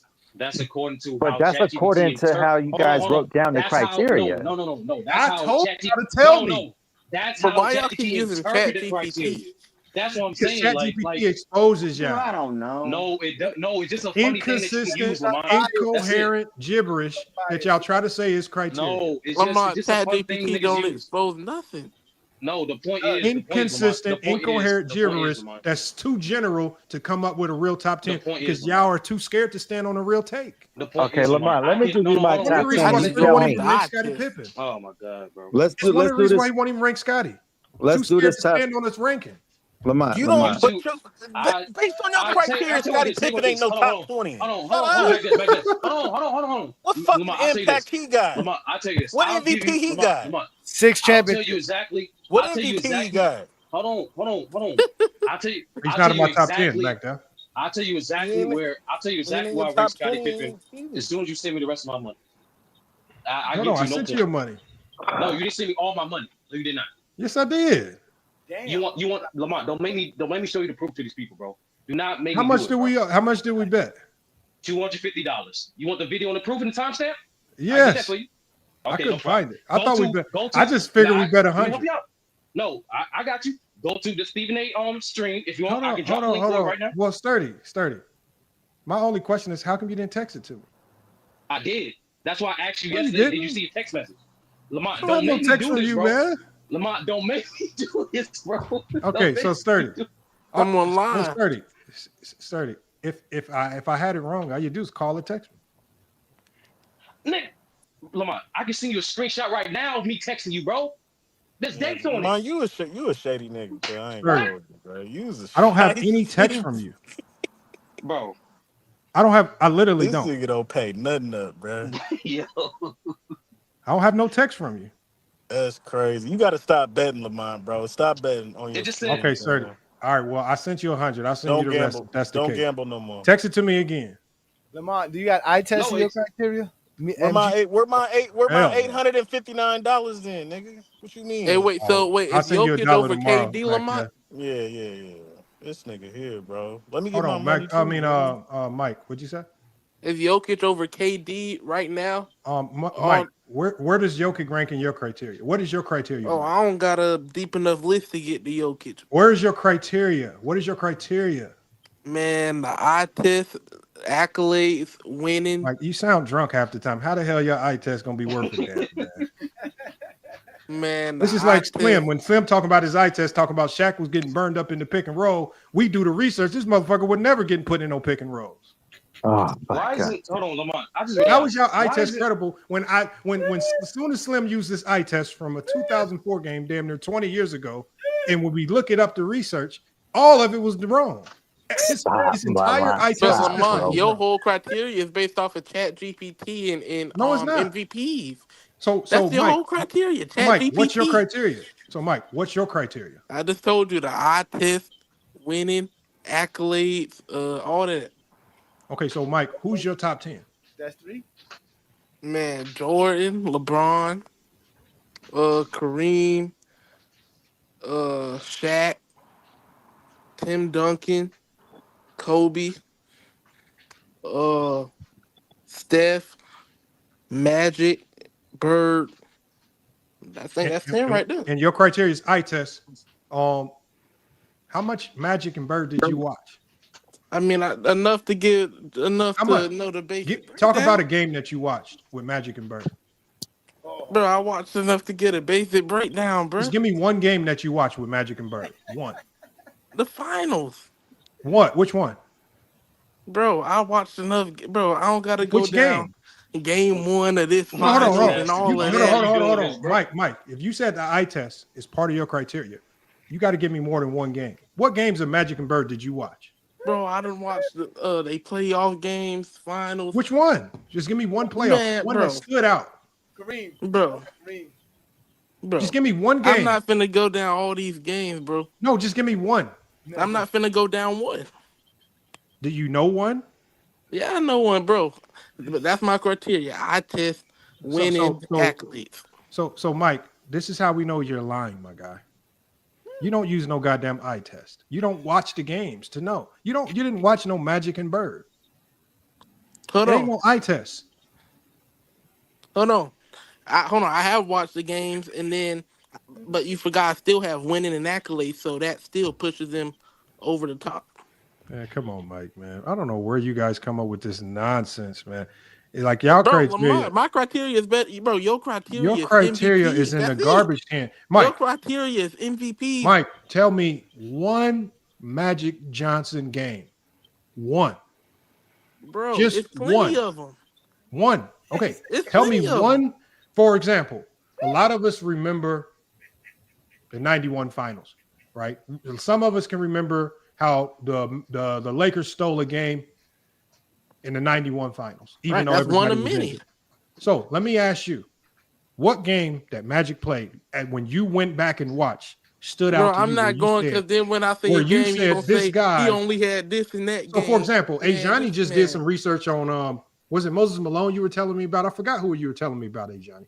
But it was an older player that you were telling me about. I think it was Wilt. And you were talking about his moves and how skilled he was offensively. Yeah, that was Wilt. Yeah. So the way he went back and the way he can probably recall the game that he was watching, I'm asking you, Mike, which game of Bird or Wilt did you watch where they did something or they had a game where you said, God damn, that's one of the greatest players. But how does this relate to what I said? It was Bob Pettit. It was Bob Pettit. Mike, he's giving you a layup, bro. He's Okay. giving you a layup, bro. Bob Pettit is better than Scottie Pippen. How can it be a layup when he don't know no game that Magic or Bird ever played I'm just ever in not history? answering the question. Okay, so just give me one. Mike. Bro, he's not gonna do it. Like, damn, move the fuck on. Hold on. Y'all think I'm just gonna let him get out the fire just like that, Mike? Give me one Man, game. you might as well move on, bro. No, Mike. You're on the I big already gave screen. you the list. I already gave Mike, you the criteria. That's the end. you said eye test. What Right. eye test are you using for any of these players if you don't watch? What you mean? I did watch. Who? Well, okay, so what Magic and Bird game did you ever watch? The finals, the playoffs. Which finals? Bruh. Man, move on, bro. Bruh, I done already, bro. I'm not answering all these. You didn't watch this game 3 of this year and all that. Right, man. Because it's not you don't have to pretend like you watch, man. I did watch. That'd be like me pretending like I went back and watched Hold all on. these 80s games. I didn't say I went and watched every regular season game. You didn't I watch said I any watched game, the Mike. playoffs and finals. I would almost bet money that you never in your life have sat through and watched the whole Magic Johnson or Boston or Larry Bird basketball game. You'll be wrong. Okay, so give me the one game that you watched. You've had plenty of time to Google and lie and everything. Ain't no Google, bro. Like I said, I go off the eye test, accolades, and stats. Okay, how can you go off the eye test if you've never watched a game? Man, bro, bro, you keep going in circles, bro. I already told you. I've watched the games. I go off what I watch, what the accolades are, did they win, and that's it. Okay. So you say you got Wilt Chamberlain in your top 10? Man, he watched enough YouTube, man. He watched enough YouTube, man. Leave him alone. All I'm saying is this is like just don't lie, man. Eye testing is not a part of it. Don't lie. Man, it is a part of it. No, it's not. It's not a part of it. It is a Eye part test of is it. the most flawed way to rank players. I would say this. Out of the criteria that we put up there, there's so much stuff that goes into ranking these players that we can't put No, it's all not. into ChatGPT. Shit's not hard. And the stuff that based You know on why your it's not hard? That's why hold most on, based people on your generally have the criteria, same 15 names. you leave stuff out. Based on your criteria, you leave a lot of The stuff reason out. why we know it's not hard Based on is my because criteria, I left stuff out. Sturdy leaves everybody's stuff out. gonna have Bron. Everybody's gonna have Kareem. Almost everybody's gonna have the same consistent names. This is how we know it's not that hard. You acting like some random somebody got Jerry West and somebody then found Dr. J slipped up into his. This shit is not that mixed up. Everybody Dirk has slipped up in it. We had KD in the top 10. What are you so for talking us, about? this is some rocket science math project. I got to go do some calculus to figure it out. You just trying to make it complicated because you're trying to find a way to weasel No, your we're guy not. in. Again, if Kobe's not top 10, does he have a case to be top 10? Okay, let's just ignore Kobe. If it's that hard, why is Kareem almost in everybody's? Because he has a case as a fucking GOAT. Because he got the accolade. If it's that hard, why is Jordan and LeBron almost in everybody's top 10? We got up out of here, see? So Lamont, it's not rocket science. Did you ever? Basketball is not very difficult to analyze. Y'all just make it difficult when you try to be sneaky. Lamont, when you make these top 10s, do you ever consider? I don't judge people's top 10. I judge people's criteria. Oh, okay. I don't care about who your top 10 is. What do you hear me asking everybody? What's your criteria? So let me give you mine, man, and I'll get out of your hair, man. Let me see what you think about this. Slim. What's your Slims? Hold on. Let me go to a new thread for you, Slim. Let's see if yours aligns, man. What's your criteria? Yo, Mac Duff, check it in. All right. My criteria. I have a few things, but the number one thing for me is nobody can enter my top 10 unless everybody has seen you in the finals, right? Like you have to have been in the finals more than everybody else in history. So guys like LeBron, guys like Bill, restate that again. That's a very weird one, right? You cannot be in the top 10 unless you've been in the finals the most. So guys like Bron, Michael, Kobe, Tim, Bill Russell, these guys all have like crazy amounts of what's your second criteria? So NBA Finals appearance is this is not in order, but this is one of the criteria. How many times have you been to the finals? How many times have you won? What's your win percentage in the finals? Right. So those are the main three things related to the finals. That's two things. The other thing is, what's your competition look like? So in the finals, You know what I mean? What's your level of competition that you're on, that you're going through to get to the finals, and what's your level of competition that you're going through in the finals? And so that all plays a role. And then then it's a matter of all of the stats and the accolades. Because to me, it's the legacy. It's your legacy. How strong is your legacy? And I feel like that's built on the finals. But then after the legacy conversation, what's your stats look like? You know, scoring, rebounding, and then all NBA, all NBAs, all NBA defenses, all those different things. Those are to me stats and accolades, but they don't prioritize what your legacy is about in the finals or on your way to the finals. Man, I've been Okay, hearing let so me much read what I BS got. on this motherfucker.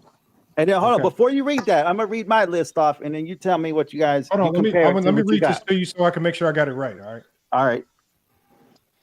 You said you cannot be top 10 unless you've been in the finals a lot. Wait, No, the most. I said the most. Okay, that's what I said. Hold on. Yeah. It says right here. It says you cannot be top 10 unless you've been in the finals the most. I literally have the most. Yeah. 2, you got to win championships. You got to win the most. Yeah. Okay, hold on. So you got to win the most, right? Well, not the most, but I'm just saying. No, I'm just saying. You know, you got to win. You got to win, bro. That's what I said. That's what I said. Yeah. Okay, 3, what your competition is in the finals and what your competition is to get to the finals. Yeah. You said finals. You said stats and accolades, but then you said stats and accolades are not prioritized. No, he said No, finals. I'm just saying this is not in no order. This is just the things that I look at when I think about greatness. About stats and accolades, you said they're not prioritized over winning. Yeah, they don't supersede the finals appearances or the number of rings that you have.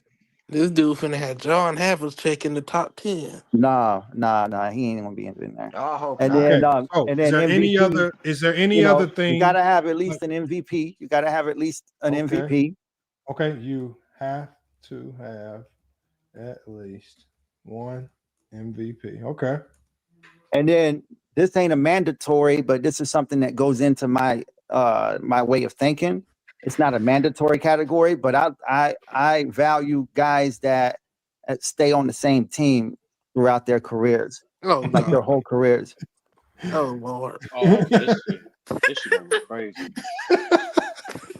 No, but it's not a mandatory category. I'm just throwing that out there. I'm just throwing that out there. Don't do this. Okay, Don't do this. hold on. Tell me your top 10. My top 10. This is my top 10. I got Michael. I got Magic. Oh God. Michael, Magic. I got Michael, Magic. I got Bill Russell. Oh Lord. I got Kobe, Bron. I got Shaq, Tim, and then I got hold on. It's Michael, Magic, Bill, Kobe, Bron, and then it's Kareem, then it's Shaq, then it's Tim, then Larry. And then my last one is a toss-up, but I'm debating between Steph and Wilt. Because I think Steph has enough rings to get in that conversation. He's changed the game, like you guys mentioned earlier. But Wilt was so fucking dominant statistically. It's like a coin flip between those two for me. Okay. So we At got. number 10. I think we got the gist of it. Which actually, I don't knock you up. I don't knock that. So here's your criteria right here. So it's giving me a recap of your criteria before I even look at the list. It says must be near top in the finals appearances. Is that a correct summary? Yeah. Okay. Must have won. It says multiple titles. Yes. Okay. Weight is placed on level of finals competition and road to the finals. Yes. Stats, accolades are considered, but do not override winning. Yes. One MVP is preferred minimum. Yes. And then it says bonus, loyalty to one franchise is admired. And I forgot one last category. Did you repeat? If they repeated or did better than a repeat, like so a repeat, hold on. repeat. Let me add it in. And that's everything, bro. Repeat title winners.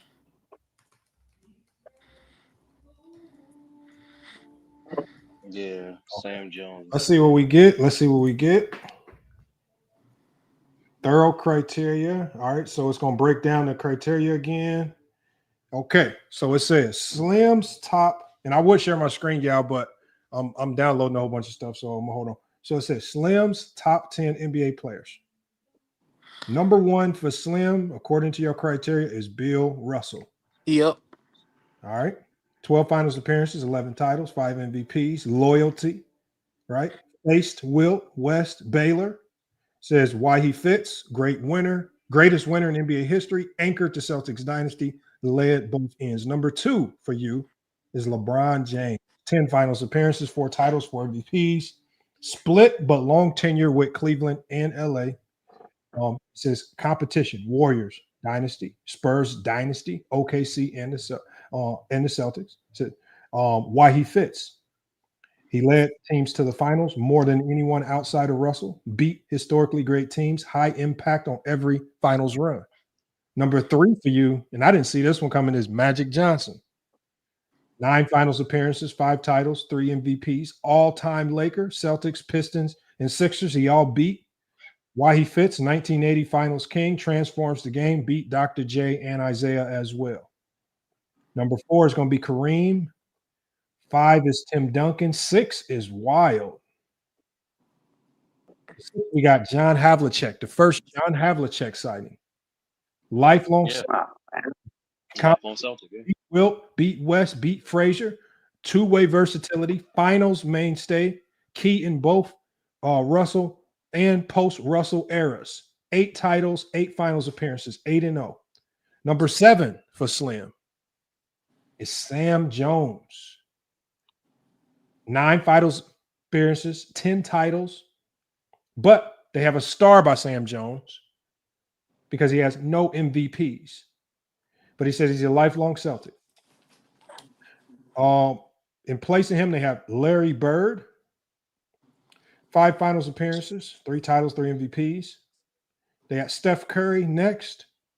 And then you round out your list with Shaquille O'Neal. Multiple teams, but dominant with the Lakers, Comp, Duncan, Iverson, Reggie, and the Pistons teams. And then your runner-up to make the top 10 was Hakeem Olajuwon. And it says the people who just missed the list were Hakeem, KD, Giannis, and Wilt. No Mike and Kobe? So there's no Mike and Kobe in there at all. Bro, I'm just telling you what to list. Stop it, bro. Come on. Listen, that one franchise. You want me to share it? I can share the screen. Hold on. Well, you're gonna have to add a category in there that just says ChatGPT lead your flawed. team. Yeah, GPT. That just shows how bogus that is. It ain't accurate. Okay, Yeah, hold on. Listen, Or adjust the criteria. Bro, this is your to star criteria, players. man. Lamar, you need to come do on, away with bro. that ChatGPT. That's crazy, bro. I've heard a lot of people's criteria on FYF. I've heard a lot of top 10s. I've never heard Sam Jones. I've never heard John Havlicek. And Yeah, they ain't in there. and I've never seen somebody not have Mike in there. It's your criteria. It is not That's crazy, bro. No, it's the way you phrase your Slim, the way you phrase your criteria. It took it literal. So It took it literal. So it's obvious that we're talking about star players. Literally, you guys don't talk literally. You guys talk. Jesus Christ. No. So Y'all Lamont, need to do do that whole away with list. that ChatGPT. no one speaks. Lamont, do that over and just add star player. Led your team to the finals. No, that's the number one option. It's not built that way. It's not built to be 100% literal. Yeah, just okay. So Lamont, just Okay, add hold a on. Slim. It gave a reason why it didn't put Jordan in. You want me to hear? You want to hear it? What did it say? It says Jordan, 6 finals appearances. It says this is far below guys like LeBron, Man, this Magic, is crazy. Russell, Stop, man. Kareem. Hold on. Can I read it? Listen. It says this is far below guys like LeBron, Magic, Russell, Kareem, Sam Jones, Havlicek. Sam And it Jones. also says even Steph Curry matches him. It says, Slim, you cannot be in the top 10 unless you've been in the finals the most. 6 is elite, but not the most.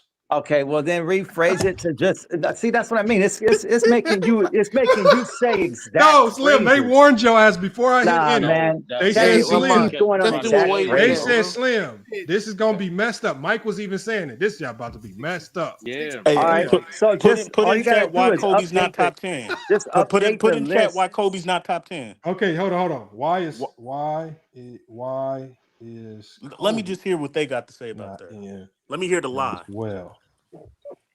He got 7 appearances. Okay, so it says. No, it not says, based on his criteria. I'm just telling you, this is all based on his criteria. It says Kobe, 7 finals appearances. That's solid, right? But not more than Bron, Magic, Kareem, Russell, Sam Jones, Havlicek. It said, Bro, according to Sam Jones Slim's is rule, crazy. it says, according to Slim's rule, you must have been to the finals the most. Now Kobe's it number took is that as great. the number one. It took that as Hold my on, number one hold on. Can I category. finish, Slim? Can I finish, Slim? It says Kobe's number is great, but not elite enough as a number one option in comparisons to others who get an automatic nod. So it actually uses the number one option tag to denigrate Man, Kobe. I think this shows your criteria is Damn. flawed. No, so all it means is that hold it means on. is it has to be worded differently. That's all it means. No, it doesn't. No, it doesn't. No, all it It means just is proved our point. no. Oh, Right hold on. there. It has It more. takes in It the has number more one for option and Kobe, number y'all. 2 option. Hold on. It Your has more. criteria is Hold flawed. on, y'all. It has more. Let me read it. Okay, continue. Go ahead. It also says, hold on. It also says, it talks about Kobe's 5 titles, right? So it has 3 categories. It broke Kobe down into 3 categories. It says 2 as the clear number one option, right? Strong number, but it says 3 of his titles are as Shaq's number 2. A dynamic. It's a dynamic that Slim likely penalizes based on prior discussions. Show that on the lead screen. roles and alpha status. Show that on the screen. It says, According to that, hold on one according to second, that, y'all. you Can I got to finish this? subtract Can I 5 please? rings. Can I please finish? Can I please finish? Lamar can't make up those words. Let him finish. Okay, so can I please finish?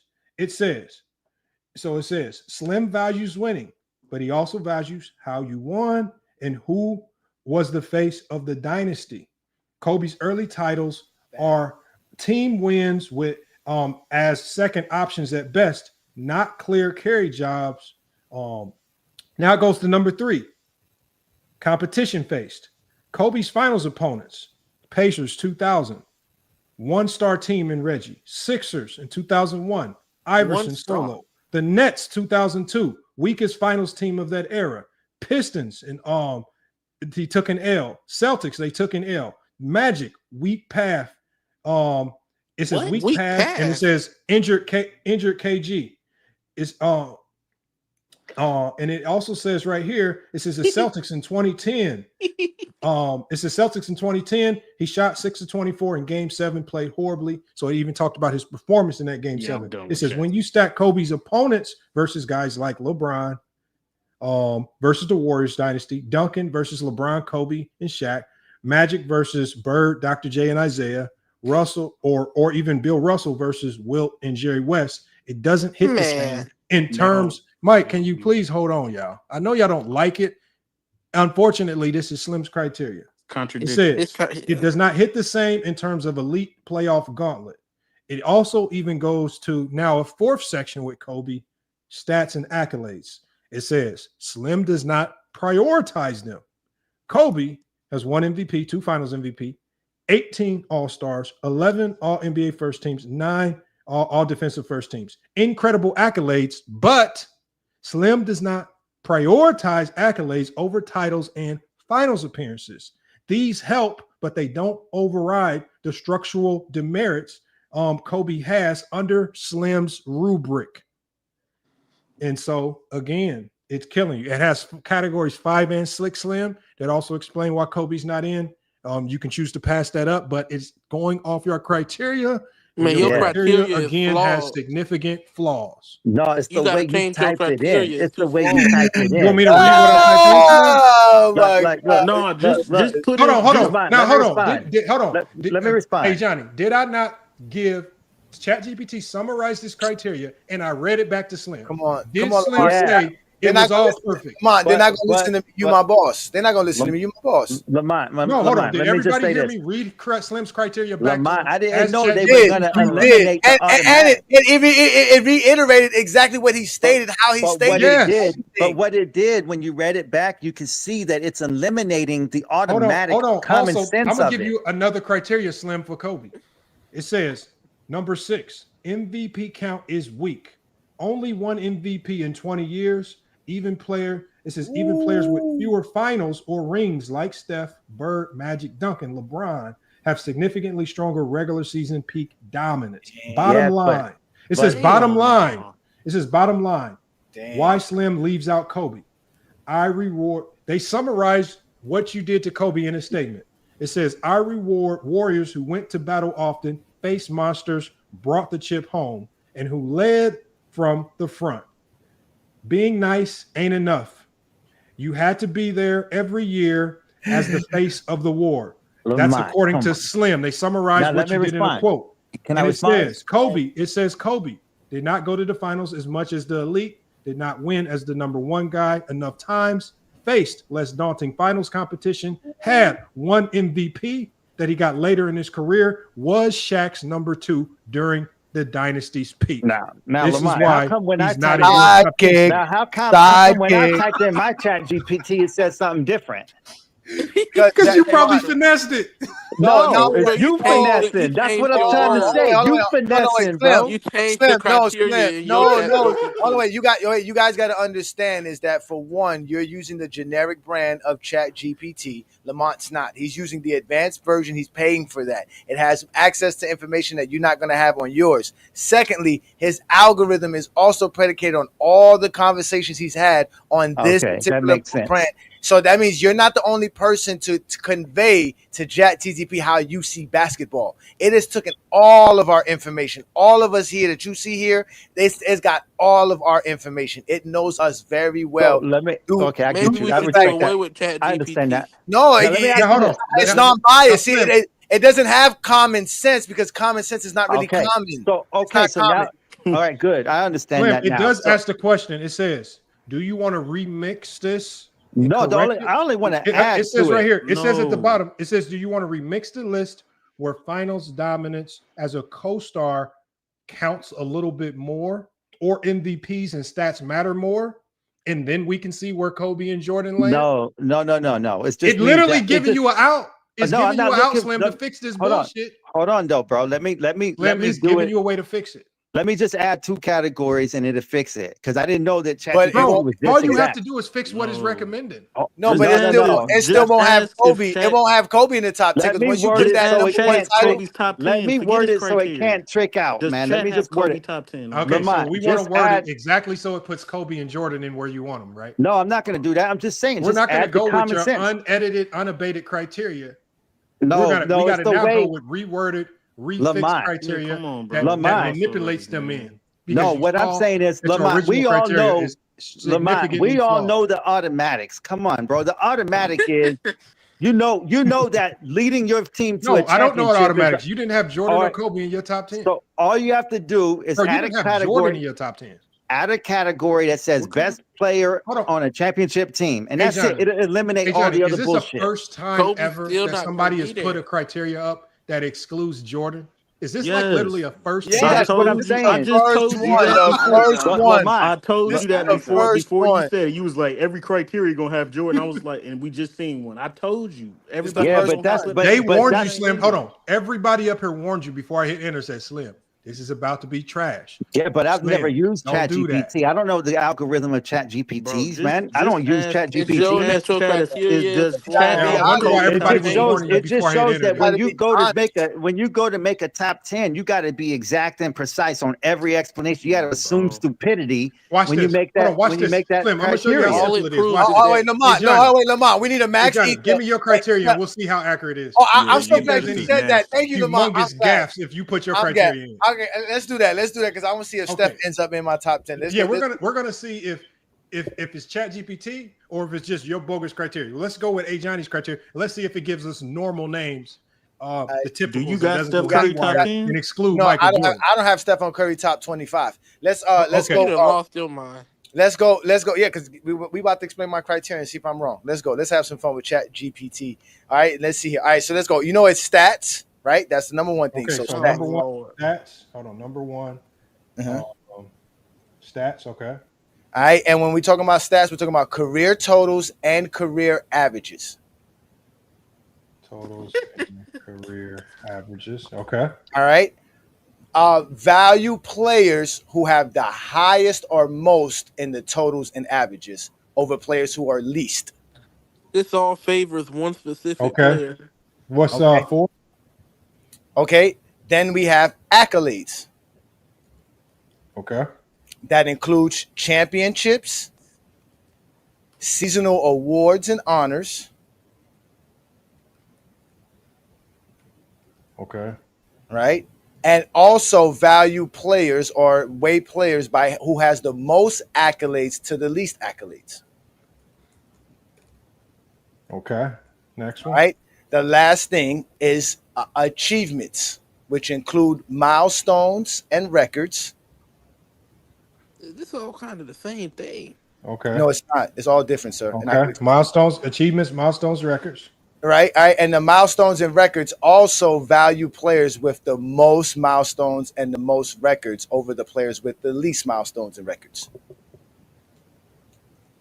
Okay. Are you ready for me to enter? Or is there any other context you want me to add? No, I know exactly what I stated. So with that being said, my top 10 is, right, you go ahead and hit enter. My top 10 is LeBron James, Wilt Chamberlain, Kareem Abdul-Jabbar, Bill Russell, Michael Jordan, Tim Duncan, Dr. J, Kobe Bryant, Magic Johnson, and Larry Bird. Matter of fact, also include all ABA stats, accolades, and achievements. You got to make sure to do that. You hold on. What was that last thing you said? You have to include all ABA stats, accolades, and achievements. So they're not going to count Dr. J yet. Include. Oh, they did just add that too. Okay, and make sure that they're doing this for the whole annals of NBA history since 1947, 48 season. So for the whole 76 years. All 76 years of basketball history. All I heard was stats and accolades the whole Okay, time. so hold on. It's going to summarize. It's going to summarize it first. All right. And hold on, before it summarizes, let me summarize it for Mike. Again, no, it doesn't. Your stats is your production, is your actual impact, what you actually do on the basketball court. Your accolades are your honors and awards that recognize your production and impact on the floor. Your milestones and records are your longevity, your ability to hold records. And it broke it down. But that's how I break it down. So there's 3 separate categories, and these 3 separate categories are predicated on your stat. Everything that a player does is predicated on their stats. So I'm going to read it back to you. We're going to make sure it's accurate. Go ahead. Stats, raw numbers matter. Points, rebounds, assists, career totals and averages, longevity plus peak both count. Value the players who led in totals and per game averages. 4 accolades, titles, MVPs, DPOYs, all NBAs, all stars. Number 5, achievements, milestones, and records. Who has the most to make up a GOAT level resume? Number 6, ABA stats count. Players like Dr. J, Artis Gilmore get full credit. Number 7, entire 76-year history considered from Mikan to Nikola Jokic. It says the GOAT James Kingdom, top 10 all time. Number 1, it has LeBron James. Number 2, Kareem Abdul-Jabbar. Number 3, Wilt Chamberlain. Number 4, Bill Russell. Number 5, Michael Jordan. Number 6, Tim Duncan. Number 7, Magic Johnson. 8, might be a little bit surprising here, Oscar Robertson. Ooh, okay. 9 gets even nastier. Okay. Karl Malone. Oh no, that's disgusting. And number 10, that's Dr. diabolical. J. Oh, no Kobe? No Kobe? No Larry Bird? No Bird. No Kobe. No Bird. But that makes sense with Oscar. Who at number 10? Karl Malone and then who? No, Not really, it had Dr. J at number 10. Oh, you know what? I forgot to add Lamont to make sure we put the playoffs in there too as well. Damn. I think incorporated playoffs. I mean, that's just a natural Sure. part of the Yeah, because game. with the playoffs, the playoffs is what hurts. Malone, The Oscars, playoffs is man. what hurts Oscar. The playoffs is what hurt Oscars when you really go to his totals in the playoffs because he didn't really have too many playoff games. For one, didn't have too many playoff rounds when he did play, but he didn't Yeah, really that go is too true. far. But so that's what really hurt him. That's why he's like 14th on my list for real. When I did all the numbers, but that's close. Like they got all the way up to number 6, correct? Because It's all the way. it says Uh-huh. yeah, that's what I was looking at. Is that your top 5 exactly? No, except for Wilt and Kareem. They just switched to Wilt and Kareem. I got Wilt second because of the achievements and milestones. The Wilt's achievements and milestones are crazy. Now, Mike, how come this didn't randomly leave Michael Jordan out like or Slim? How come this didn't randomly leave Michael Jordan out like your criteria did? Because you guys, this probably ain't the first time you've chat GPT'd it. No, this is my first time. No, this is my this is my first time. Wait, this is my first time giving Lamont. I've been wanting to do this for a very long time. This is my first time giving Lamont my criteria to see what my top 10 is. And I was scared because I thought Stephen Curry would make it, but he didn't even have Stephen Curry. So again, this is my first time. You want me to see what the honorable mention was? Yeah. What are the honorable mentions? What are the honorable mentions? Hold on. Who are the? I got to light up for that one. Shout out to Chat GPT and Max Eat the Slim for his nonsense. Oh, this is a number 11 Slim. for you. Change your number criteria. 11 for you. Yeah, I definitely got to change mine. This is surprising. Okay, but I guess it makes sense because of the accolades and milestones actually are a lot more than I thought. Okay, Kevin Garnett. Wow. Kevin Garnett got a lot of milestones. No, he does. He got a lot. He does. He's up there. He's up there as well. Yeah. 12 is Dirk. Oh, I got those guys back to back. Yeah. 13 is Shaq. Oh, Shaq is 12th. Below Dirk? Wow. 14 is Hakeem. Oh, and then wow. 15 is Moses Malone. Wow. And then we don't get to Steph Curry until 16. And you don't even want to see 17. Is it Scotty? No. Does Scotty reach top 20? No. No, I don't even want to say it. It's so crazy. What, Giannis? Who, Kuzi? This is so crazy. I have to share my screen. Because remember, I'm doing everybody. I don't hate on nobody. So if I show y'all 17, y'all don't think I'm lying if I say so. I gotta share my screen to show you. It better not be Mike in. Is it Isaiah? Dennis Rodman? Can't be Mike. Bro. I don't even think y'all will be able to guess this one. Robert Ory? Oh, well, that's probably like Hal Greer or something. Right? So look, I said, who is the honorable mentions? Yeah. AG. Uh-huh. Dirk. Oh my gosh. Kobe. Shaq. No Kobe. They haven't said Kobe yet. No. Hakeem. Oh my gosh. Wicked. Moses Malone and Steph. Okay. That's wicked. This is about to get nasty, man. Oh, let's see. Don't tell me Tom Gola. Draymond Green, get the hell out of here. The fuck It's time to do away with ChatGPT. That's how you know it's bogus, bro. No, go look at let's all the way. Let's look at do away with let's look at what they're saying. Okay, they're saying his stats, right? They're including he says right here. Elite advanced metrics. So when you go to stats, it says he has elite advanced metrics, which are stats. Yeah, which are true. Which is true. He does have elite career totals, low raw stats, but he was the key cog in 4 titles. High accolades that he achieved and get in the DPOY. Facts. So he has the DPOY, 4-time champion, 4-time All-Star, 8-time All-Defensive. It says milestones. What they're giving him in milestones is also analytic. He's high in win shares, elite playoff impact metrics. It says not a GOAT scorer, but a sneaky contender based on full resume if defense and impact are weighted heavier. Now, see, the thing is, I do not use any advanced metrics. But I can see why they did it with the advanced metrics, though. See, I don't argue that. See what I'm saying? Go ahead. Who's 18? Let me see. Does it go any further? That's I it. think it stops. Okay, that's it. Wow. So they said Draymond Green.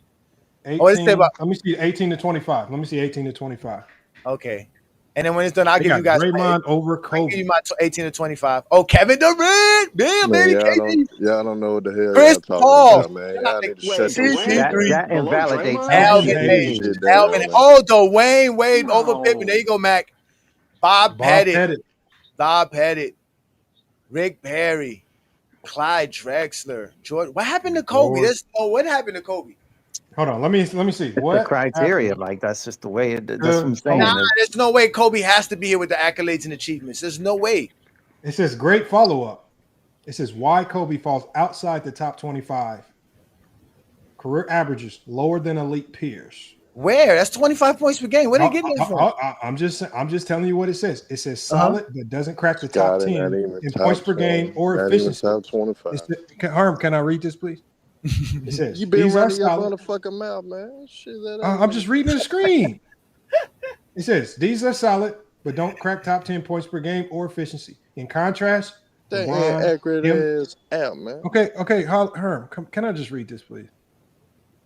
It says LeBron on 59% true shooting, MJ 30 points per game on 57% true shooting, KD 27 points per game on 62% true shooting.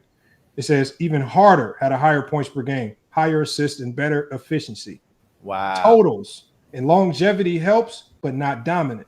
Career total points, fourth all time, but not top 10 in rebounds, assists, steals, or blocks. Never led the league in assists, rebounds, or efficiency. Great scorer, but no versatility, dominance in raw totals beyond points. Damn, they going in on MVPs, one MVP in 20 seasons. Many below have on this list have more. Kareem, Jordan, Bron, Magic, Bird, Moses, Wilt, Bill Russell. This is critical in a stats plus accolades-based kingdom.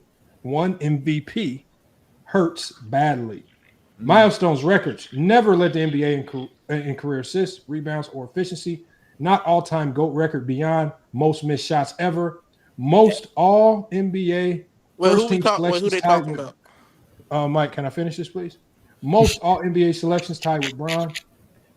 Kobe's career had fewer statistical milestones than players like LeBron, Kareem, CP3, Stockton, Wilt. It even goes to efficiency and advanced metrics stats, PER, win shares, box plus minus, consistently place him outside the top 15. Career win shares, true shooting percentage, box plus minus. It says true shooting below average for elite scores, box plus minus lower than CP3, Wade, Harden, Curry, even Manu Ginobili in some seasons. GOAT James Kingdom respects stat math, not fan narratives. Wow. What he does have: 5 championships, two finals MVPs, 11 all NBA first teams, 9 defensive first teams, 4th in points, 81 points most games scored. These accolades keep him close to the top 30, but the lack of MVPs, records, inefficiency knock him out the top 25 in this specific framework. Ooh, damn. ChatGPT went with wicked work. Wait, not top 25? He's not basically you can make any list you want based on whatever criteria you choose. No, they explained it. Again, they are using things that I don't use. I don't use defensive metrics. I don't knock Kobe for supposed to be his inefficiency and things of that nature. But they do that because these are all the things y'all hear about. When I hear the 1 MVP in 20 years, that's similar to 4 championships in 22 years. So again, these are all the narratives that people state, and that's why they say mine is more predicated on the actual players' production and not You just see the chart here? I like this chart right here. So it says totals. I like your structure. I just don't know why you don't have rings on the list says as a totals right criteria. here. It is on there. That's accolades, sir. Hold on. It says totals, strong for Kobe. Averages, good, but not elite. Accolades, 1 MVP hurts. Milestones, records, few historic records. Efficiency and advanced metrics, below top tier. Yeah, because like moments, work ethics, clutch narrative don't rank high when compared to top players with more awards, better averages, and more records. Damn. Yeah, I think for me, but Kobe's the accolades, right? I would include the fact that he has the 15 All NBAs, the 12 All Defense selections, that's 18 All Stars. Those things matter to me as well. With all this, but again, no, I know, it does count it, but that's what you definitely need. No, I know they count it. But I remember GOAT James Kingdom. Remember what I said before. Mm-hmm. I said the problem with all NBAs is that you get convoluted with a whole bunch of players who have them. Like the top 25 players in NBA history, the top 30 players in NBA history, they all have all NBAs in all defenses. Yeah. And the problem with that is too many people got that. So to start thinning these lists out, you got to start going to take it one step above all NBA, which is league MVP. And then that thins it out for Kobe. And then when you go to milestones, that thins it out even more for Kobe. When you go to efficiency and advanced metric, that really thins it out for Kobe. And so No, I are we know. just I know gonna stand out? they use it out. But like again, to end off my top 25 from what they were saying here, I got Akeem 11, Shaq's 12, Jerry West is 13th, Oscar Robinson's 14th, Karl Malone is 15th, Bob Pettit is 16th, Hundo is 17th, Scottie Pippen's 18th. 19th is KG, 20th is Moses Malone, 21 is Dirk Nowitzki, 20th is David Robinson. I'm sorry, 21st is David Robinson. 22nd is Dirk Nowitzki, 23rd is CP3, then 24th is Baylor, and then 25th is Stockton. There you go. I mean, that's a respectable list. I don't have to agree with the list, but I can see where he comes to that and how he comes to that list. Slim, I don't see how you came to a list without Jordan, though. No. See, well, no, he read his Slim, list. I'm Slim, saying you just lost all No, credibility. I read you my list, bro, but I didn't know. No, Slim, you don't got like Jordan, that, bro. Slim. No. I got Jordan up there, bro. Come on, Slim, bro. You can't just put him in, but your criteria don't have Jordan in. Nah. I just know my criteria now has to be more detailed than what I articulated. Hold on. I gave you ample opportunity. I said you don't be general. I said you got to get thorough. Yeah, I didn't know it was that thorough like that, bro. That shit's like exact. No, yes. So basically. So Lamont, basically what Chat GPT just did with my criteria was basically take yours and mine's together. Basically, it basically took what I wanted, but then made sure and graded it the way you got it weighed out. So that's how it was. So that's why I graded Kobe so low. Like that's crazy though. That's crazy. Kobe's not in the top 25. That was wild. It says All he's I in the heard top from 30. this is that eye test is most important. Oh my! But it's Hold vague. on. Watch this. Because it's Watch this. Hold on. Watch this, Mike. Give me your eye test from the Pacers Thunder game. Game 2. From game 2? Yeah. Man, what went wrong for the Pacers? OKC was stopping their transition game better than what they did in game 1. Indiana couldn't get out in transition. They were struggling in the half court. Guys like Lou Dort on Halliburton. Halliburton couldn't really get nothing going. And they just smothered the Pacers, bro. That's your eye test? I mean, what you want me to give you? They in the second quarter they ran this horns action and all that. I mean, I'm giving the basic breakdown. Do you know what a horns alignment is, man? Bro, yes, bro. I'm not finna get into all because what you want to do What's is the horns alignment? the moment someone says something, you Hold on. got What's the horns alignment? all this and that, man. Hold on. Mike. What's the horns alignment? LeBron, I see what you do. Whenever Okay, so like it's like this. Questions. So for example, hold on, go James Keenum. When you say a team is 5 out, the alignment is 5 guys outside the 3-point line, right? Correct. Yep. Right. That's what's the horns alignment. You asking me? No, I'm asking Mike. Oh, wait, what you say? I wasn't listening. you was listening. You trying to pull up Google quick enough. So next question. Ain't no Google. Ain't no Google. All right, Mike. Let me ask you a question. If we put into Lamont's Chat GPT, right, about the eye test and the basic of the eye test, because you gave us your basic eye test for the game. What do you think the basic eye test is going to run out in the criteria? Do you think they're going to put Kobe in the top 10? Mike's going to be the GOAT? I don't know what Chat GPT. I don't use Chat GPT and all that. Yeah, let's place Mike criteria because it's a basic eye test. It's some nasty work, Lamont, man. Hey, man, first off, what I want to know with this duo that y'all got going on with Lamont and hey, who Shaq and who Kobe? First off, man, y'all out here playing a 2-man game on the FYF community like this, man. What's going on, man? Hey, who Shaq and who Kobe? First off, Johnny, what's up, man? You the sidekick. I know that's a be the second option. I'll be the second option, man. Nah, you ain't the second option. You ain't the second option. Don't do that, Lamar. You already know where you at. Johnny running that pick and roll. Throw the lob and shut your ass up, man. Look, when I come through, you can't touch me like you do my guy Mike over here. Look, no. The 2-man press that y'all doing out here looking like OKC on these youngins is crazy, bro. Crazy work, man. Hey, the ethics. FYF fell off, man. Hey, what happened to the ethics, man? Y'all used to educate brothers out here, man. We used to understand and try and figure out the game. And now what we doing is the straight cooking on hot takes. That's what we doing, man. Hey, first off, Mike, you so slow, you don't even know I'm backing your ass on, man. You getting beat up right now, bro. This is crazy, man. I'm saying, throw your mic down, bro. All right, I'll turn it down, man. But hey, This is ridiculous, man. Hey, Young Africa, bro, they don't Johnny, respect my take. I'm a LeBron sexual. They do not respect my take, so I got to give them the Oh exposure. no, it's not about that. You know ball, but the full court person on these youngins that really trying to understand the game and learn the game. Look, man, Lamar, you much better than this, man. And this FYF chat GPT logic that you got going on is incorrect. Actually, unethical, to be honest, because the game is much grander than what can be logically comprehended, right? Way more. As a coach, you know that, man. That's the crazy aspect of the game. For example, what we see in the finals right now, could you, if you were to talk about players, right? There are certain players, you've kind of said this in the past when you talk about pattern and non-pattern players, but there's certain plays that are dependent on systems, and there's certain plays that are not. That is already a huge difference when it comes to what? Times like the final. That's a good test question. What was that? That's a good test question because if ChatGPT is just basing everything off analytical data, we can ask it questions that the eye test can only answer to see if it comes with a correct answer. Give me a question. Okay. Give me a question. Okay. That's a good point. Okay, I'm gonna give you this question. Yeah.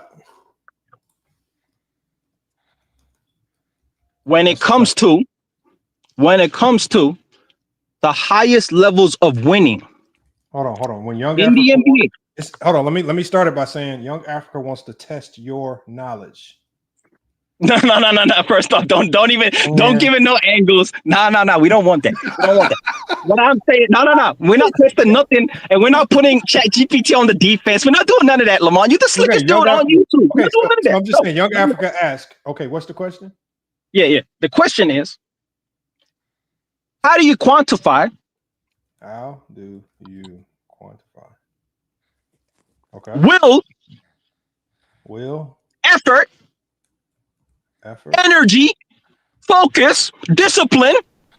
When it comes to equating players, because you can't do that with numbers. Hold on, but how does it do that? When it comes to what? When it comes to evaluating players, how do you do that? What do you base it on? And don't give me no steals, blocks, and dumb shit. No. Hold on. Sorry, give me the exact question. Hey, you heard the question. You can label it in any way you want. You heard the question. Go ahead. Can I read it back to you? Go ahead. It says, Young Africa asks, how do you quantify will, effort, energy, and focus and discipline when it comes to evaluating players in the game of basketball, correct? Facts. And do you want it to focus on any specific league like the NBA? Yeah. NBA. It would be preferable. Yeah. Lamont, guys, peace. I'm out, man. Y'all have a good one. Slam. So, all right. Young Africa, let me share the screen so you can see there's no finesse. Hold on, let me share my screen before I hit enter. All right. Do you need me to zoom in? No, you could just read it, but go ahead. All right. Because as we watch the finals, we can see that players that can step out of being dependent on a system, being dependent on a coach. I got an answer for you. That's a powerful question. Oh, thank you, ChatGPT. Because will, effort, energy, focus, and discipline are hidden engines behind greatness. You can't box score them, but if you ignore them, you will miss the soul of the game. The soul of the game. Hey, for 7 hours straight, Lamont, I feel like FIF has been missing. Here's how we quantify the unquantifiable in NBA evaluation. Hey, how you meant to quantify the unquantifiable? Go ahead. Hey, look, Africa, this is not about to go good for you. Will and effort. How do you measure who refuses to break? Quantifiable proxies, defensive recovery, effort. How often a player fights back into the play after being beat. Loose ball recovery and hustle stats. NBA tracks these now. Transition, defense rate. Who runs back full speed every time. Contested rebounds showing willingness to battle. Games played in minutes. Playing through pain shows will. Examples, Allen Iverson, undersized, consistently injured, but never stopped attacking. Energy, who brings the juice every night. Quantifiable proxies, per 36, per minute production, high energy guys often outperform in short burst, on off, plus minus swings. Energy shows up in how the team performs with them on the court. Defense activity stats, deflections, blocks, plus steals per 36. Examples: Russell Westbrook in his prime. His box scores matched his on-court intensity. Focus. Can they lock in during the biggest moments or the ugliest nights? Quantifiable proxies. Clutch time stats. Shooting percentage, turnovers, decision makings in the last 5 minutes, low turnover rate in crunch time, consistency game to game, no mental lapses in effort or output. Example: Kawhi Leonard, always locked in, even when he barely speaks. Discipline. Do they stick to the system and the role? Do they sacrifice flash for function? Quantifiable proxy. Low foul rate for defenders, shot selection efficiency, shot quality data, rotation integrity, tracking data. Do they stay home, switch properly, hedge on time? Film study habits from reports, coaches quote, coaching quotes. Example: Tim Duncan, never chased stats, always played the right way, never broke the scheme. It has intangible synthesis, dog rating. It says some analysts now use a dog rating informally, combination of hustle plays, deflection, clutch defense, vocal leadership, tone setting. Players like Jimmy Butler, Draymond Green, Marcus Smart, Pat Beverly don't pop in box scores, but they grade high here. Summary: we can't directly measure heart, but we can watch what it does to a game. The tape tells the truth. The numbers just follow. You quantify will, focus, discipline, and energy by watching who breaks first, who sacrifices, who fights when it's 2 to 10, not just 98-98, and who never needs to be told twice. Mm. Young Africa, man, that might be an ether. Oh, wait, let me. First off, ChatGPT acknowledged my question, and I do, and that was my next question, and I do want the top 10 according to Chat. But let's just talk about what it just said, because these aspects of the game, I've been listening for the many hours that you've been on stream. Do you have a question for ChatGPT? But I do. But I want to say something that hasn't been evident, and that is that the soul of the game, as ChatGPT put it, the soul of the game has not been spoken about. And we're speaking about the game without the soul, without what it means to win, what it means to be those guys. Now, when you talk about the game in such a way that it's just abstract numbers, and we label accolades and achievements as just raw facts and don't actually contextualize what the process of meeting those and getting those achievements actually mean, then we take away the soul of the game. And what we're talking about, and what I'm talking about, is that when we watch the finals right now, I think it should be more clearer than ever that the intangibles to winning is way more important than the points, rebounds, and assists. The will. Why does Tyrese Halliburton come out and not be aggressive?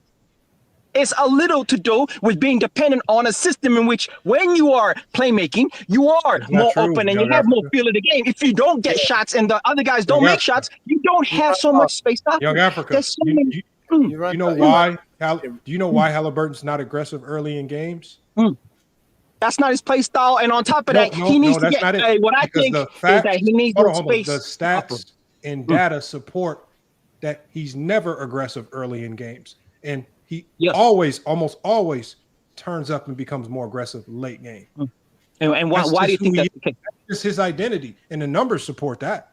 He's a playmaker. It's his identity. Halliburton to come out because he's a playmaker. Have a hellacious. Yeah, exactly. Because he's a playmaker. Exactly. Which means you're dependent on your team being able to make shots, which will free you up over the course of a game, which means you will become aggressive. But this is one of the reasons why Halliburton is not a superstar. All you're facts. No, this is what I'm saying. Hey, first off, Lamont, you can't use my point and try and make a point against me when I made the point in the first place, Lamont. This is my point. Using it against you.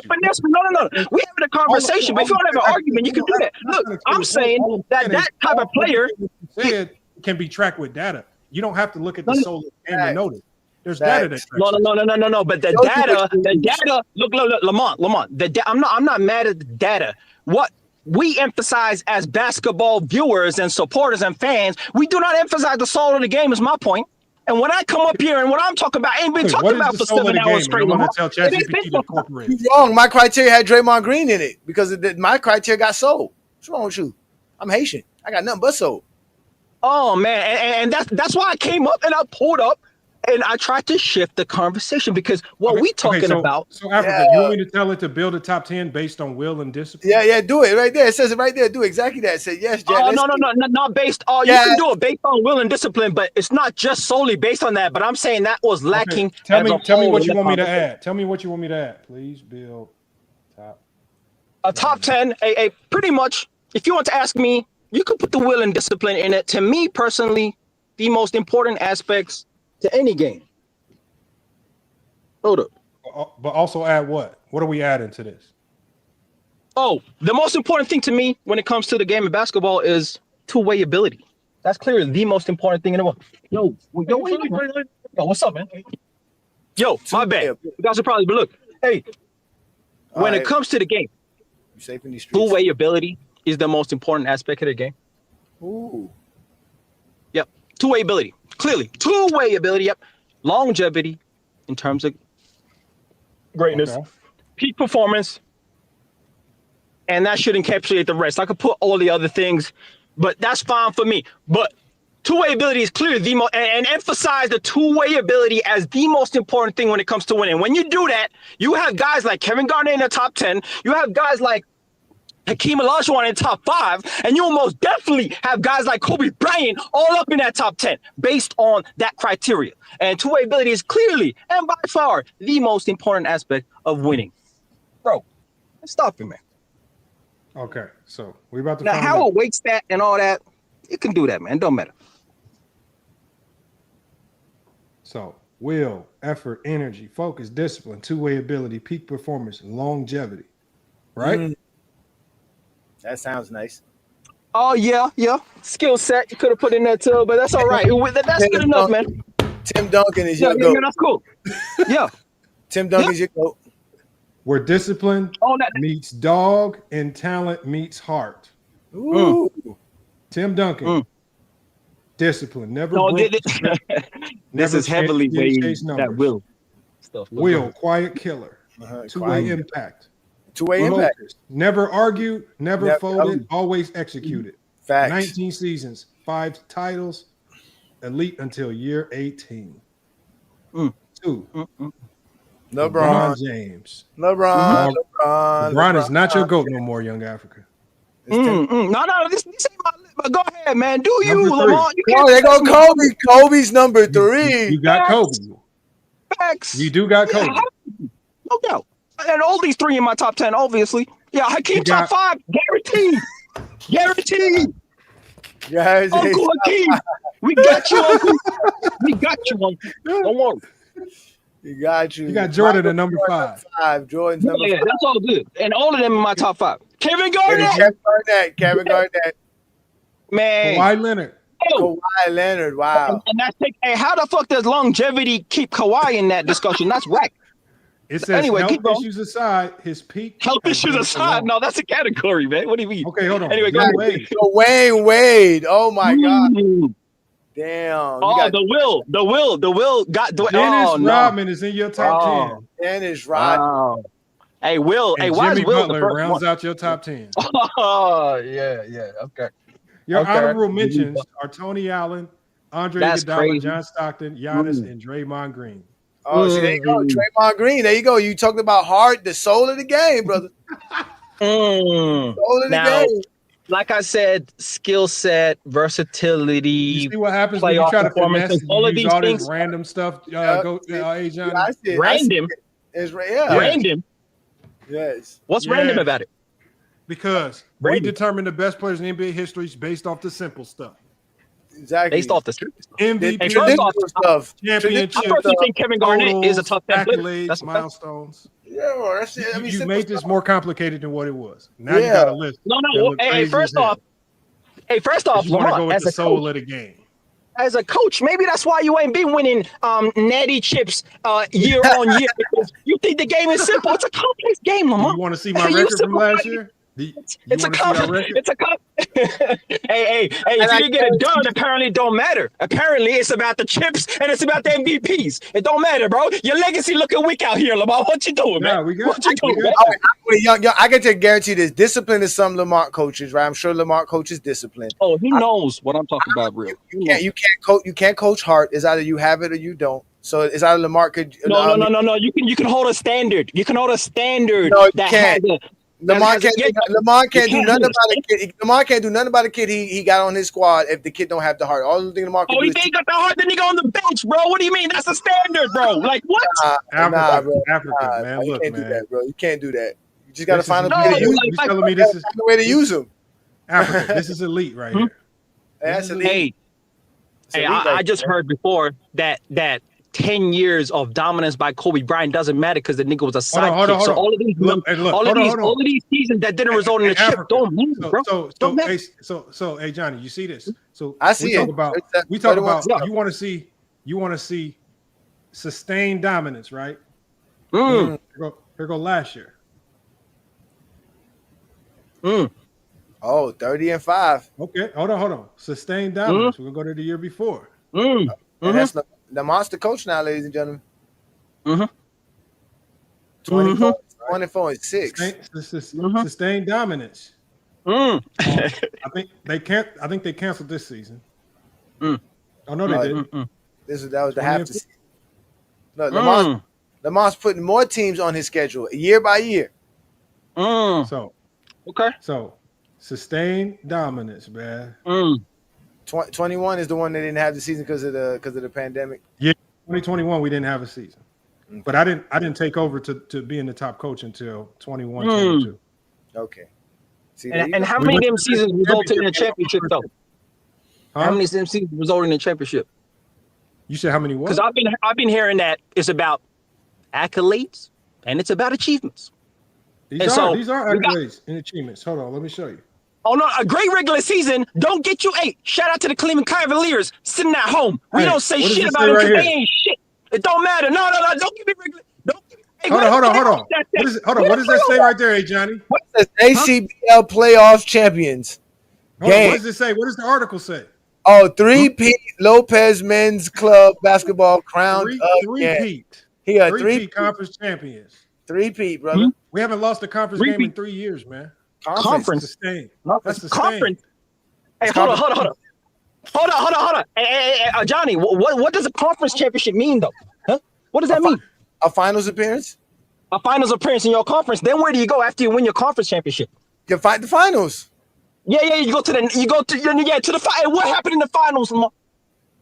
No, this is your standard, Lamar. You measure yourself by your own standards, Lamar. Johnny, you can't even. Hey, hold on, Johnny, you can't even help Lamar right now. When I pull up, hey, shout out to my guy Hollywood Herm. When I pull up, I press everybody, and you can't get away. You gotta use your own logic on your own career, Lamar. So when it comes to coaches and your own conference and your own national whatever competition, where you rank up, man. It comes to the finals right here. Look. Oh no, you got a lot of mini trophies. You got a lot of them silver trophies. But what about the gold ones? What about the ones where you get to the finals, though? Because this is the standard that we're holding every other great player in his class. And by that, I mean top 10, top 20 all-time great players. And we're still doing the nasty work up in here. Unfortunately, we finished third in the nation this year, man. Third in the nation, which means what? We didn't make the finals. We got bounced in the semis, and we won the consolation prize is what that means. Damn, bro. Damn, like that's cool, but what that mean? That sound like a what? That sound like a Hakeem exit first round. We didn't even get there, man. We need to hold. No. We need to hold the same standards. That sound like a 50-win Hakeem season, and we didn't win a chip. This game right here. Your this would have been where Hakeem lost. Hakeem would have lost his first game to Michigan State. No, but Lamar, at your level, your championship is your conference championship. You're not, you know what I'm saying? Like that's. We have a national. No, we have a national. I know you got a nationals, but then when you're not playing everybody from the national tournament though, right? You don't have a regular season versus everybody in the national tournament, right? I mean, no, you play everybody. That's what I'm saying. You play everybody in your conference. You can play somebody in the national tournament that you never played before. Yeah, we never played any of these teams before. So that's what I'm saying. So your real championship is the teams you play in your season that you end up going to the playoffs with in your conference. Hey, Johnny. Hey, Johnny, stop. You can't save the man, bro. What do you mean your real championship? College No. Hold on. If you, hold on, Johnny. No, hold on, wait. You play in a weak ass conference. Wait. If you're going to ask me, the reason the reason Lamont's able to be in the National is because he won his conference. That's the whole point. So to me, point. Yeah. I know that. You ain't telling me nothing new. So that means if you in a weak ass conference and you beat up on that conference every year, then you get to the real big ass conferences and you catch an L. What that mean, Johnny? What that mean? Those are invitationals. He's getting invited because he has won a champion. He's a champion. Oh, yes. Invited to the best of the best, right? That's what we're getting invited to, right? We're not, yes. He is the best of the best in his conference. He's the best of the best in his conference, man. Bro. Oh, my goodness. Hey, Johnny, when Indiana Pacers lose the finals, are you going to celebrate the Indiana Pacers, man? Are you going to give them their credit? They got a trophy. They got a hat. Are you going to give them their credit? Are you going to hype that shit up? Yes. I always do it, sir. Lying ass niggas, man. Hey, the niggas can't. Look, they can't. Don't mute me, bro. It ain't like that. You gotta let people speak, bro. Listen, you gotta let people speak. Yes. I do praise conference championships in the NBA because the NBA does. It's called a championship. They give you a trophy. They give you a shirt, a hat, a banner, confetti. Why is it not considered a championship? Johnny, that's all you can do, bro. You got to put me in the back. I'm like that, man. I'm really like that. I'm actually feared in these YouTube streets, man. It's really like that. I've been banned on too many. Hey, Johnny, the dumbest shit I ever heard. Look, like I ain't been listening to niggas for 2-3 hours straight. Look. These niggas ain't even giving Kobe Bryant his credit in his career, talking about we're gonna celebrate conference championships. When this man makes look at me getting cut off. I ain't even started talking. I ain't even made my point. That's cold, Lamar. That's what we on now. When niggas can actually fucking dribble up in here, we cut them off. That's what we do now. We let the dumbass niggas talk for 20 minutes straight now. That's crazy, bro. I can't even get it off now. I can't even get it off. You didn't even answer the question. I was in the middle of fucking answering the question, bro. I was in the middle of that. You talking about Kobe Bryant? It had nothing to do with winning a conference. Hey, Johnny, you out here sitting? No, this is crazy talk. We out here disrespecting Kobe's legacy, but claiming conference championships are fucking valuable. This is the crazy talk that we do. The double standards that we hold. How do we disrespect Kobe? Indiana, no. How many conference titles does Kobe have? How many conference titles does Kobe have? He made 7 finals appearances, which means he has 7 conference. Can I let 2 P's in the bomb hop in real quick? No. Go ahead. How is that discrediting him? I gave him credit for those. That's not discrediting him. No. You didn't mention that once. Did you mention it? In 7 hours straight, you didn't mention that shit once. Of course I do. So what are you talking about? Of course I did. No, you did not, bro. Stop the dumb shit, man. Stop it, man. Hold on 1 second, Africa. Hold on, Africa. 1 second. Well, I just want to get him to chime in real quick. Yo, what up, Lamont? How you doing? How y'all doing tonight, man? We good. So a couple things. So first, I gotta mess with you, man, because I know some of the schools on that list that are sending life prep and then PHPs. I know how the teams look. So but look, hold on. Let me show you. Oh, hey, my guy backing it up. Hey, we ain't disrespecting the teams, Lamont. We're just putting in perspective of what it means. Our schedule, we didn't play a sending life prep this past season. I thought I saw it on the schedule. That was last year. And that was a conference game we couldn't control. You play? Did you play? This is how we start the year. You play. I want y'all to go look up Pima Community College. You look up. You play. We're the number 1 JUCO in the country. We were the only team. Look, we played them twice. I'm one of the few teams that won't play them. We played them here. First game in the exhibition, and the second game in the exhibition. Pima's number 1 now. You got Pima last year was number 1 in the country. They were undefeated all year. We played them in an exhibition right here. We were the only team in the country to beat them until they lost. Did y'all beat Scottsdale last year? Well, I'll show you.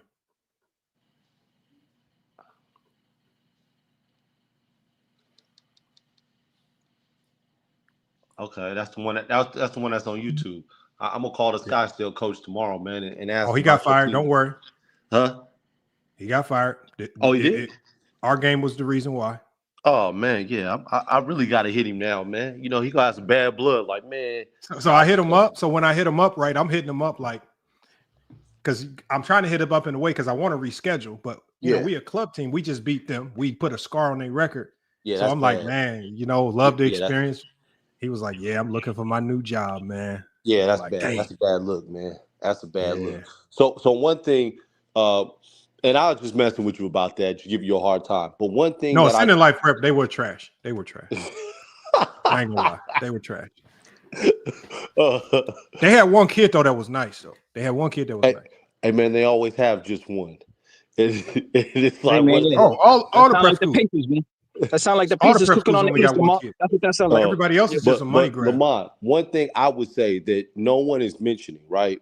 So when I do my top 10 criteria, I understand the accolades. I understand the soul of the game. I understand what everybody's talking about. But one aspect I always look at and say is, could they dominate in every era of basketball based on their height, their stature, their athleticism, their skill set, their defensive prowess? To figure that's impossible to know. It's impossible. I'm just saying, like that. I mean, how do you measure that? That's really what it boils down to. You're talking about 10 guys, 10 out of the thousands of guys that have played basketball. But isn't that going to only favor players of the day? I don't think so. There's not too many players of the past that can come forward and hoop in this. Like I think Wilt will still be in there. No, he would not. Yeah, I think he would. Wilt would be JaVale McGee. Nah. He would. Nah. I've seen the film. I watched too much film. More skill. Wilt did not have more skill than no JaVale McGee. Let me ask you something, Lamont. Didn't Wilt lead the league in assists? Bro, Wilt was hitting post fadeaways in a league. Did you see the? I'm just asking. Did he lead the league in assists? Yeah, did you see the numbers? They can't really do. Yeah, that's different. But the skill set. That'd be like asking me. That'd be like asking me. Can I lead the league in assists if I'm playing in a YMCA league? Hell yeah. I don't know actually. But if you put me in a top tier league with former NBA and D1 guys, that shit ain't probably gonna go the way I want it to be. When the comp go up, it's just like them high school players that be playing at them small 1A high schools, averaging 35 points per game, but no D1 in the school, no D1 team in the country touch them because they know you just beating up on a whole bunch of has-beens. As soon as you come to the city and you play one of the 5A schools and you going up against a 5-star recruit that's only averaging 10.2 points per game, and this motherfucker barbecue your ass. There's no 5 stars averaging 10 points a game. That's highly unlikely. Bro, I watched in high school. I watched Greg Oden. Greg Oden was the number one player in the country. He didn't average 20 points per game. Who? Greg Oden and Mike Conley was on the same team. No, I said in today's climate. But we can still go to today's climate. Like even if you go to look at Bronny James was the best player on his team. Did not average 20 points per game. All right. I'm gonna call BS on that because my son played. That's a fact. Hold on. Bro, if we're talking about right now. But I'm telling you, if we're talking about when he was in his senior year, my son played against that school. Bro, he only averaged 14 points a game. He wasn't the best player on that team. Who was the better player? Isaiah Elohim was better. Bro, where did he even end up going? Was he 1-star, 2-star? No, Elohim went to USC straight out of high school in 2024. Bro, Elohim was not on anybody's rankings. Well, you know what? Because he was not the best player. I'm telling you, I'm not talking about. How was he the best player when Bronny led the team in points, rebounds, assists, steals, and blocks? Lamont, I'm not talking about what people are saying in rankings. I'm telling you what I saw. Stats. I'm telling you what I saw. Him play too. Like what's it called? Bronny. To me, Pippen was the second best player.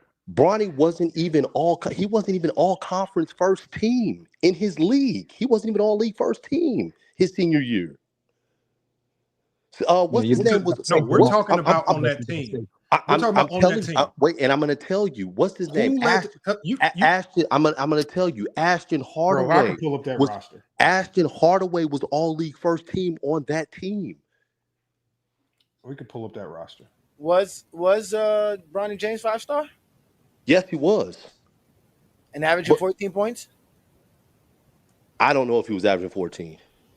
I know. But what I'm saying to you, Lamont, is if I have to go to my phone. What was the name of the high school again? I forgot. Sierra Canyon. Yeah, Sierra.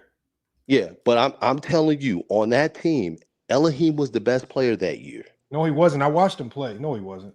Because I thought Pippen was the second best player. You must have saw a game where Elohim was hurt. Because I'm going to tell you, Elohim got hurt, and that's when his ranking started to drop. Because when Elohim came into high school, he was like number 2 in the country. All right, so I have Bronny James, Sierra Canyon senior year stats right here. His whole team. Look up their all conference. Look into who made all conference, because I believe Ashton Hardaway made all conference first team from his team. He was the only one. Bronny made second team. Bronny not only was the best player on that team, he went and joined the USA. Was it the under 18 team or something? And went and dominated with them. That's when he played. No, that's when he played well. I will agree with you there and say he played Bronny well. James' senior year averaged 14.1 points per game. He led the team in rebounds. He led the team in assists, steals, and blocks. Like Lamont, and then I would tell you to go to the Cal High stats, where the Cal High sports, it is the top. It's the all state players. Look where he ranks all state. He's very low, man. Bronny. But I'm not. If you talk about I'm talking about on this team. Okay, he was the best player. He was the only senior. Was he was one or two seniors on that team? No, he wasn't the only senior. They had like 3 or 4 seniors. I didn't have that many.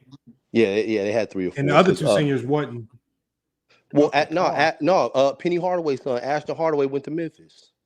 Hold on, let me show you. Ashton Hardaway went to Memphis, and then Jimmy Oladipo went to San Diego from that team. And then the following year, Justin Pippen went to Michigan. The player that led the team in points, Bronny. Field goal percentage, Bronny. Assists, Bronny. Rebounds, Bronny. Blocks, Bronny. That's all. Free throws per game, Bronny. You're reading off synergy. You're reading off synergy. No, I'm on Sierra Canyon's website. 3-point field goals, Bronny led the team in 3-point field goals. Total points, Bronny led. Assists, Bronny led in total assists. Rebounds, Bronny led in total rebounds. Blocks, Bronny led in total rebounds. He literally led that team in almost every imaginable statistical category. I'm telling you. How many times you watched him play? I probably watched him play like 8 times. And I saw him play in person that year. I'm saying I was the only player that stood out to me was Pippen. Nah. They had another guard better than Pippen. He might have been better than Pippen. When I saw him play, the second best player looked like Pippen. There was another little lefty guard that was better than Pippen. Pippen didn't even play that much that year. He wasn't playing that much.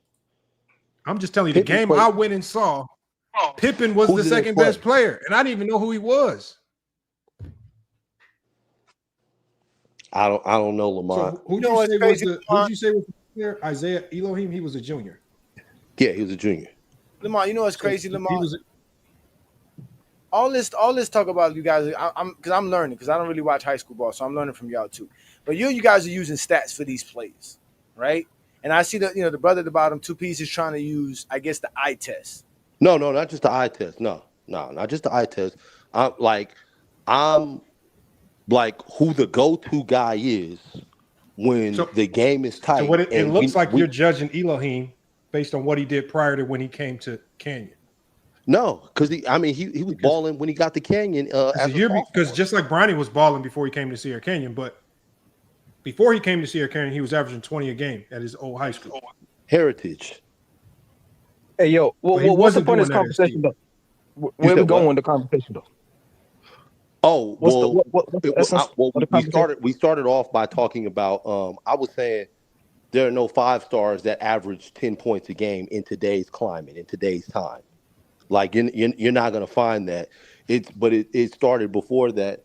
I guess we got to the 5 stars because we were talking about. But we all know you was talking why about that is. generational players and stuff, and you We was all know talking why about, that is. You Because said what? high school basketball in its true essence really don't exist no more. What it ultimately turns into is now glorified teams where what they try to do is they will inflate a player's stat on some bullshit just to get them up to 20 points per game. Too much bullshit is inflated. This is why we now have bums getting to the 5-star. So we end up having guys that have a 5-star label next to their name because they went to all the shoe circuit camps. But when they get somewhere, then motherfuckers transferring to 19 different schools because they can't pan out. I could give you one example. A dude named Duke Brennan who came here to GCU. This motherfucker I know him, man. My son played with him. He went to Hillcrest. This motherfucker went to Hillcrest, labeled as a 5-star. So it was our first game of the season a couple years ago. I can pull the game up on our website. Lamont, he was never a 5-star. When Duke Brennan walked in, but he was 4-star. But when Duke Brennan walked in, when Duke Brennan walked in, everybody's thinking, "Damn, that's Duke Brennan, the 4-star." Bro, we get to dribbling the goddamn ball up and down the court, man. We get to beating the brakes off these motherfuckers. I'm talking about beating the life out of them. I can show y'all the game right now. It's so much, and then the next thing I call up one of the GCU coaches at the end of the game because I saw that Duke Brennan was on their recruiting board, and I'm like, "Y'all recruit Duke Brennan?" It's like, "Yeah, we were, but like he high major." How do you get a 4-star ranking and you're not really, really high major? It's because you go to these bogus prep schools like Hillcrest and you go and inflate your ranking. I'm going to tell you what happened. I'm going to tell you what happened with him. You don't really put yourself through no real adversity. And these prep schools is the problem, not the high schools. What happened with him, Lamont? What happened with him is he's a bum. That's what happened. Our big man gave him 40. I'm gonna tell you what happened with him. He's a bum. Look, and he was a child at that time, so I'm not gonna shit on a child. Bro, he was a senior, bro. That's still a child. He's still in high school. That's a child. He was 1 year removed from high school. He was 1 year removed. He should have been a freshman that year. Yeah, you're talking about post-grad. Yeah. So I'm gonna tell you. So Duke Brennan. So part of it was his size. He's 6'10", and he's really good at rebounding. He was a really good offensive rebounder. He didn't finish well around the basket, didn't have the athleticism, but for somebody 6'10" with physicality in high school, you're a man among boys. Can I tell you one thing about club basketball? What's that? Typically, especially at the stage that we were at that time, if you were a D1 athlete, the way Duke Brennan was, you are supposed to walk in and dominate. But here's the score of that game. But when you But when you said you beat the life out of him. You're saying athlete. I said he was physically strong and imposing, but he didn't run fast or jump high. He's just a bruiser. Bro. And I think you're missing what I'm saying. This is like you were expecting him to dominate based on his name, based on his ranking, based on his size. No, what I'm telling you is how prep schools are only good for inflating the value of players. Inflating. Because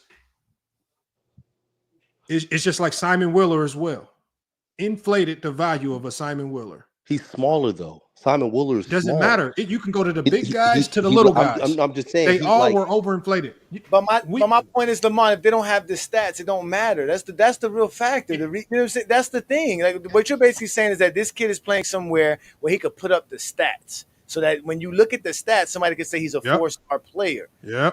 But in reality, if you go in a real system, just like Michael Beasley, as great as Michael Beasley is, if you put him in a team system, he's not that great because it's a team sport. It's not an individual sport. So your individual talents, if it doesn't work in a team concept, it don't matter what you can do or what your physical action. And this is why a guy in like Bronny, who might have been averaging less points than some other guy, probably was still better because you're just judging. I think that's apples and oranges.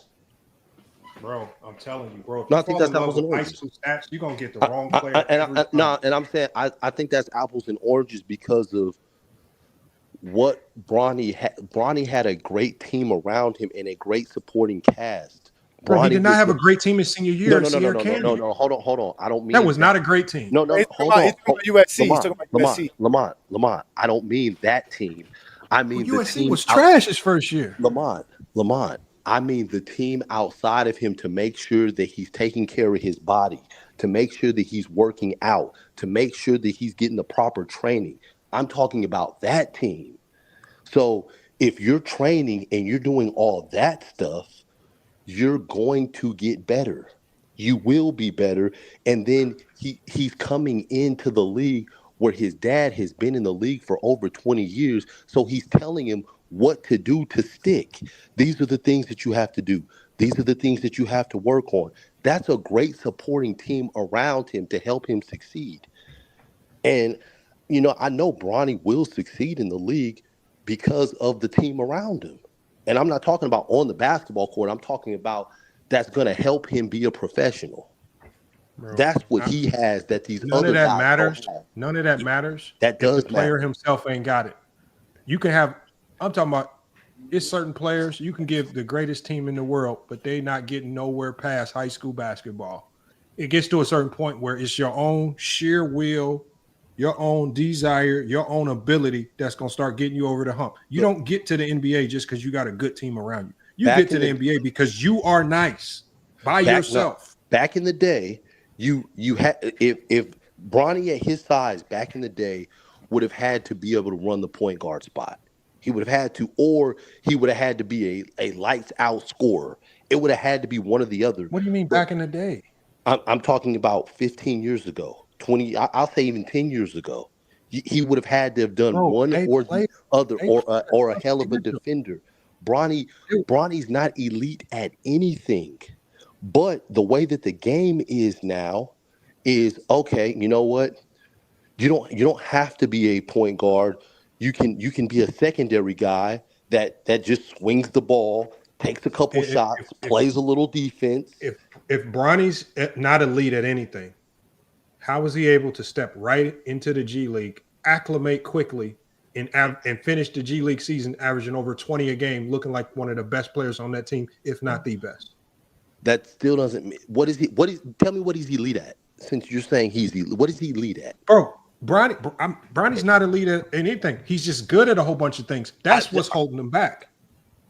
But that's what you need to crack the NBA, to get to the NBA rotation and to be great at the NBA level. But we're talking about he's on an NBA team. They're developing him right now. He's good at a whole bunch of things. I agree with that. There's so many players that got drafted in the second round that couldn't average 6 points a game in the G League. Bronny, who everybody is saying can't do this, can't do that, can't do this, can't do that. He goes and acclimates to the G League, finishes the G League season averaging over 20 a game, looking like one of the most promising players. Also got MVP votes towards the end. That don't happen by accident. That don't happen just because you got the right people around you. Bronny just nice, and people just don't want to give him credit. They want to give everybody else around him the credit except him. I think Bronny's good. Everything around Bronny right now is revolved around potential.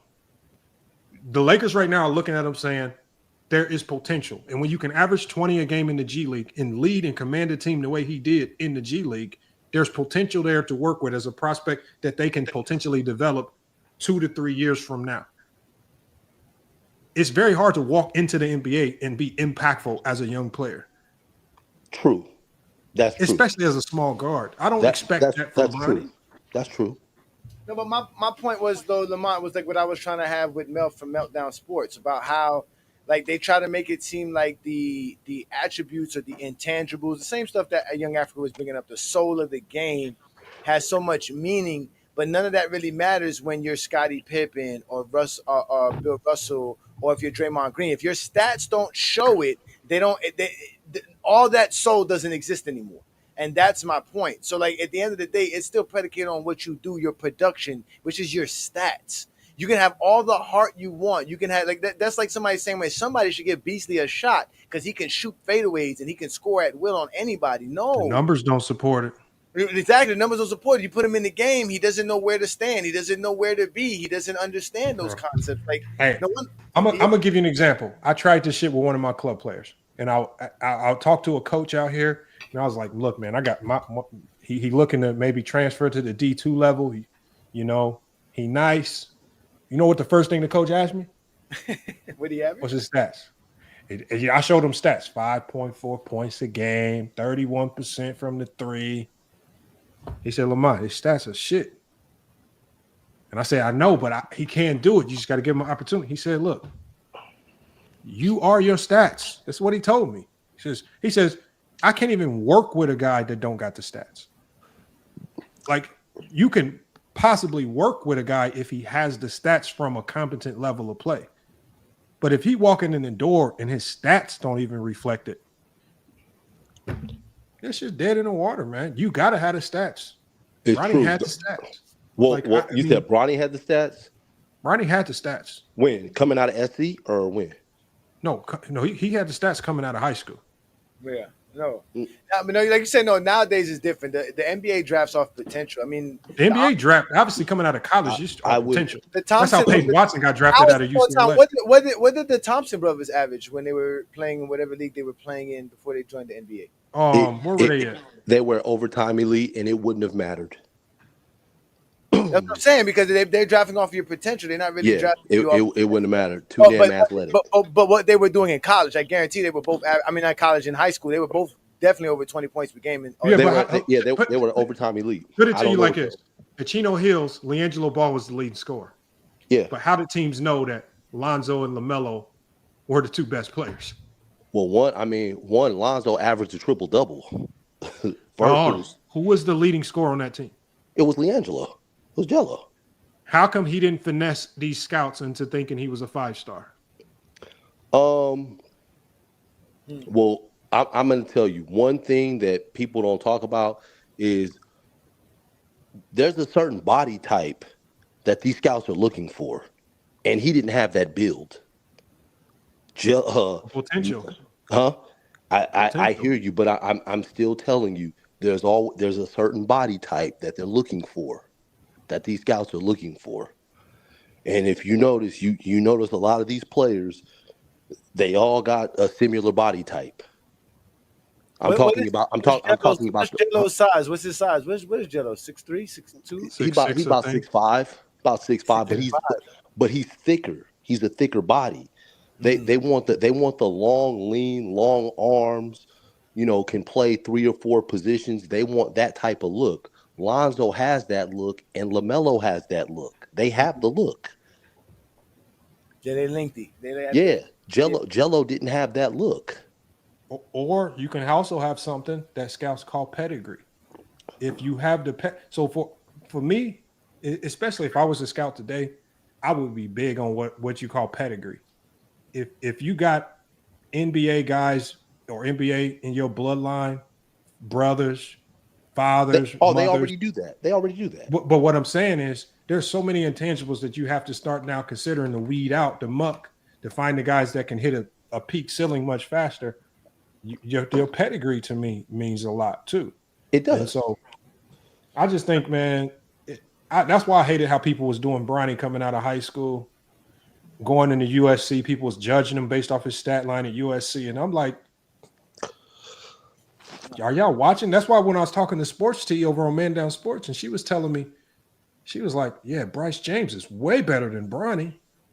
No, it's not. What the hell you been watching? No, he's not. I'm going to tell you. What the hell you been watching? When I'm going to tell you when they were in their sophomore year, and I think Bryce caught the growth spurt his sophomore year. At that point I was like, he may have potential to be better, but let me see how it plays out. But he's not better. And I've watched them both, and I've watched him for a long time. I don't hate on Bronny. I'm actually happy for him. No, I'm talking about Bryce. No, I'm saying Bronny though. I'm saying because we were talking about Bronny earlier. I'm not hating on him. I'm glad that he's actually winning. Bryce, I think Bryce is going to get there. I just think it's going to take Bryce a little bit longer. That's all. Like Bronny's more skilled than Bryce. Bryce has. Does it sound crazy? Would it sound crazy to say that Bronny's more skilled, but Bryce has a higher ceiling if he can crack the code and figure it out? No, that's not crazy You see because what I'm saying? it's not. It's not crazy because Bryce is the Because I'm gonna tell y'all something about Bryce. If he start figuring out how to defend, because one thing I saw in high school is that motherfucker, you cannot get around him. He can defend his ass off. And I saw something. I said, if he starts to figure it out defensively, that's going to be his makeup right there. And if he does figure it out, he going to be a brick wall. I promise you. One thing that people don't look at with Bryce and take into account is his age. Bryce, I don't even know if Bryce has turned 18 yet. He don't turn 18 till like later in this month. Yeah, he's which young. is a lot younger than a lot of the seniors that he was playing against. Damn, I'm being live, so I got to shut this one down. Yeah, I've been live way too long. I'm tripping. Before you go, Lamont, hey Jared, just real quick, the reason Draymond Green was ranked so high, and y'all don't understand Lamont's chat GPT, is that his chat GPT does value advanced metrics, and when you value that, because I made them say stats, so they included that in the stats. So the fact that I had stats as a high ranking, it gave Draymond a higher ranking. So that's why he's ahead of KD. Because in reality, if you look at Draymond Green's playoff numbers and his advanced metrics, he is like elite. Like he's elite across the board. Like it does show on a lot of things. So that's why he was ranked so high. Not to mention the 4 championships, the defensive player of the year, the 8 all defensive selections. Like y'all just be quick to knock players' greatness because the name, and that's why I get into the exposure mode. That's the whole thing about today's show. Because Scottie Pippen's name, he can't be ranked high, but y'all want to rank Kobe high because of his name. And y'all never stay consistent. Y'all ain't consistent. You can see my shit is consistent. Consistency. That was, and I think that's what everybody missed about the show. They made it so much about trying to make it Pippen versus Kobe. And I'm like, it's not Pippen versus Kobe. It's about, if you're going to judge Kobe a certain way, then you have to almost equally judge Pippen that same way. Because of the similarities in how they attained a lot of their winning. And that's where we started to see people kind of fold right there, because they didn't want to judge Pippen the same way they judged Kobe. They wanted to create a criteria. They wanted to judge Kobe as a sidekick separate from how they judge all other great players. I mean, it's just so nobody willing to jump out and say, yeah, Pippen's close to my top 10 or because of Kobe. They didn't want to say that. Yep. And from 91 to 98, those years, which is basically the title run years, Scottie Pippen averaged 20 points per game, 7 rebounds, 6 assists, 2 steals, 1 block. Shooting. It didn't look like Jordan. No, if it don't look like Jordan, it don't count. But like you said, we're not comparing it to Jordan. We're just talking about his impact. How is that not impacting the? No, but I'm just talking about from the fan perspective. One of the reasons why Kobe gets slighted, but Pippen almost gets penalized for similar reasons like LeBron. It's because the way he scores is not fancy or flashy. It's just straight to the point. Mm-hmm. Almost scored, no frills, no added, nothing spectacular. And I'm just going to get the job done. And it just seems like when you're boring, you get penalized. Unless you're Tim Duncan and Keem. I don't know I think Hakeem was a little bit more flashier than Tim Duncan. I think Hakeem actually gets a boost because of the flash. I think he's one of the most overrated players. He is. That's a lot of losing to do and be a top 10. That's a lot of losing. He does lose a lot. He has lost a lot. In a weak conference. I mean, a lot of losing. If you don't look it up, people won't tell you. George, I'm glad you didn't show up. Bye, George. Never show up on any Kobe stream because I will always be on every Kobe stream. George is in here. I don't even see him in the chat. No, I don't care. I'm glad he wasn't here. That's why I showed up, to make sure he don't be here. Every time you do a Kobe link, I'm showing up for George never to show up. Man, is that why he don't show up when you here? No, I know that's why I'm doing it, because he acts like a punk when I show up. He acts like he can't have a conversation with me because why does he do that? I seen him left the panel when you. They don't like me, Lamar. I keep telling you they don't like you. You heard what Slim said. Slim said that he said the same thing that I was saying about Kobe, but for some reason I was disrespectful to Kobe, not him. He said the same exact thing I said about Kobe, I was trying to tell him, but I'm like, Slim, you agree with A. Johnny. Why are you arguing with him? Exactly. But if it's something, all because I have LeBron as the GOAT and no one has yet to prove me wrong, that's their problem. So they hate me because of it. That's hey, two peas in the bone. Y'all got to have A. Johnny on one of these days, man. Hey, you got to go check out their show one of these days, Johnny. They got a nice little on show. Anybody's show, I'll be very respectful as long as you let me speak and you don't be disrespectful towards me. We'll be fine. We'll have a great time. You got to definitely collab with them, and they got a solid little show that they pull up. Man. Anybody's show, bro. That's what I'm here for. I'm a content creator. I just don't like disrespect. I don't take disrespect lightly because you would never talk to me like this in my face. But I would talk to you like this in your face if you were disrespectful to me. So that's how I tell people all the time. Bro. Don't be disrespectful. Let people speak. Let a man get his take off, and then that's it. We can argue all you want to, but you guys just let me get my take off. That's all. Hey, all man, right, I'm listening to your accent, man. Are you from New York, man? No, I'm from Miami. I was born in New York, but I've been living down here my whole life. I've been living in Florida since 1988. Yeah, man. You sound like a New Yorker from Queens, man. I was born in Queens, actually, to be honest with you. You sound like it. Far Rockaway, man. That's what you sound like. Jamaica, Southside Jamaica, Merrick Boulevard. Okay, yeah. Yeah. So like I said, I left there as a kid. I've been living in Florida since I was 8. So, but I do have an accent because of my older brothers, family members, things of that nature. So, gotcha.